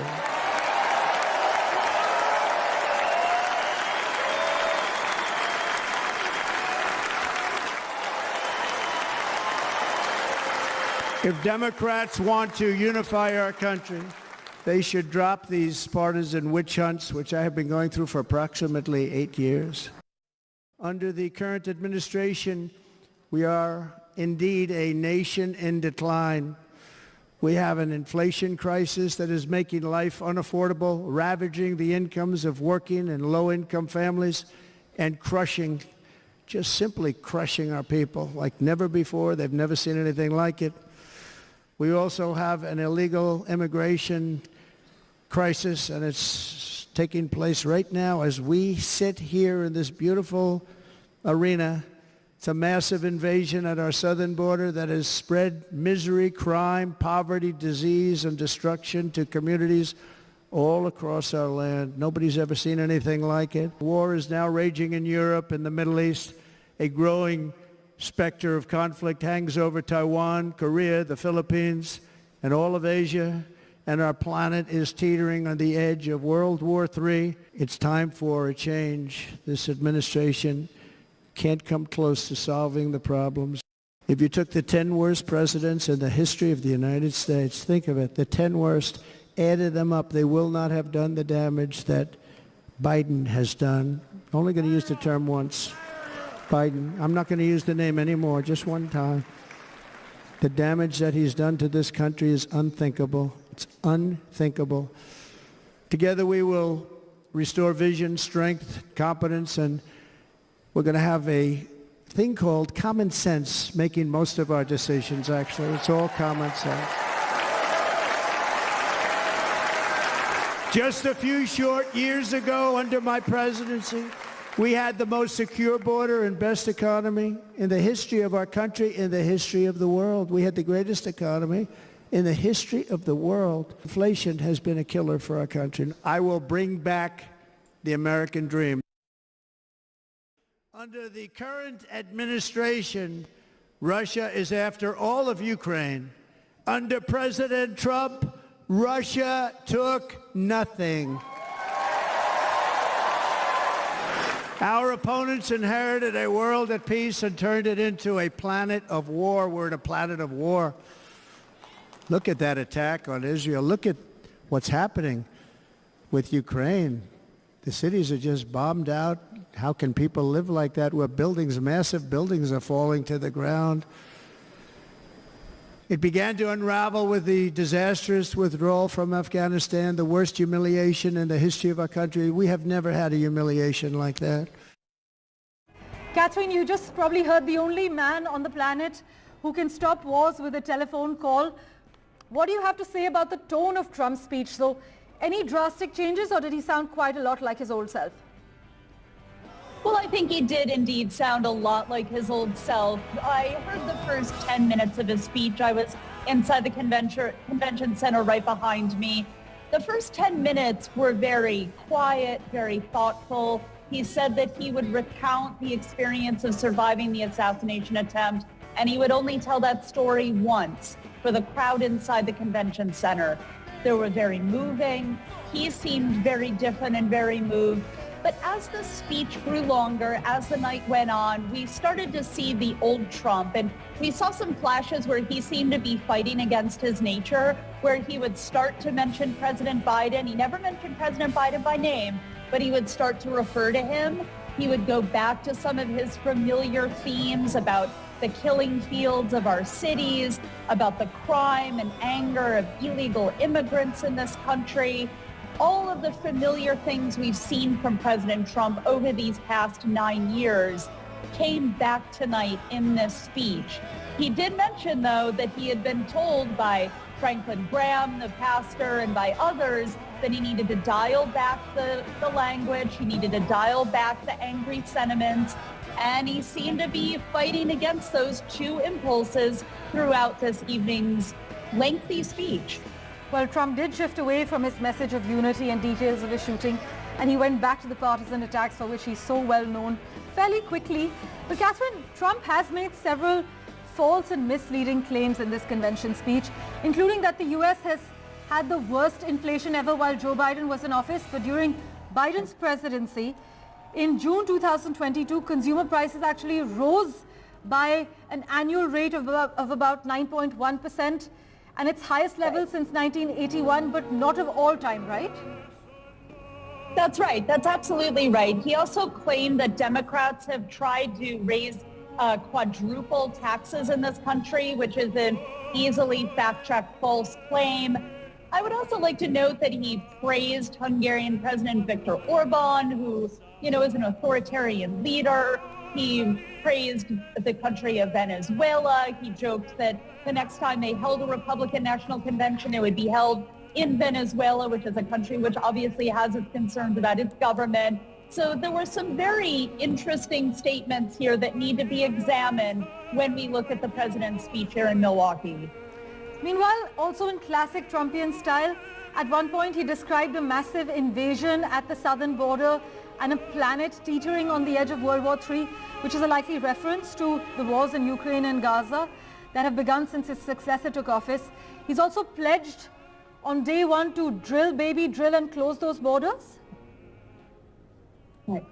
Right. He came back to that theme again and again throughout the speech with the crowd chanting, drill, baby, drill. He also promised that once he was reelected, if he's reelected, he will immediately deport millions of undocumented immigrants.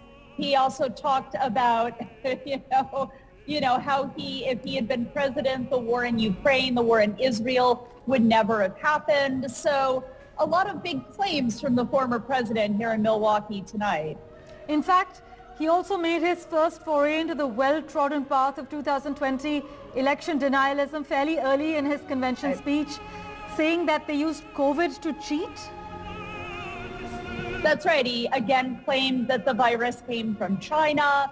He referred to the 2020 election as, quote, ridiculous. Of course, we all remember that he encouraged his supporters to storm the U.S. Capitol on January 6, 2021 to overturn those election results. So he made a lot of his very familiar claims in this speech tonight, while also saying that he would bring in a new golden age of the United States. promising that to everyone within the convention center, saying that it would be the biggest, the best, the greatest country that we have ever known so far.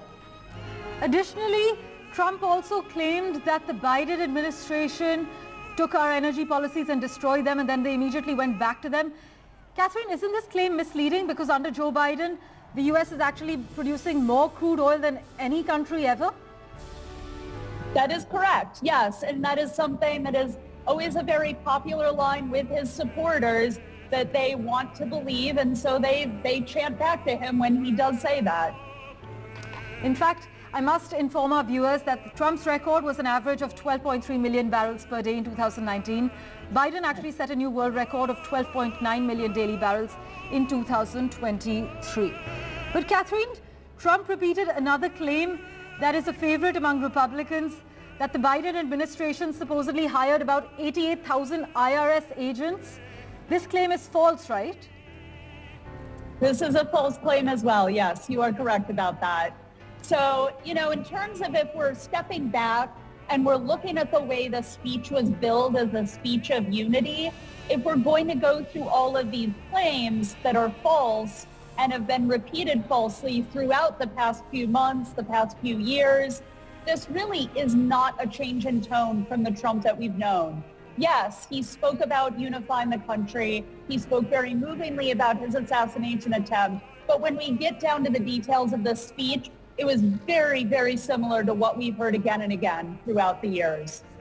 In fact, the chart that Trump says he was looking at a point when the gunman was opening fire in Pennsylvania, which he credits for saving his life, features some misleading statements as well. I just read that the chart reportedly comes from a graphic created by the office of Wisconsin Senator Ron Johnson, and it purports to show monthly encounters with migrants on the U.S.'s southwest border.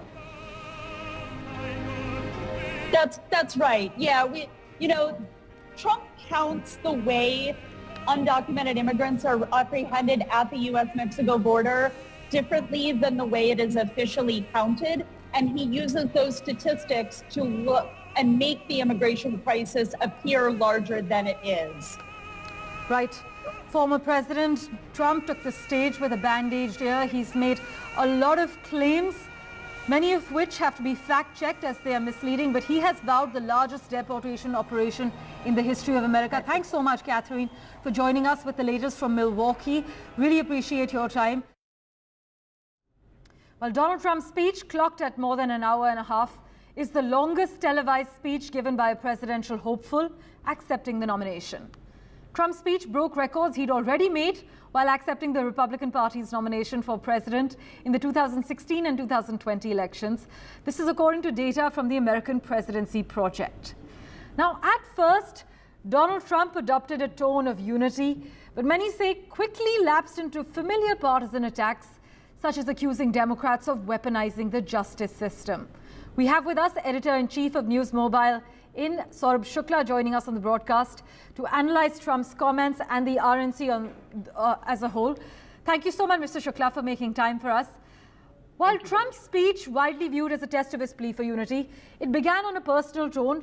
It soon turned to Trumpian talking points, misleading statements and lies. After this speech, you think Trump has shown little appetite for changing his ways, changing his tone and his words?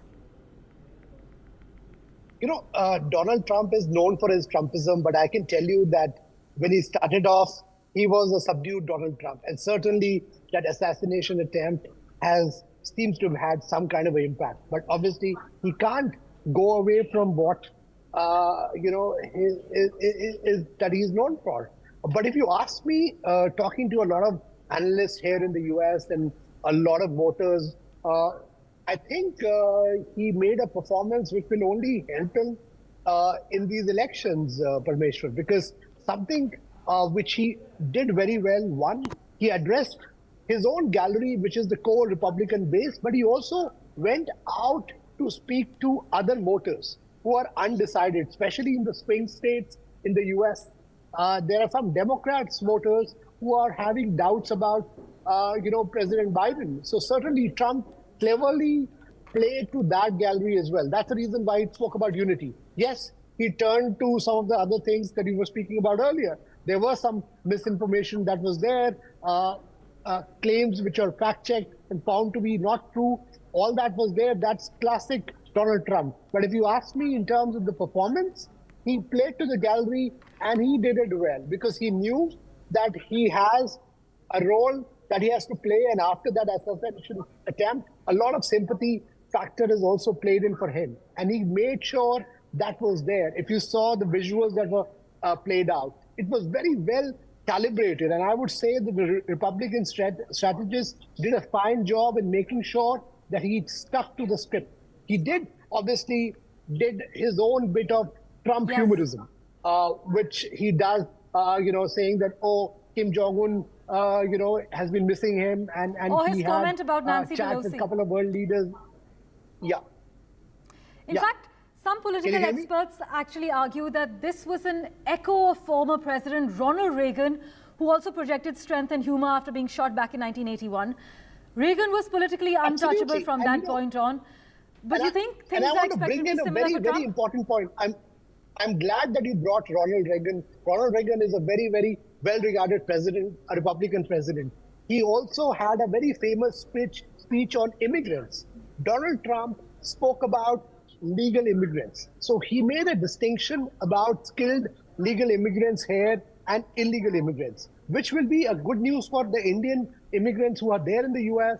A lot of IT professionals were very worried about a Trump presidency, but I think he assuaged that fear. And that is something which, if he holds down to that, that will be good for Indian professionals who are there in the US. But if you see his foreign policy, obviously he's talking about ending the Ukraine war. He's also trying to say that he will end the Middle East conflict, whether he's able to do that or not. But at least these promises augur well for the global politics. But having known, and I've interviewed him in the past, interacted with him, but he can be very unpredictable. But he's somebody who has a conviction on certain issues. So that's the reason whether it comes to foreign policy or to the economy, he has a certain conviction. He's talking about lowering taxes. He spoke about that how he met a waitress in Nevada, and when she told him about taxes and tips, he decided that he's going to end any taxes on tips. So these are populist things that he's talking about because he's very smart on that. And if you ask me, as of today, as we evaluate the US politics and the election process, he has an edge following this speech. In fact, a lot of polls also indicate the same, Mr. Shukla. But Democrats' reviews of Donald Trump's convention speech are actually in, and they are overwhelmingly and unsurprisingly negative. In fact, one Democratic advisor has said that he has not changed, he has not moderated, he has gotten worse. What are you picking up on, Mr. Shukla? What are the Democrats saying? The Democrats, obviously, any opposition party has to criticize. They can't say that he did a fine job. But behind closed doors, they know, and they have been saying, I've been speaking to a lot of them, that compared to their candidates, whether it was the performance in the debate, he has been performing better.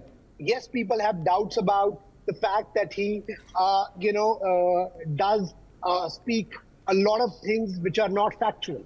But compared to President Biden, in terms of the performance matrix, especially when it comes to voters, the core voters are not the voters who fact check you on every issue. So for them, he is being, addressing to the gallery, and he has been performing well. Democrats, I have to tell you this, there is a strong possibility that President Biden may be forced to withdraw his candidature.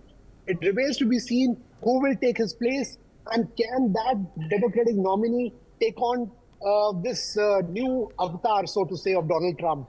Can he really take him on, especially in the swing states? That is a big question to be answered. But for now, if you see his performance in the Republican convention, Donald Trump has an edge because of the fact that not only did he, address his core voters, he also spoke to some of the other undecided voters, which will be critical in the upcoming US elections 2024. Of course. Parmeshwar? Mr. Shukla, as we wrap, Donald Trump also claimed tonight that the Biden administration took his energy policies and destroyed them, and then they immediately went back to them. Now, we know that this claim is misleading because under Joe Biden, the US is actually producing more crude oil than any other country. What do you have to say about the misleading statements and lies that were basically pronounced from the stage tonight at the RNC? No, I agree with you. I know that Joe Biden's energy policy has helped U.S. and also in some ways stabilize global oil prices. And he's had a good energy policy. In fact, on critical minerals, specifically, I think U.S. has taken a lead on making sure that they have a policy on critical minerals, which was very, very pivotal for them and addressed the national security needs.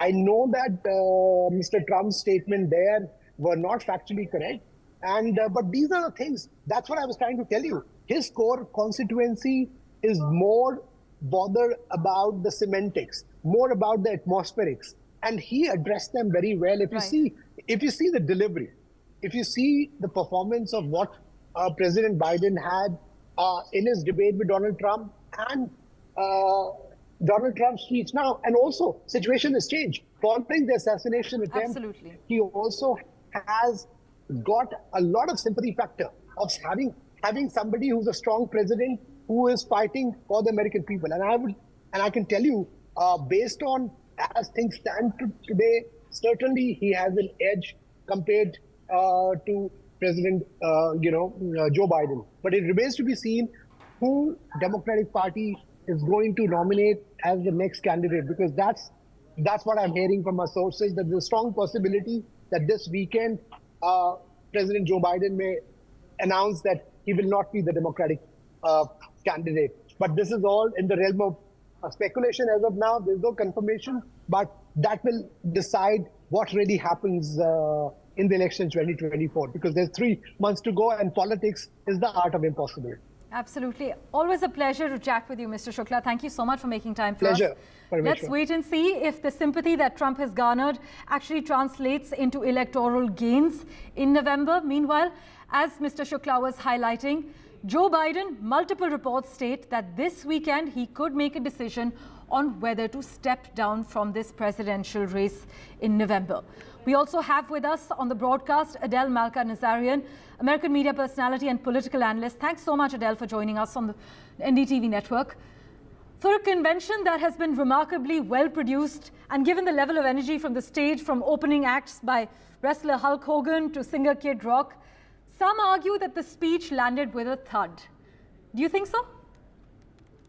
Oh, I think quite the opposite. I think that this is a completely reinvigorated Trump. I mean, he's calmer, he's in control, he's not, attacking. He mentioned he was going to only speak Joe Biden's name once throughout the speech, and then he didn't mention him again because I don't think he felt the need to. This is a different Trump who has been given a second chance at life and who I believe is having a commanding control over his narrative. I really wish that we'd seen this side of him during the last election cycle. I think we would have seen a very different result had that been the case. So I don't think it was a disaster. I think that was one of his more powerful, impactful speeches, frankly. So Adele, Donald Trump claimed tonight that the Biden administration took their energy policies, destroyed them, then they immediately went back to them. This claim is clearly misleading because, as I've pointed out on our broadcast before as well, under Joe Biden, the US actually produced more crude oil than any country ever. In fact, there were over 20 misleading statements made at the RNC convention speech. What do you have to say about these misleading statements and lies? Look, I think that waging wars is a very expensive endeavor, and it's, the cost of freedom is also expensive. But I think that what Trump said, which is really important, is that if he were president today, that these wars wouldn't have happened. And you have to think about it. If those wars weren't waged, would the amount of crude oil that's being produced have increased? Was it an attempt to offset the cost of war, unfortunately? And who's really, I know that the price of oil and gas throughout the world was benefiting because of that. But at the end of the day, the president's supposed to serve the American people. And you have to really question at the ballot box, who are they going to vote for? Do they want the person that's going to be, taking care of the rest of the world first, or the commander-in-chief potentially that's going to take care of them first? And as Mr. Shukla also pointed out earlier, the no tax on tips. That's just one amazing example of how he's so in touch with the everyday American voter, their bottom line, what's in their pocketbooks. And I think at the end of the day, economy, economy, economy. That's the one thing that's going to potentially have him make it over the finish line over his Democratic counterpart, whether it's Joe Biden or his replacement. Indeed. Meanwhile, the GOP tried to appear as a unified front this week, with many of Trump's one-time presidential rivals appearing as campaign surrogates. We saw Nikki Haley, we saw Vivek Ramaswamy on the stage at the RNC. In comparison, you think the Democrats have been in disarray over the top of their ticket? I think that it's clearly by the reactions. First of all, the fact that he extended an olive branch to Nikki Haley, I was very surprised. Frankly, I don't think that we would have seen that occur had he not had that near-death experience on Saturday. I have to tell you, he's a changed man. I think the Democrats are a bit in disarray. They saw this empowered Trump tonight. Of course, they're attacking him. I definitely don't see the same sort of unity on the Democratic Party side. They're still deciding. They're very divided. They're still deciding if they're going to try to force Biden to step down. So. Yeah, to be expected.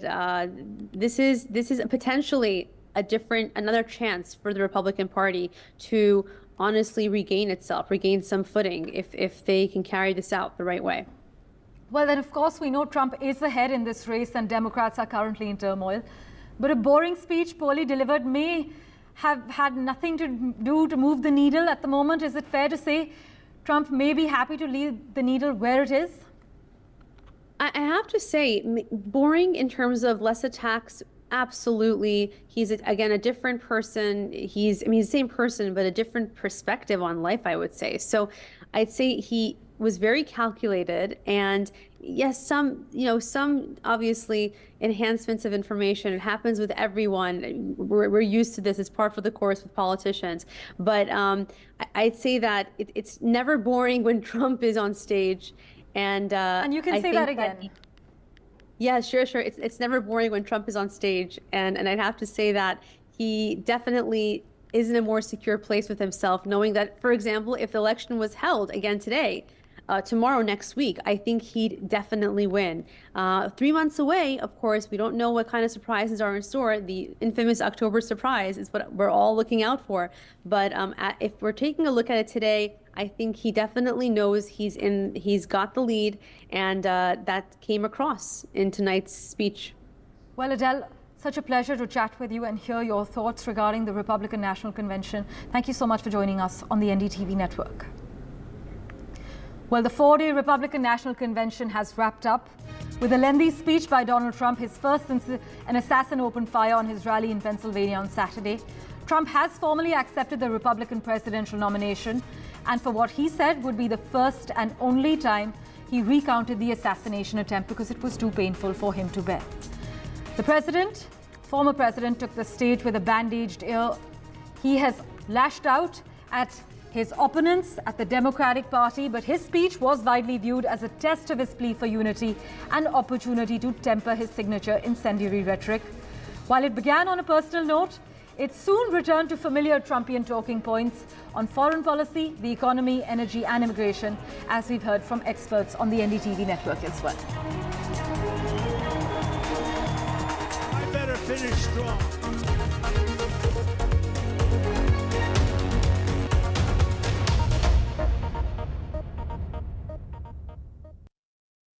Loan मिलेगा या नहीं, ये आपके credit score पे depend करता है। आज ही जाइए पैसाबाजार.com पर और अपना क्रेडिट स्कोर चेक कीजिए फ्री में, क्योंकि लोन की जरूरत किसी को भी कभी भी पड़ सकती है। चल एक्टिंग थोड़ा भेल बनो। ये आयो बात जोर। पैसाबाजार.com। MSMEs are the backbone for the country's economy. They account for 45% of exports. Frequent changes in GST tariffs and norms has proven to become a very tough issue for the small micro units. The budget should be in a growth-oriented budget. So we should bring more manufacturers into the fold of GST. Particularly for micro and small-scale industries, kindly give us a export benefit incentive to us. But for a micro or small-scale industry to go up, there should be a hand-holding mechanism which is definitely required.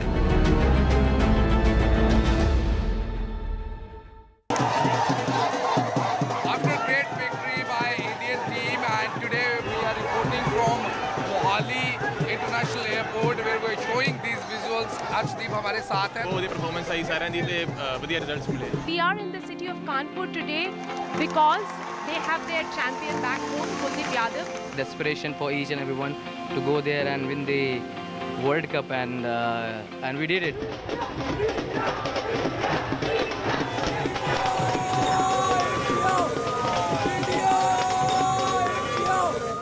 Stay informed and entertained with the new and updated NDTV News app. You can watch all our channels live, listen to podcasts, read breaking and exclusive news from around the world and more.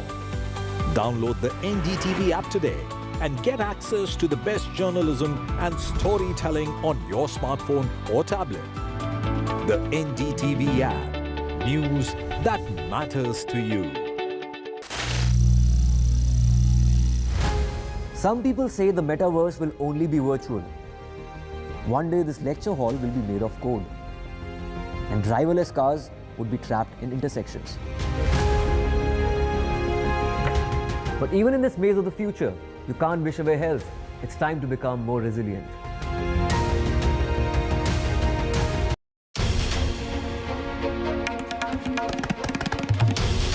This is NDTV, and you're watching NDTV 24/7.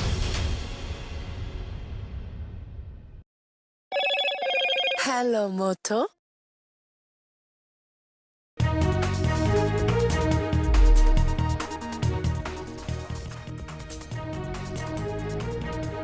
YSRCP chief writes letter to Prime Minister Narendra Modi. Jagan alleges targeted attacks on YSRCP leaders and cadre. Breakdown of law and order cited in the letter written by Jagan Mohan Reddy.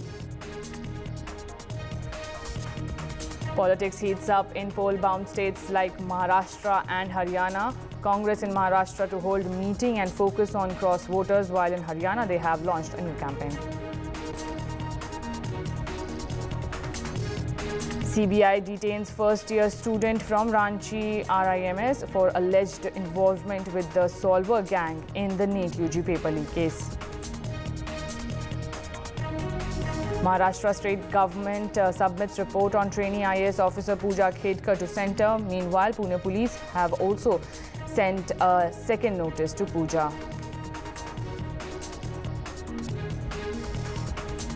4 passengers have died and over 20 are injured after several coaches of the Chandigarh-Dibrugarh Express train derailed in Uttar Pradesh's Gonda.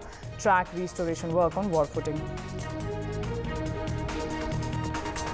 Just ahead of Modi's 3.0 first budget next week, NDTV speaks to farmers in Madhya Pradesh to understand their demands and expectations. Bangladeshi students set fire to the country's state broadcaster a day after Prime Minister Sheikh Hasina appeared on the network seeking to calm the situation. At least 32 people have been killed so far.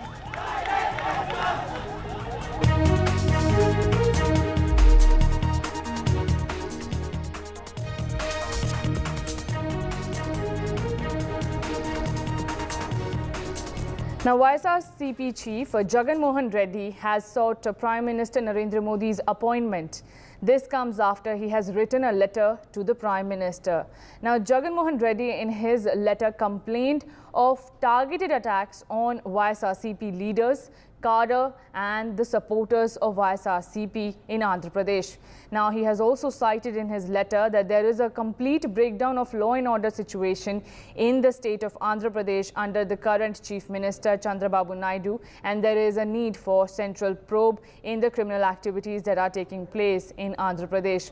Now, the former Andhra Pradesh Chief Minister will also visit family of murdered YSRCP activist Rashid, and he will be meeting the victim's kin. Now, Rashid was hacked in middle of moving traffic on Wednesday. YSRCP MP PV Mithun Reddy attacked has also been cited in the letter that has been written by YSRCP Chief Jagan Mohan Reddy to Prime Minister. Now, in his letter to the Prime Minister, Jagan Mohan Reddy has cited how there is a complete breakdown of law and order situation in Andhra Pradesh. His party leaders, YSRCP party leaders, are being attacked and are being attacked none other than but by TDP workers. Now, this is some serious allegation that has been leveled by Jagan Mohan Reddy. in his letter to the Prime Minister. My colleague Uma Sudhir is joining me on the broadcast for more details. Uma, tell us what other details are there mentioned in the letter that has been written by former Andhra Pradesh Chief Minister Jagan Mohan Reddy to Prime Minister. So very significant that Jagan Mohan Reddy in fact sought an appointment with the Prime Minister, given the political kind of a situation where the YSRCP did have friendly relations with the centre, with the Prime Minister as well in the past, but now his political rival, the Telugu Desam, is what has been in alliance. So he has sought an appointment with the Prime Minister. He has said that the constitutional machinery in Andhra Pradesh has broken down, and he has also said that all his party members, supporters are all being attacked in order to eliminate his party workers and to ensure that it is the TDP which remains as the political force. And therefore, he is suggesting that there are targeted attacks, and he's asking for a central agency probe into the kind of attacks he says that have happened on his party workers over the last 40 to 45 days. Three things significant. He has specifically mentioned the murder of YSRCP youth wing activist Mr. Rashid that happened on Wednesday evening at around 8:30 p.m. In Venukunda on a busy street. And Jagan Mohan Reddy, in fact, is on the way to go and meet the family of Rashid, while the police in Palnadu has said that this was interpersonal rivalry that led to the murder of Rashid. Jagan Mohan Reddy and his party are insisting that it is a politically targeted rivalry that has led to that kind of gruesome murder right in the middle of the road, where the hands of Rashid were chopped off, and then a fatal blow was done on his neck and on his head that led to his death. So second part of it is that he's also said that it's not just the cadre and the supporters and the sympathizers of YSRCP who are targeted, but he says even the elected representatives are being attacked, and he has pointed to PV Midun Reddy being allegedly attacked yesterday when he had gone to meet a former MP, and he says elected representatives are also coming under attack. He also has mentioned that government properties that were built during the YSRCP regime, whether this village secretariat, all of that is also being destroyed as an attempt to kind of wipe out the kind of good work that YSRCP had done and the legacy of the YSRCP in Andhra Pradesh. And he says all this needs to be brought to the attention of the Prime Minister, and that's the reason why he has sought an appointment with the Prime Minister to apprise him of the situation there. Back to you. Right, Uma, thank you so much for sharing all the details, and when this meet will happen remains our top focus as well. Now, politics is heating up in all the poll-bound states like Maharashtra, Haryana, and focusing first on Maharashtra, today Congress is all set to have a big round of meetings in Mumbai to chart out a strategy for the upcoming assembly polls in Maharashtra. Now, the Maha Vikas Aghadi ally is likely to crack a whip on all their members who cross-voted in the recently held MLC elections, where BJP, NCP, Shiv Sena registered a victory. My colleague Anuj is also joining me for more details on it. Anuj, right, if you can give us some more details on what exactly can we expect from the Congress meeting? You see, a series of meetings have been held in Mumbai since yesterday. Yesterday we saw in the morning Shiv Sena meeting was held, and in the evening there was a BJP meeting. Today it seems the day for the Maha Vikas Aghadi as the Congress kicks off their spree of meetings. Only today they'll be having two meetings. Right now we're present here at the Garwari Club, where as you can see behind me the movement is increased as the meeting is currently underway of all the senior Congress leaders from across the state.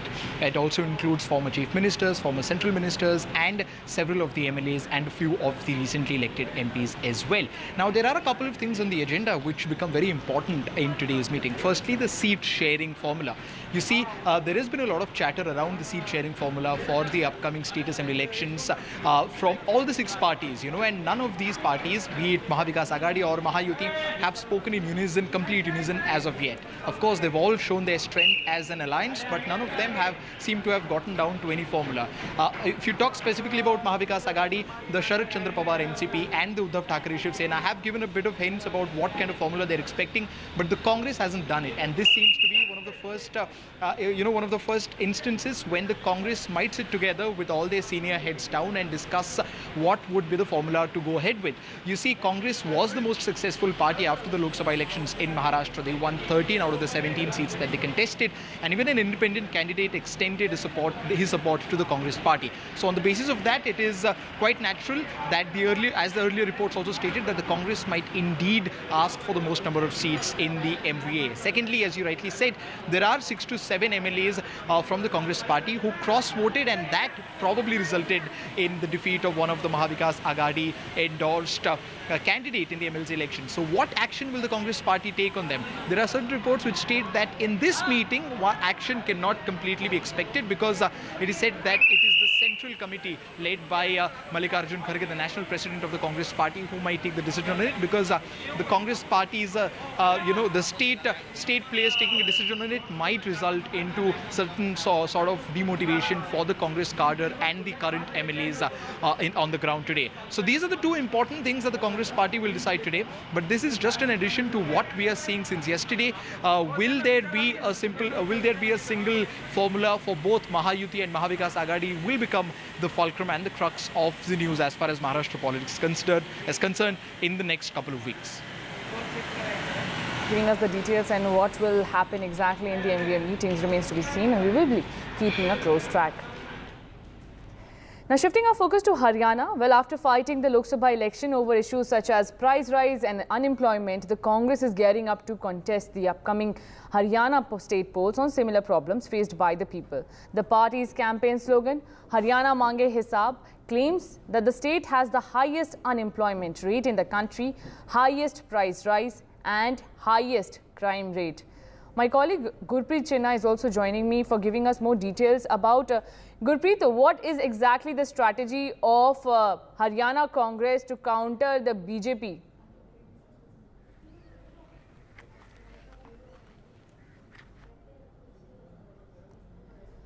We'll try and reconnect to Gurpreet Chinna, who has been tracking all the developments and what's happening in Haryana Congress. Meanwhile, while Haryana Congress is giving a big campaign push to its problems highlighted in Haryana. Meanwhile, Aam Aadmi Party has also declared that they will be fighting alone in Haryana on all 90 seats. It remains to be seen whether the India bloc will come out with another strategy, but for now, in Haryana, Congress and Aam Aadmi Party will contest alone, while Haryana is targeting the BJP government on issues such as price rise and unemployment. The Congress is gearing up to contest the elections with a campaign named Haryana Mange Hisab. The Congress claims that under BJP government and Nayab Singh Saini's government, the Haryana state is witnessing highest unemployment rate in the country, highest price rise and highest crime rate. Now, this remains to be seen whether the Congress party and the Aam Aadmi Party will be able to counter BJP's growing footprint in Haryana. Remember, this comes after there has been a political blame game on the BJP. Now, my colleague Gurpreet Chinna is also back with us to give us more details. Gurpreet, what will be the ground strategy of both Congress and the Aam Aadmi Party to counter BJP?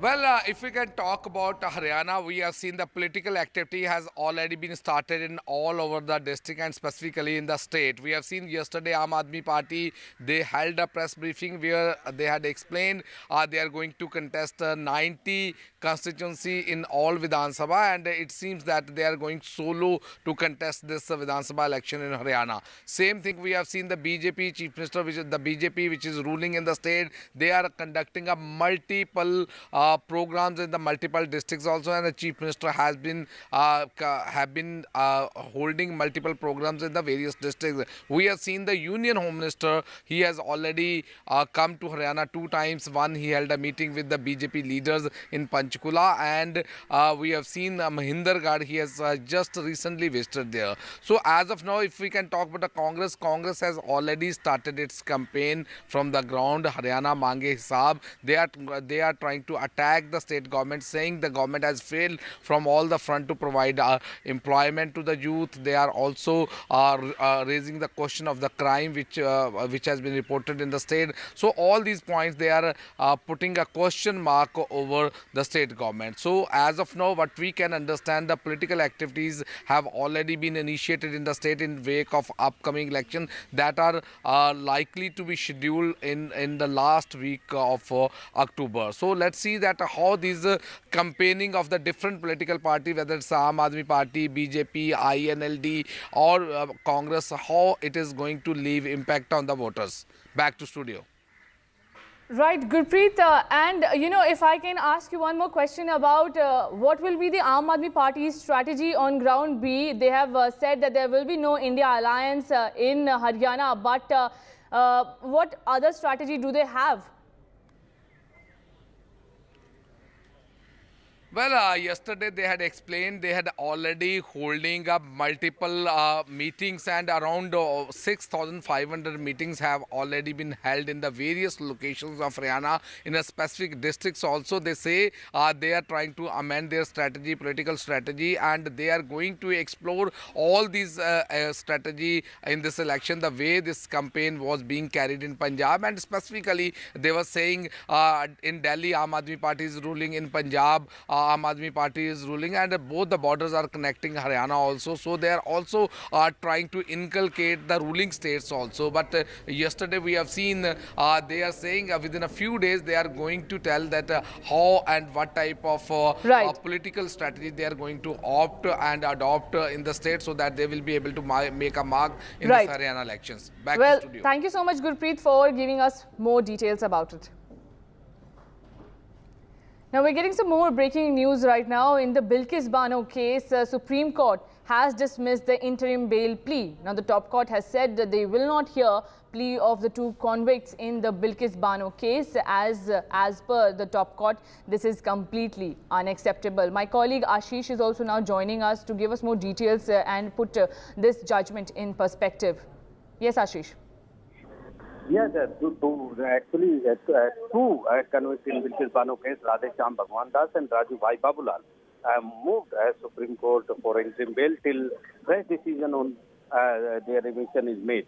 But the bench headed by Justice Hasina observed that what is it clear and how is it even maintainable? Absolutely misconceived. And how can in Article 32 means in public interest litigation we sit over the appeal? Supreme Court dismissed both the convicts there seeking interim bail, and now they will be remain behind by a bar till next they file any petition or mercy petition. Actually, in a landmark judgment on January 8 this year, Supreme Court had nullified the release of 11 convicts, and Supreme Court bench headed by Justice P.V. Nagaratna said to uphold rule of law, which is more important than public liberty, these convicts shall remain jail. So it's an important observation by the Supreme Court today also, and the Supreme Court said these petitions for interim bail is conceived and dismissed for this. Yes. Right. Thank you so much, Ashish Bhargava, for giving us all the details. Now, the Central Bureau of Investigation continues to investigate the alleged malpractices that took place in the National Eligibility Cum Entrance Examination that was held on May 5. Now, CBI has now detained a first-year student from Ranchi Medical College for alleged involvement with the Solver gang in the NEET UG paper leak case. Now, as per sources, the CBI team had detained the first-year student, and he has been questioned for now. This has come into the limelight after the whole alleged malpractices in the NEET UG paper that was conducted by the National Testing Agency came to light. CBI has been probing who are all involved in the alleged malpractices like paper leak and the Solver gangs case. Now the CBI has detained a student, a first-year student from the Ranchi Medical College for the alleged link to solver gangs. My colleague Prabhakar Kumar is also joining me for more details. Prabhakar, CBI has detained a first-year student from Ranchi Medical College. How did the CBI manage to establish the link between the student and the alleged solver gangs? See, the details as to why that girl was picked up from the Ranchi Medical College is not clear yet. But what we have seen is in the last 2-3 days, around 5 students have been picked up. If you remember yesterday, 4 students from Patna AIMS, they were picked up. They were also allegedly part of the solvers gang. And today a first-year student has been picked up from the Ranchi Medical College. We are told that she probably had access to the leaked question paper, as we are told, and she was also part of the solvers gang. So remember, now CBI is inquiring into it. It's all the raids at various places, right from Bihar and Jharkhand. They are all been conducted by CBI, and they are trying to explore 2 angles. One is the alleged leak of the question paper, the leak of the NAT question paper, where the entire gang, the entire cartel which was operating behind it, we know 19 of them are behind bars and a few of them are still absconding. So they are trying to connect the dots. And the other aspect of it is the solver gang, the students who were involved in solving those question paper. Most of them were the medical students studying in the various medical colleges across India. 4 students have been picked up from Bihar, from the All India Institute of Medical Sciences Patna branch, and 1 from Ranchi. And we are told that there will be a few more arrests actually, which will follow in days to come. Right. Thank you so much, Prabhakar. And this is the latest arrest that has come in the NEET paper leak probe. Now, after a week-long probe, the state government's General Administration Department has submitted its report on Pooja Khedkar. A copy of the report has also been sent to one-member committee formed by the central government. The report is a collection of documents obtained from various agencies to test the veracity of various claims made by Khedkar before joining the IAS service. Now, chief among them were medical and income certificates that were submitted so that she could secure OBC and PWD quota benefits.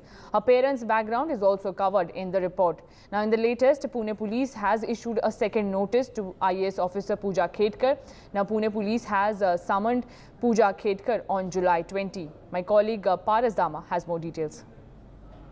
So I'll start with one of the most important thing in this entire report is that in this entire matter, the main document which has been submitted by the state government to the central government and the ODPT is that the Election Commission affidavit on her father, former civil servant Dilip Khedkar, state his net worth be rupees 40 crores, which conducted. Pooja claims that the family annual income was less than 8 lakhs to enable her to avail OBC quota benefit, and the certificate from the RTO stating that Pooja did not have a driving license. The report also mentioned her unruly behavior at the Pune Collectorate where she was posted. The report also mentions that she has installed an amber beacon and state government logo on the Audi she was using to the work, and that she had a dispute with a senior official over the use of the Audi.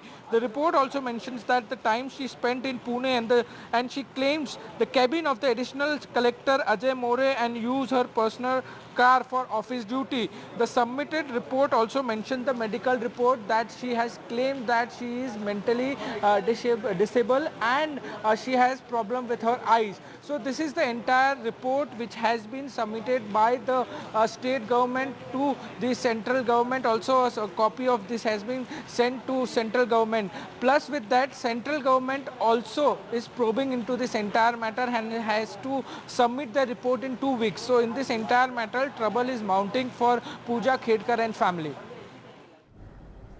Now, the death toll in the Uttar Pradesh train accident has risen to 4, while several remain injured after several coaches of the Chandigarh-Dibrugarh Express train derailed in Uttar Pradesh's Gonda yesterday.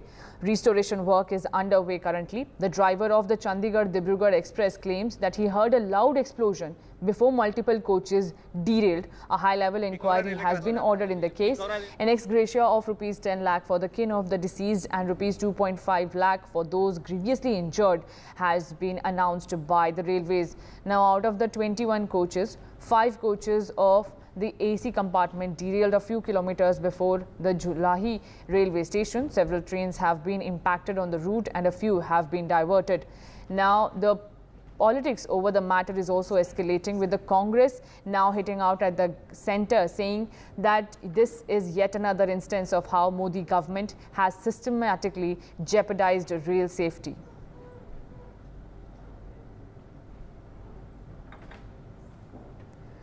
The Union Finance Minister Nirmala Sitharaman will present the first budget of Prime Minister Narendra Modi's third term on July 23.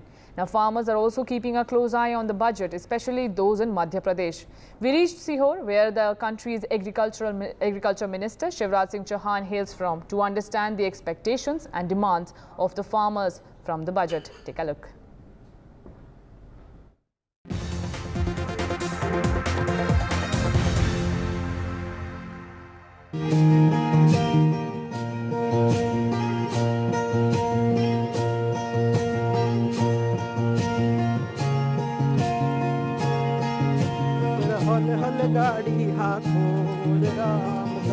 Mama Ji or Shivraj Singh Chauhan is the new Agriculture Minister of India, and the farmers of Madhya Pradesh have a list of demands and expectations that they hope will be addressed in this union budget. These are the country's food providers. Once every year at the time of union budget year, they look to Delhi with hopes. So we have reached Sihor, the home of country's Agriculture Minister Shivraj Singh Chauhan comes, the district where around 3.50 lakh hectares of land is cultivated in Kharif and 3.56 lakh hectares in Rabi, where 86% of the cultivated area is irrigated, where soybean, paddy and maize are cultivated. Sihor's Sharbati wheat has carved its own identity not only in the country but also globally. Rameshan Verma was seen tying a turban in Chanderi village of Sihor. He's a big farmer, mostly growing wheat and soybean crops. He wants cooperative banks to increase the loan limit. There are also some demands on MSP and storage of produce. जैसे जिला सहकारिता bank में किसानों की जो है limit 10,000 रुपये पर एकड़ है, उसको बढ़ा के मतलब जो है 50-60 हज़ार एकड़, बाकी दूसरी बैंक उन 60,000 दे रही है, तो जिला सहकारिता बैंक को भी जो है 60,000 करना चाहिए उसको बढ़ा के नहीं। और 0% ब्याज में मान लो जो है 10,000 रुपये दे रहे हैं, दूसरी बैंक 7% में जो है 60,000 रुपये दे रही है, तो इनको भी जो है जिला सहकारिता बैंक के लिए भी मतलब जो है कि हम केंद्र में सरकार से ये निवेदन करते हैं कि इसकी जो है लिमिट बढ़ाई जाए। कृषि यंत्र के ऊपर जैसे उन्होंने मान लो सब्सिडी दे रहे थे, वो सब्सिडी उन्होंने ख़त्म कर दी, तो वो सब्सिडी चालू करें वापस। और जीएसटी मान लो कृषि यंत्र के ऊपर जीएसटी नहीं लगना चाहिए। Bane Singh Rajput prioritizes technology in his fields and also practices organic farming. However, he is upset with the delay in getting seeds. He also wants the market for selling organic products to be accessible and middlemen should be eliminated. आदरणीय यशस्वी प्रधानमंत्री से निवेदन करना चाहता हूं कि किसानों को जो समय पे बीज दिया जाता है उस समय के आधारित पर दिया जाए और नई पद्धति का चयन करके समय पे बीज दिया जाए। अभी मेरे को बीज दिया था जो बोनी होने के बाद में बीज उपलब्ध कराया गया, और वो बीज उपलब्ध कराया गया था कि जो किसान ने 4 साल पहले उसका चयन कर लिया गया। आदरणीय प्रधानमंत्री से निवेदन है कि जैसे आप 6,000 दे दो तो 10,000 करें, उसके साथ साथ किसानों को जो जीएसटी अनुदान पे जीएसटी लगाई जा रही है उसे खत्म करें। Anup Mewada is a small farmer. The Madhya Pradesh government has promised an MSP of 2,700 on wheat. He wants the centre to increase it further.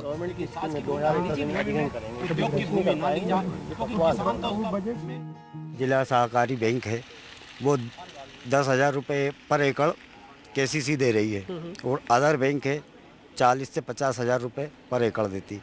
तो हम यही आशा करते हैं प्रधानमंत्री जी से कि ये जिला सहकारी का जो लिमिट है वो 40 से 50,000 रुपये पर एकड़ की जाए। एनएसपी पे ये गेहूं पर बढ़ना चाहिए भाई, जो इन्होंने 2700 करा था वो 3,000 हो जाए। MS Mewada is a very popular among the farmers in Sihor. He roams around the village solving many farmers' problems. वो जनपद सीओ मैडम आई और पीएच का एसडीओ आया और तहसीलदार आया। Now he is directly requesting Mama Ji for an increase in Kisan Samman Nidhi. He also hopes the finance minister's kitty has something new on the issue of crop insurance.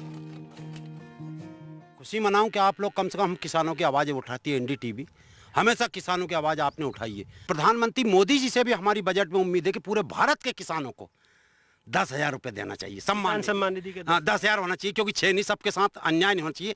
KCC हमारी अभी limit बढ़े, जैसे अभी 1 एकड़ पे bank जो है 40,000 रुपये देती है, उस लिमिट को बढ़ा के 1 लाख रुपये कर दे।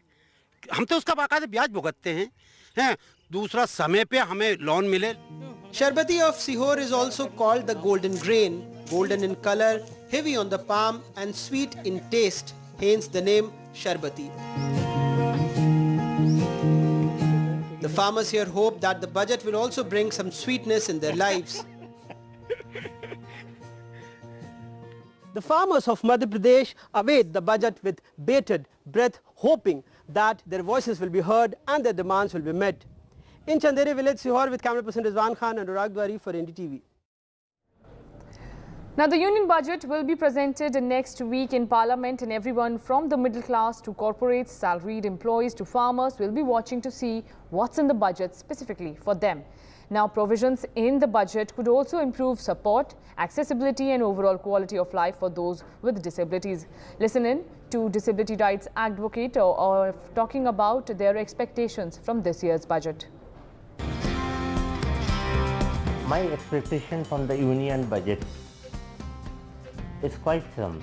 At this point of time, the expenditure that happens on disability sector is less than 0.3% of the total GDP. I want that total expenditure to grow to at least 0.6 to 0.7% of the GDP, so that more people with disabilities are getting impacted, and also the economic empowerment is something else that I am looking forward to for people with disabilities, because unless we put economic empowerment as a priority after the trainings that we provide the person with disabilities, the economy will not flourish.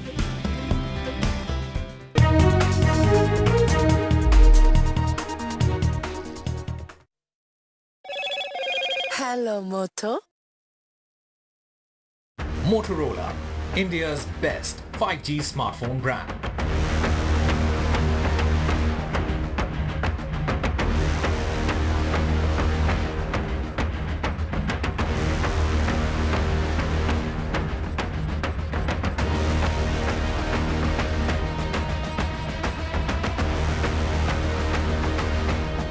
In association. Get the magic of the best working for you now.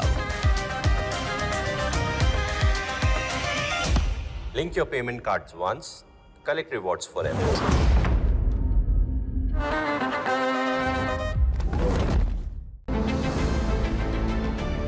MSMEs are the backbone for the country's economy. They account for 45% of exports. Frequent changes in GST tariffs and norms has proven to become a very tough issue for the small micro units. The budget should be in a growth-oriented budget. So we should bring more manufacturers into the fold of GST. Particularly for micro and small-scale industries, kindly give us a export benefit incentive to us. But for a micro or small-scale industry to go up, there should be a hand-holding mechanism which is definitely required.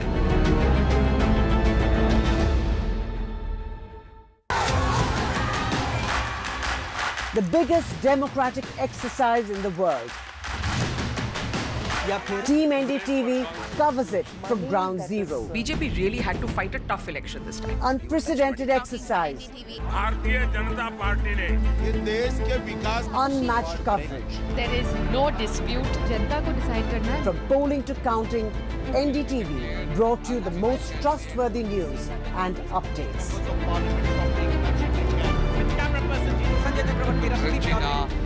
Elections mean NDTV.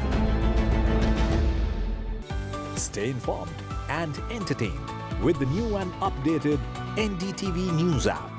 You can watch all our channels live, listen to podcasts, read breaking and exclusive news from around the world and more. Download the NDTV app today and get access to the best journalism and storytelling on your smartphone or tablet. The NDTV app. News that matters to you. NDTV proudly upholds its legacy of trust and credibility, according to the prestigious Reuters Institute's Digital News Report 2024. NDTV is the topmost news platform in the country. Number 1 in both online and offline reach in India. Beating all its competition, NDTV stands for trust.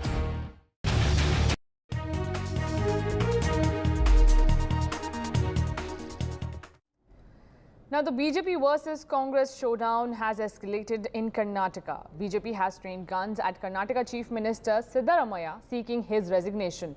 Now, as per BJP, and that's what they are claiming, that the state is riddled in multiple scams due to corrupt Sarkara in the state. And hence, BJP has also claimed that Karnataka Chief Minister's involvement in this cases like Mysuru Urban Development Authority and his ministers are accused in Karnataka Maharishi Valmiki Scheduled Tribe Development Corporation case have made him unfit to be the Chief Minister in Karnataka. Now, this has come after there has been ongoing protest on streets in Karnataka against the Congress government in the state. Meanwhile, the Congress government in the state has claimed that all these cases or as per the BJP scams are just a political witch hunt by the BJP to target the Congress government in the state and topple the Chief Minister Siddaramaiah Sarkara in the state.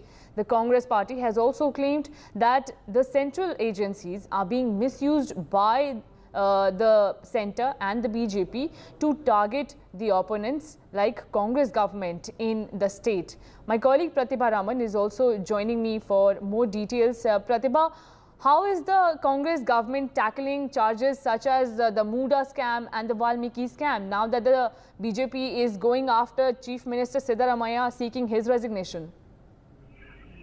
Well, yesterday the Karnataka Assembly witnessed a lot of ruckus with the BJP getting into the well of the House, protesting against the Chief Minister as well as the Congress government, pointing out the different alleged scams.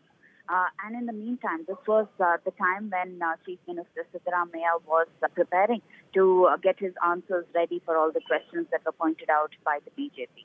And in fact, the CM Siddaramaiah went on to speak to the media as well as on the floor of the House, where he suggested that when he is ready to give all the answers, when the Congress has been all the while patient to hear all the allegations that have been levelled by the BJP, why not the BJP give a listening ear when it comes to the CM's answers?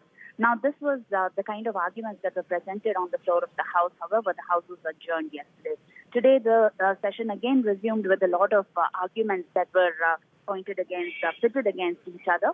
And the House has been adjourned again for about 10 minutes now.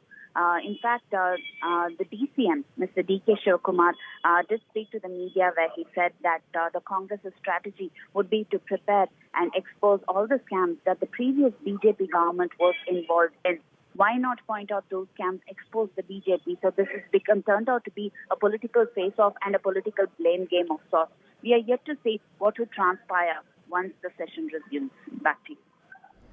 Right, Pratibha, and the BJP will not easily let go of these scams like the Muda scam and the Valmiki scam that the Congress has found itself in. Thank you so much for all the details, Pratibha, and joining us on NDTV. Viewers, don't go anywhere. We're slipping into a very short break.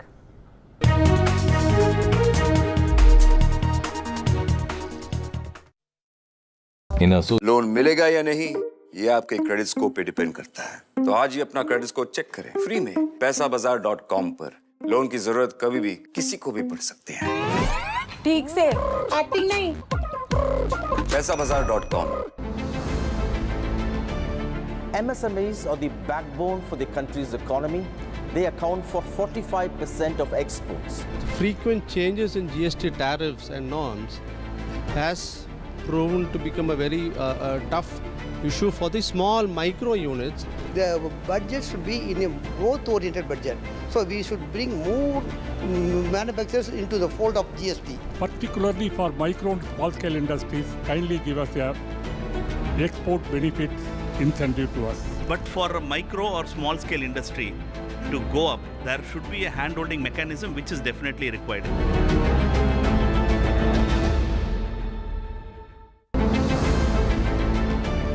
MSMEs are the backbone for the country's economy.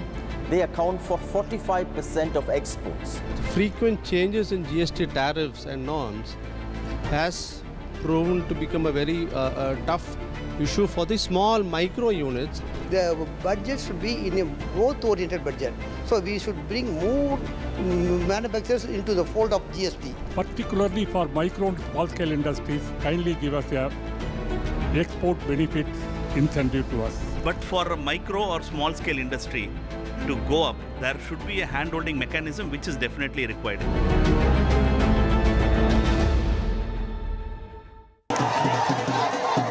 After great victory by Indian team, and today we are reporting from Mohali International Airport where we are showing these visuals. Arshdeep हमारे साथ हैं. वो performance सही सारे दी थे बढ़िया results मिले. We are in the city of Kanpur today because they have their champion back home, Kuldeep Yadav. Desperation for each and everyone to go there and win the World Cup, and we did it.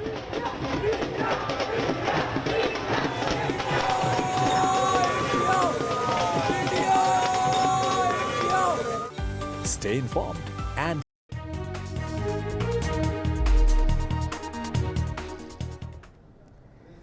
Now, the four-day Republican National Convention just wrapped up with a lengthy speech by former U.S. President Donald Trump. His first since an assassination bid was taken place in Pennsylvania on Saturday. Trump formally accepted the Republican presidential nomination and for what he said would be the first and only time he countered the assassination attempt. Listen in.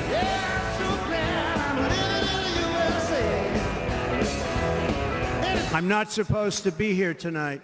Not supposed to be here. No?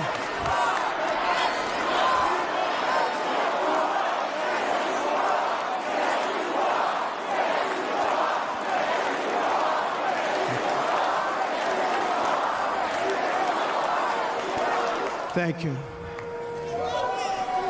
But I'm not. And I'll tell you, I stand before you in this arena only by the grace of Almighty God. The crowd was confused because they thought I was dead, and there was great, great sorrow. I could see that on their faces as I looked out. They didn't know I was looking out. They thought it was over.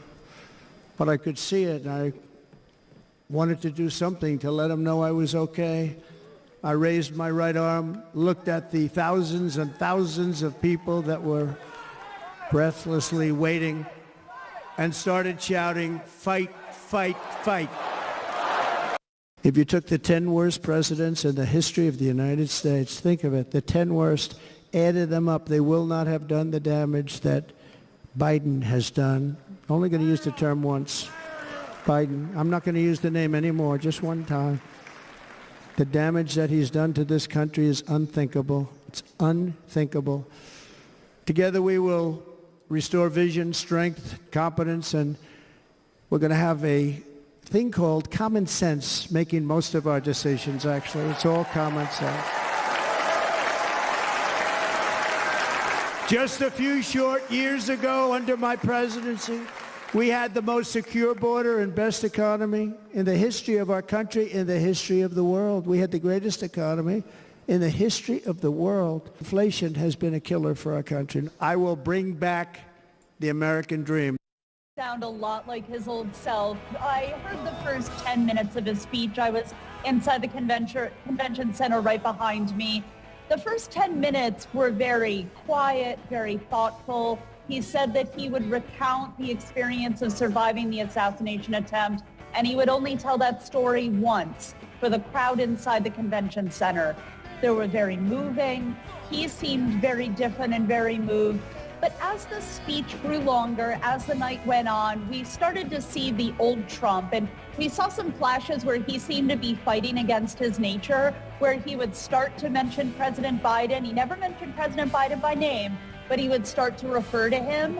He would go back to some of his familiar themes about the killing fields of our cities, about the crime and anger of illegal immigrants in this country. All of the familiar things we've seen from President Trump over these past 9 years came back tonight in this speech. He did mention, though, that he had been told by Franklin Graham, the pastor, and by others that he needed to dial back the language, he needed to dial back the angry sentiments, and he seemed to be fighting against those two impulses throughout this evening's lengthy speech. And at 19, Isha Singh is among the youngest Indians to be an Olympian at the Paris Games. NDTV's Uma Sudhir got a chance to shoot questions to the shooting sports star, who says why meeting Prime Minister Narendra Modi was very reassuring for them ahead of Olympics. Take a look. So today I have the privilege of shooting the questions to Isha Singh, who is an Arjuna awardee. You are also Asian Cup champion and also world level champion, now selected among the youngest, in fact, to go to Paris for the Olympics. Does the big stage really unnerve you? What do you do to keep yourself calm? Well, I like to take gratitude in the opportunities I'm getting, and I feel that these stages that are becoming higher and higher that I'm going to is all because of my hard work, and it's definitely not an individual goal that I'm achieving. It's also like a teamwork of my parents, my friends and my family who have always been supporting me. And I'm just grateful for all these experiences that I'm getting that are making me grow as a person and as an athlete. You've been on the world stage many, many times, and this time because the name is Olympic, and then what are you going to be doing different in Paris? I like to believe that just because of a name or a title becomes any bigger doesn't mean that the competition changes. I think it's all in your head, and I would like to go and execute my game as I'm heading to the Olympics, and not go with a result-oriented mindset, but just follow my process and do my best. You were telling me earlier that, this time the team, you're kind of not taking any chances. What is the Indian team doing different this time? And when Gagan Narang and others are there, what do they keep drilling into your head? Well, we've been getting immense amount of support from the Federation, the NRI. They've been doing a very, very good job with us, and they're really trying their best to give whatever they can for the athletes for their best interest. And this time we have psychologists on board, we have an HPD with us, we have an amazing team of coaches, and I think the team has never been strong enough. And it's a 21-member team, if I'm not wrong, shooting team. Having so many members in the team, does it become a strength, or are there just too many? No, definitely it feels like we're all a whole team, even though it's an individual sport, but having your teammates there really boosts your morale. And yeah, we have a lot of unity, I can say, and since we have been traveling together for so long, really happy looking at the way everybody's achieving, and the amount of medals we got in the Asian Games also proves that you can have your hopes up high for us this Olympics. What is the most unexpected thing that they're asking you to expect at the Olympics? Well, I guess I wouldn't say it's unexpected, but having the best performance ever from the Indian team is something I can say. Okay, best wishes to you. So they're shooting for gold. That's what shooting for the stars we say, shooting for gold. That is what Isha Singh and her friends are going to be doing for us at the Paris stage. In Hyderabad, with camera person Nagraju, Uma Sudhir, NDTV. Well, with that, we are stepping into a very short break. Don't go anywhere. More news and updates on the other side.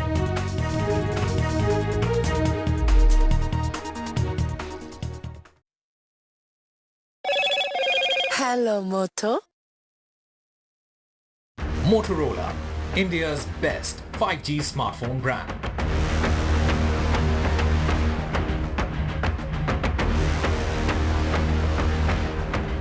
Maharashtra government submits report on trainee IAS officer case. Report submitted to centre after week-long probe. Junior police sends second notice to IAS Pooja. Maharashtra government probe alleged misbehavior by the IAS officer.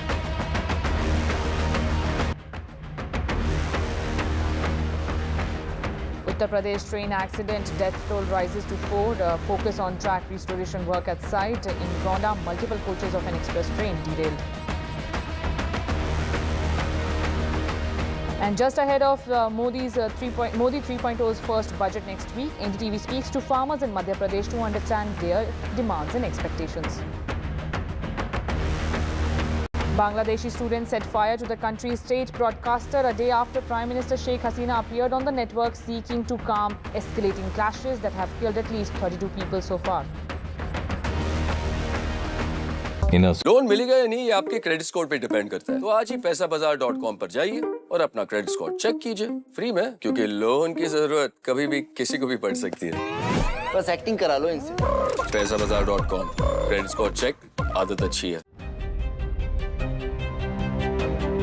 Hello and welcome to India Sense, where I speak with global opinion makers. The United States has made a strategic decision over the last 20 years to move closer to India.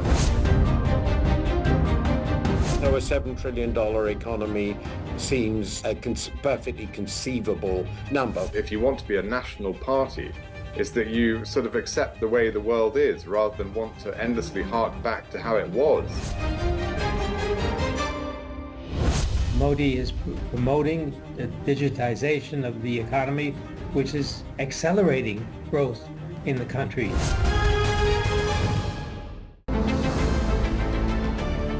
MSMEs are the backbone for the country's economy. They account for 45% of exports.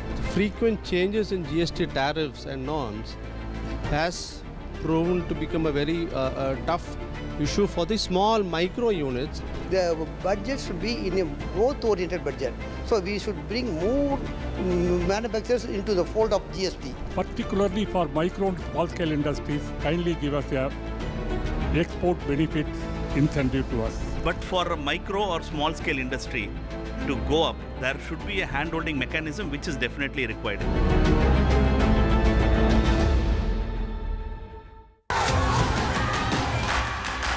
The biggest democratic exercise in the world. Team NDTV covers it from ground zero. BJP really had to fight a tough election this time. Unprecedented exercise. Unmatched coverage. There is no dispute. जनता को decide करना है. From polling to counting, NDTV brought you the most trustworthy news and updates.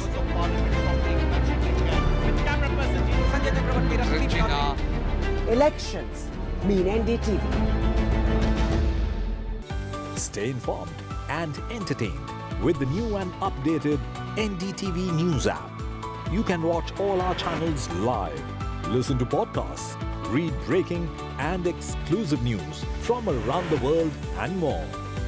Download the NDTV app today and get access to the best journalism and storytelling on your smartphone or tablet.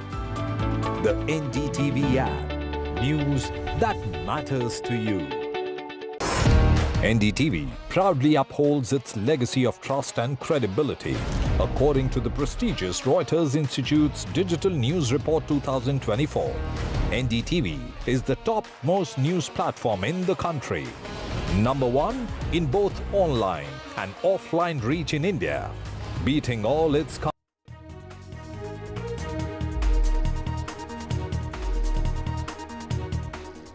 And now in our series of Remembering Kargil Heroes, NDTV is now bringing you the Kargil War Hero Squadron leader Ajay Ahuja Veer Chakra's story. Take a look.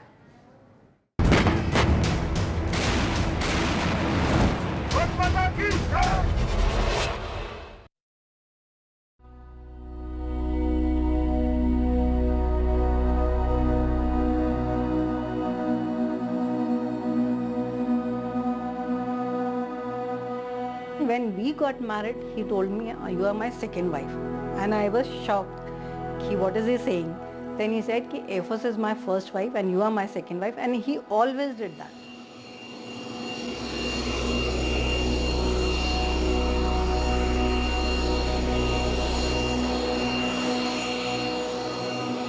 He was such a caring person. I mean, he didn't care only about me. He cared for each and every person he met.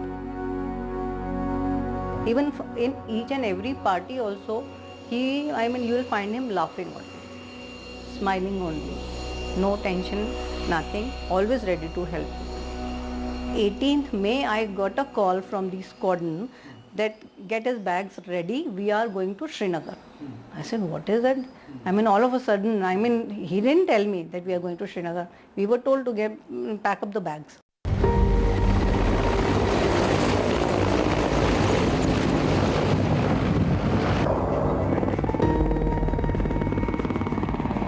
May was his birthday, so I thought they'll be coming back by 22nd May. 22nd when we spoke, then he said कि नहीं we are not coming, and बेटे की vacations were starting, so he said कि I'll send you the tickets, you both come to Srinagar, we are going to stay here for some more time.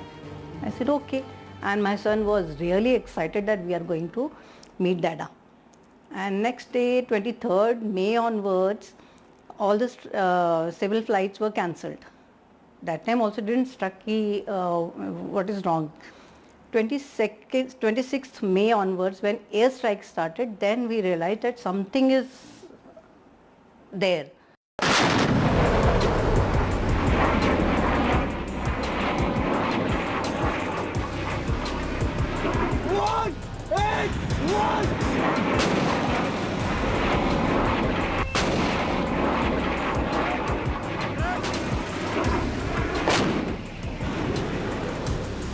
At 4 o'clock on 27th May, the station commander was in uniform and he came to my place with my friend, and Ajay told me that in case somebody comes in uniform, that means something is wrong.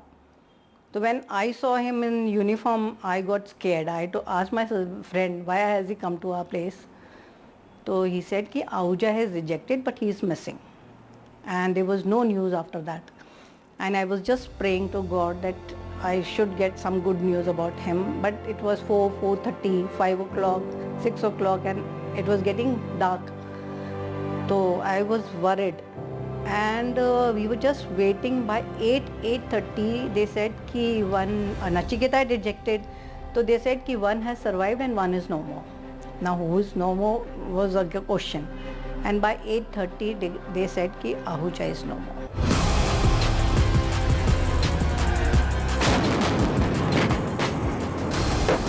This brave pilot, who only loitered over the area in an attempt to locate and spot the downed pilot, had been shot. Now this is a cold-blooded murder, an act of cowardice on the part of Pakistani regulars.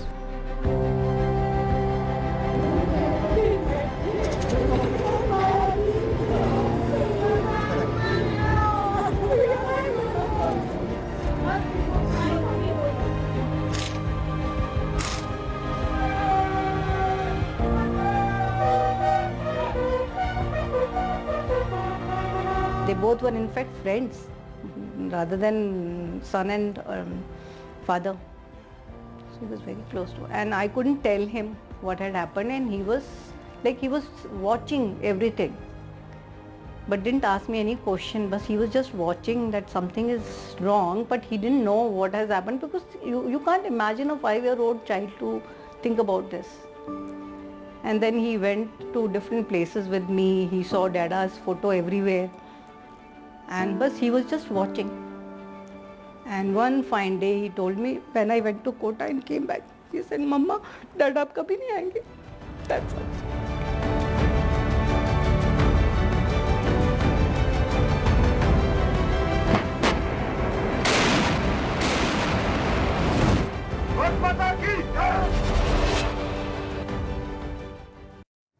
And finally, watch this. Guwahati assistant cop assisting the disabled people to cross a bridge.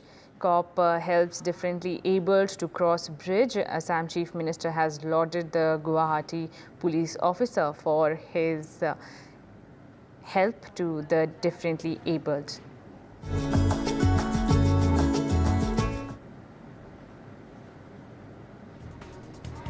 And that's all we could pack up in this bulletin, but don't go anywhere. Big breaking news coming right after the break.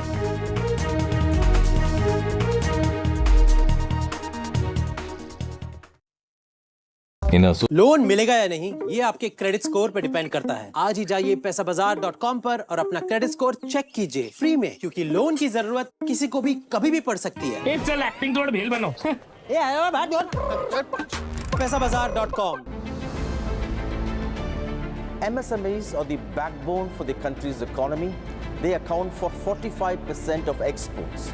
Frequent changes in GST tariffs and norms has proven to become a very tough issue for the small micro units. The budget should be in a growth-oriented budget. So we should bring more manufacturers into the fold of GST. Particularly for micro and small scale industries, kindly give us a export benefit incentive to us. But for a micro or small scale industry to go up, there should be a hand-holding mechanism which is definitely required.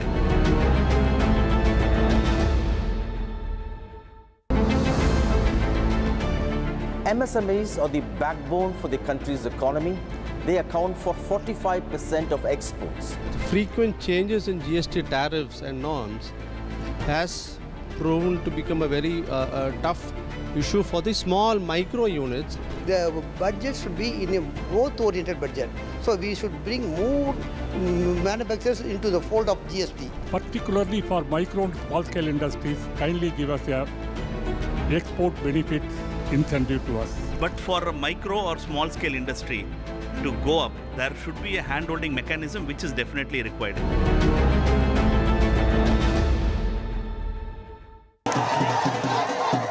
After great victory by Indian team, and today we are reporting from Mohali International Airport where we are showing these visuals. Arshdeep हमारे साथ हैं। बहुत ही performance सही सारे दी थे बढ़िया results मिले। We are in the city of Kanpur today because they have their champion back home, Kuldeep Yadav. Desperation for each and everyone to go there and win the World Cup, and we did it.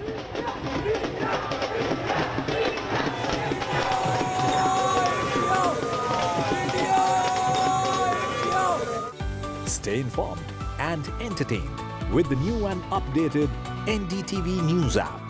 You can watch all our channels live, listen to podcasts, read breaking and exclusive news from around the world and more. Download the NDTV app today and get access to the best journalism.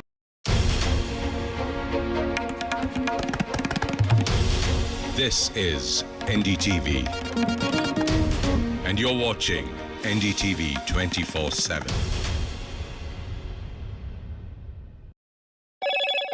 Hello, Moto.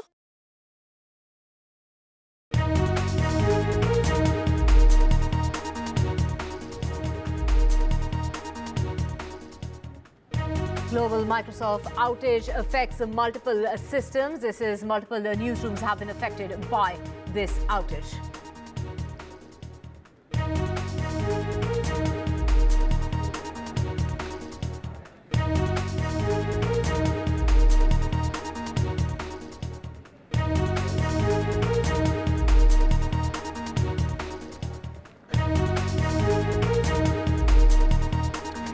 Criminal laws as far as the Madras High Court notice to the centre is concerned. The High Court notice to the centre over new criminal laws. This is a notice on the petition by the DMK leader. The petition challenged the constitutional of laws.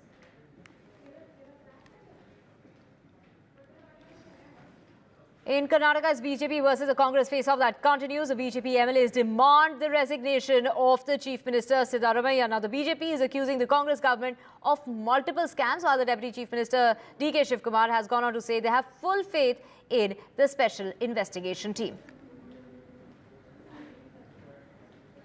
YSRCP chief writes a letter to the Prime Minister. We're talking about Jagannath Reddy saying that, talking about the targeted attacks as far as the leaders of the YSRCP and the cadre is concerned, calling it a complete breakdown of the law and order situation, saying there's a need for a central probe. He has asked for some time of the Prime Minister. So he's written that letter asking for some time with the Prime Minister. Politics heats up in poll-bound states. We're talking about Maharashtra and Haryana, with the Congress in Maharashtra to hold meetings and focus on cross-voters. So that meeting is underway. While in Haryana, they have launched a new campaign, while it is the Aam Aadmi Party that's decided to go solo on all 90 seats of Haryana.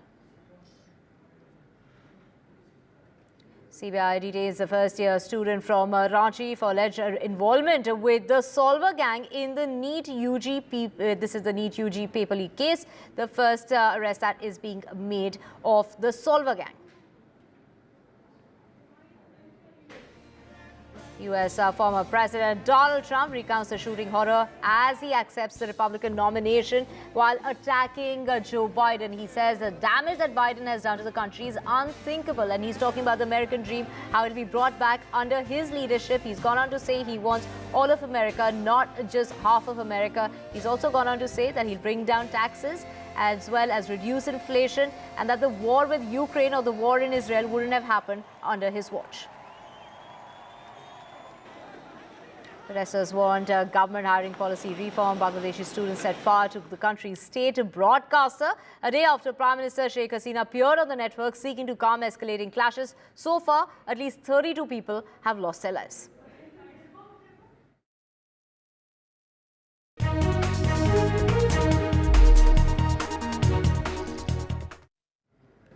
A very good afternoon. You're watching NDTV 24/7. I'm Divya Vadva. Let's get to your top story. That's a Microsoft outage that has struck users nationwide, limiting access across the country. Services including major banks and news outlets have been affected by the outrage, as well as systems including Gmail, Amazon and Australia Post. Now, the global Microsoft outage is affecting multiple systems, and to get more on this, we have my colleague Vishal joining us. Vishal, many news outlets have been impacted as well. We're talking about airline operations that are affected, users unable to access Microsoft services. We at our office are getting impacted here as well. That is right, Divya. So as we speak, at least 4 to 5 systems in our office itself, shut down suddenly, and they were not able to restart it. So in the beginning, we thought it's a local problem, but it turns out to be a global outage of Microsoft 365 services and some Azure services as also. So the latest report suggests that some flights in the US and also in India also some flights were grounded due to this outage. However, reports from the US suggest that outage has been resolved. Microsoft 365 status on the X website, X social media also says some of the outage situation has been controlled. But as we speak, there are some latest updates coming in from the cloud of Microsoft that says that impacted services may include but are not limited to Power BI, Microsoft Fabric, Microsoft Teams, Microsoft 365, Microsoft Purview and Viva Engage. So these are some of the services of Microsoft that might have been affected. Microsoft is regularly updating as to how it's trying to mitigate this situation. The latest update from Microsoft 365 status on the X website says that our services are still seeing continuous improvements while we continue to take mitigation actions. So as we've been reporting that they have taken some action and they have been able to counter some of these outages, but the global outage still remains. We are hearing that in India as well, some flights have been grounded. We are yet to confirm that, but reports are coming in from all over the globe that this service outage has impacted almost everyone. Bringing a lot of businesses to a grinding halt. As you mentioned, many flights that we are seeing have, in fact, that is being reported is that many flights in the United States have been grounded because of this outage. Take us through the other sectors of the industry that have been impacted. So as I mentioned earlier, some of the other services that could have been impacted as Microsoft has been declared on its live page. Some of the services are Power BI, Microsoft Fabric, Microsoft Teams, Microsoft 365, Microsoft Purview and Viva Engage. So these are some of the services that Microsoft provides, and all of these have been affected. And also the Azure medium of Microsoft has been affected. So it seems to be a global outage as we speak, but we'll get you the latest. As of now, the Microsoft 365 status is reporting that services are still seeing continuous improvement. So they have been able to somehow mitigate this, but as we've been reporting, it's a global outage and it still needs to be handled. Right, from what we're hearing from Microsoft is that, they are trying to restore this issue. They're trying to fix the problem. How long has this problem been going on? It's been at least the first time it was reported was at least 3 to 4 hours ago, and suddenly airlines were starting to stop their services, and then newsrooms started getting affected. Sky News from the UK had to shut some of its shows, had to air some documentaries, and in our office also some systems were affected.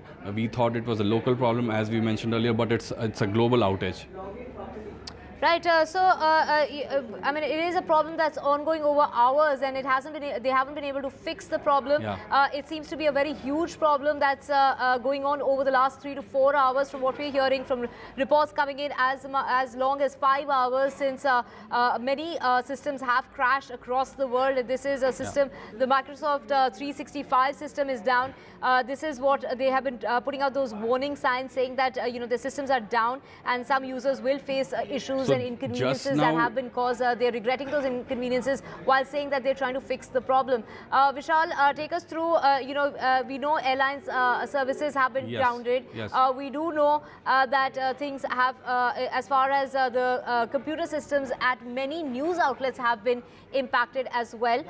Let's just also first get our guest in. We have Ankush Sabharwal, founder and CEO of AI and Tech Expert, joining us to get us more on this. Ankush, when was the last time we saw this kind of outage? I think we had seen around 4 years ago, especially in Mumbai data centers, because of extensive heat in Mumbai. I think the servers were down for around 5 to 6 hours in India.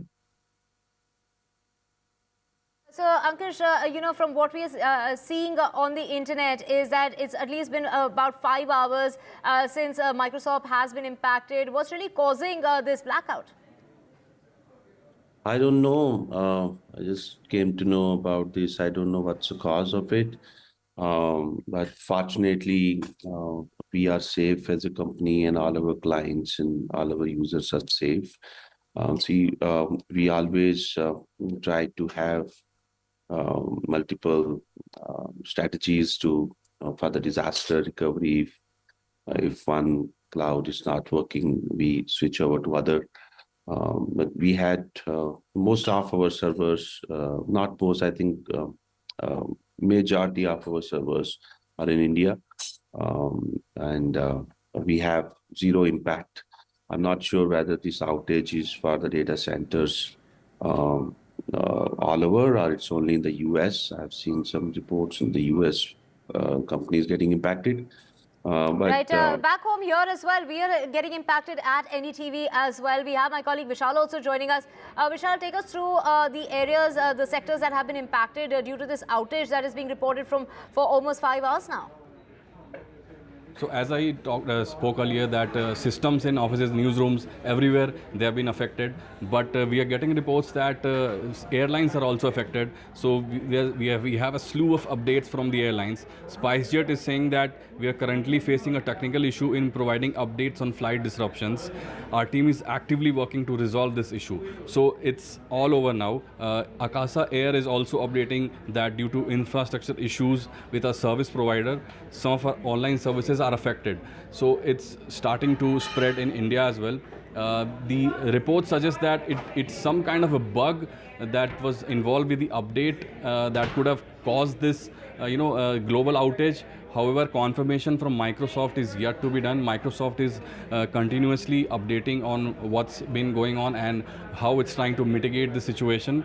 As I mentioned earlier, there are several services that have been affected, like Microsoft Teams, Microsoft 365, Azure services also affected, and now back in India, some airlines such as SpiceJet and Akasa Air have grounded flights, have not been able to process requests from their customers because of this outage. Right, Vishal, is this because they've been trying to update their system, update their Windows, and that is what has really caused this outage? Yes, so initial reports do suggest that it could be something related to the updates involved. There could have been some kind of a bug that was unintentionally introduced into the systems which caused this global outage. However, confirmation from Microsoft remains, and we have to note the fact that these outages do happen once every year, whether it's Microsoft, some other services, these outages do happen and affect millions of systems across the globe.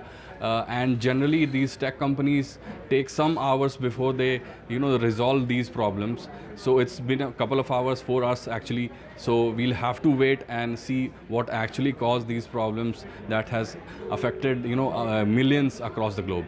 Ankush Sabharwal, of course, we have seen this outage, whether it's Facebook, Instagram, we've seen this happen in the past. How long does it usually take for this problem to get resolved, and what does one do in these situations? Yeah, so I think though we can be heavy in one service provider, but we should always have disaster recovery mechanism, always have plan B in the technical aspect. So you can have parallel, probably full load capacity failover, or maybe the mini version of fallback. But especially when you have services where millions of people are using it, and because of one service provider, there can be huge impact on financial reputation and so on. So we should not probably be dependent upon one service provider. That's probably the lesson. And again, as I said, I'm not sure about it, but again, even one service provider gives services in multiple regions for disaster recovery. So as I was saying, say we have servers in India, maybe as a backup, few of them we can have outside India. And even in India, there are 2 to 3 data centers from each service provider. So we should take probably multi-region approach so that we can handle our customers in this kind of situations.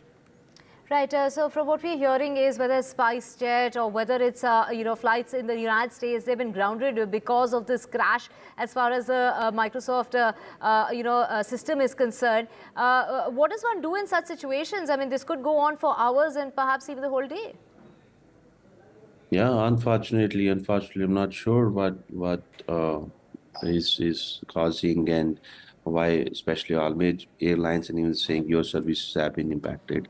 As I was saying, we are safe, and so we also use GCP, Google Cloud majorly, and we also use some of Microsoft services. I'm not sure why. I have checked with my team as well.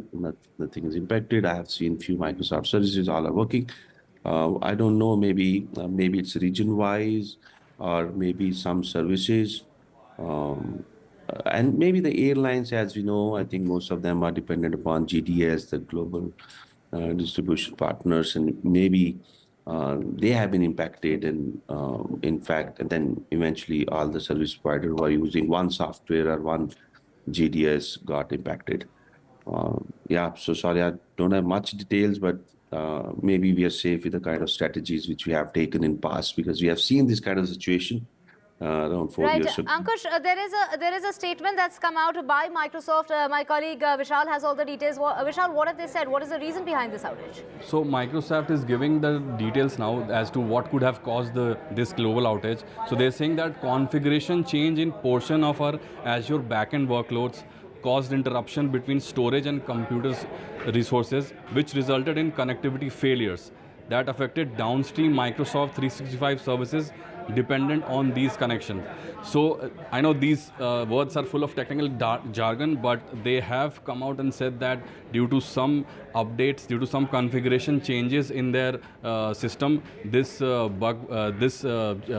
and this global outage was a result of this configuration change. Microsoft has just updated on that. It's on their cloud page. So how they are going to mitigate this problem is what remains to be seen, and we'll get you the latest then. Right, Vishal, from what we'd heard also is that Microsoft was changing the way it updates its Windows, introducing checkpoint cumulative updates. Could that also be something that's led to this outage? Again, that remains to be seen as to the exact reason, but they have come out with an initial statement saying that some kind of configuration change in their system caused this global outage, which resulted in grounding of flights across US and now also in India. As I mentioned earlier, airlines such as Akasa Air and Spice Airlines, they have also said that their flights are affected and urged the customers to be patient as they have not been able to book flights also. Reports are suggesting that. So, and as I mentioned earlier, systems across newsrooms, across offices who use Microsoft, they have all been affected. So it's a major outage affecting millions of people and millions of systems across the globe. Right, of course. Let's also just, get our viewers that update has been put out by the airline. So let's just also talk about SpiceJet, like you mentioned. They put out a message on X saying we are currently facing a technical issue in providing updates on flight disruptions. Our team is actively working to resolve this issue. We regret for any inconvenience caused and will update you once the issue is resolved. Thank you for your patience and cooperation is what SpiceJet has gone on to put on X. And also, like you mentioned, it is Akasa Air, which has also, grounded its flights and saying that due to infrastructure issues with our service providers, some of our online services, including bookings, check-in and managing booking services, will be temporarily unavailable. Currently, we are following manual check-ins and boarding processes at the airports and hence request passengers with immediate travel plans to reach the airport early to check in at our counters. We sincerely regret the inconvenience caused and want to assure you that our teams are working with our service providers to resolve the same at the earliest. But now we do know what really has caused this outage. It is an outage at Microsoft, which is causing this outage, whether it's flights here in India or it's flights in the United States that are being reported to have been grounded because of this outage by Microsoft. They had said that their cloud service outage in central United States region was resolved after it led to grounding and cancellation, but it continues. Even though they had said that they've kind of resolved the matter, they're now saying that it continues and they are still trying to fix the problem, which is ongoing at the moment. So the report suggesting as of now that they're investigating issues with their cloud servicing in central United States, which has caused that grounding and cancellation of several flights. So many flights that have been grounded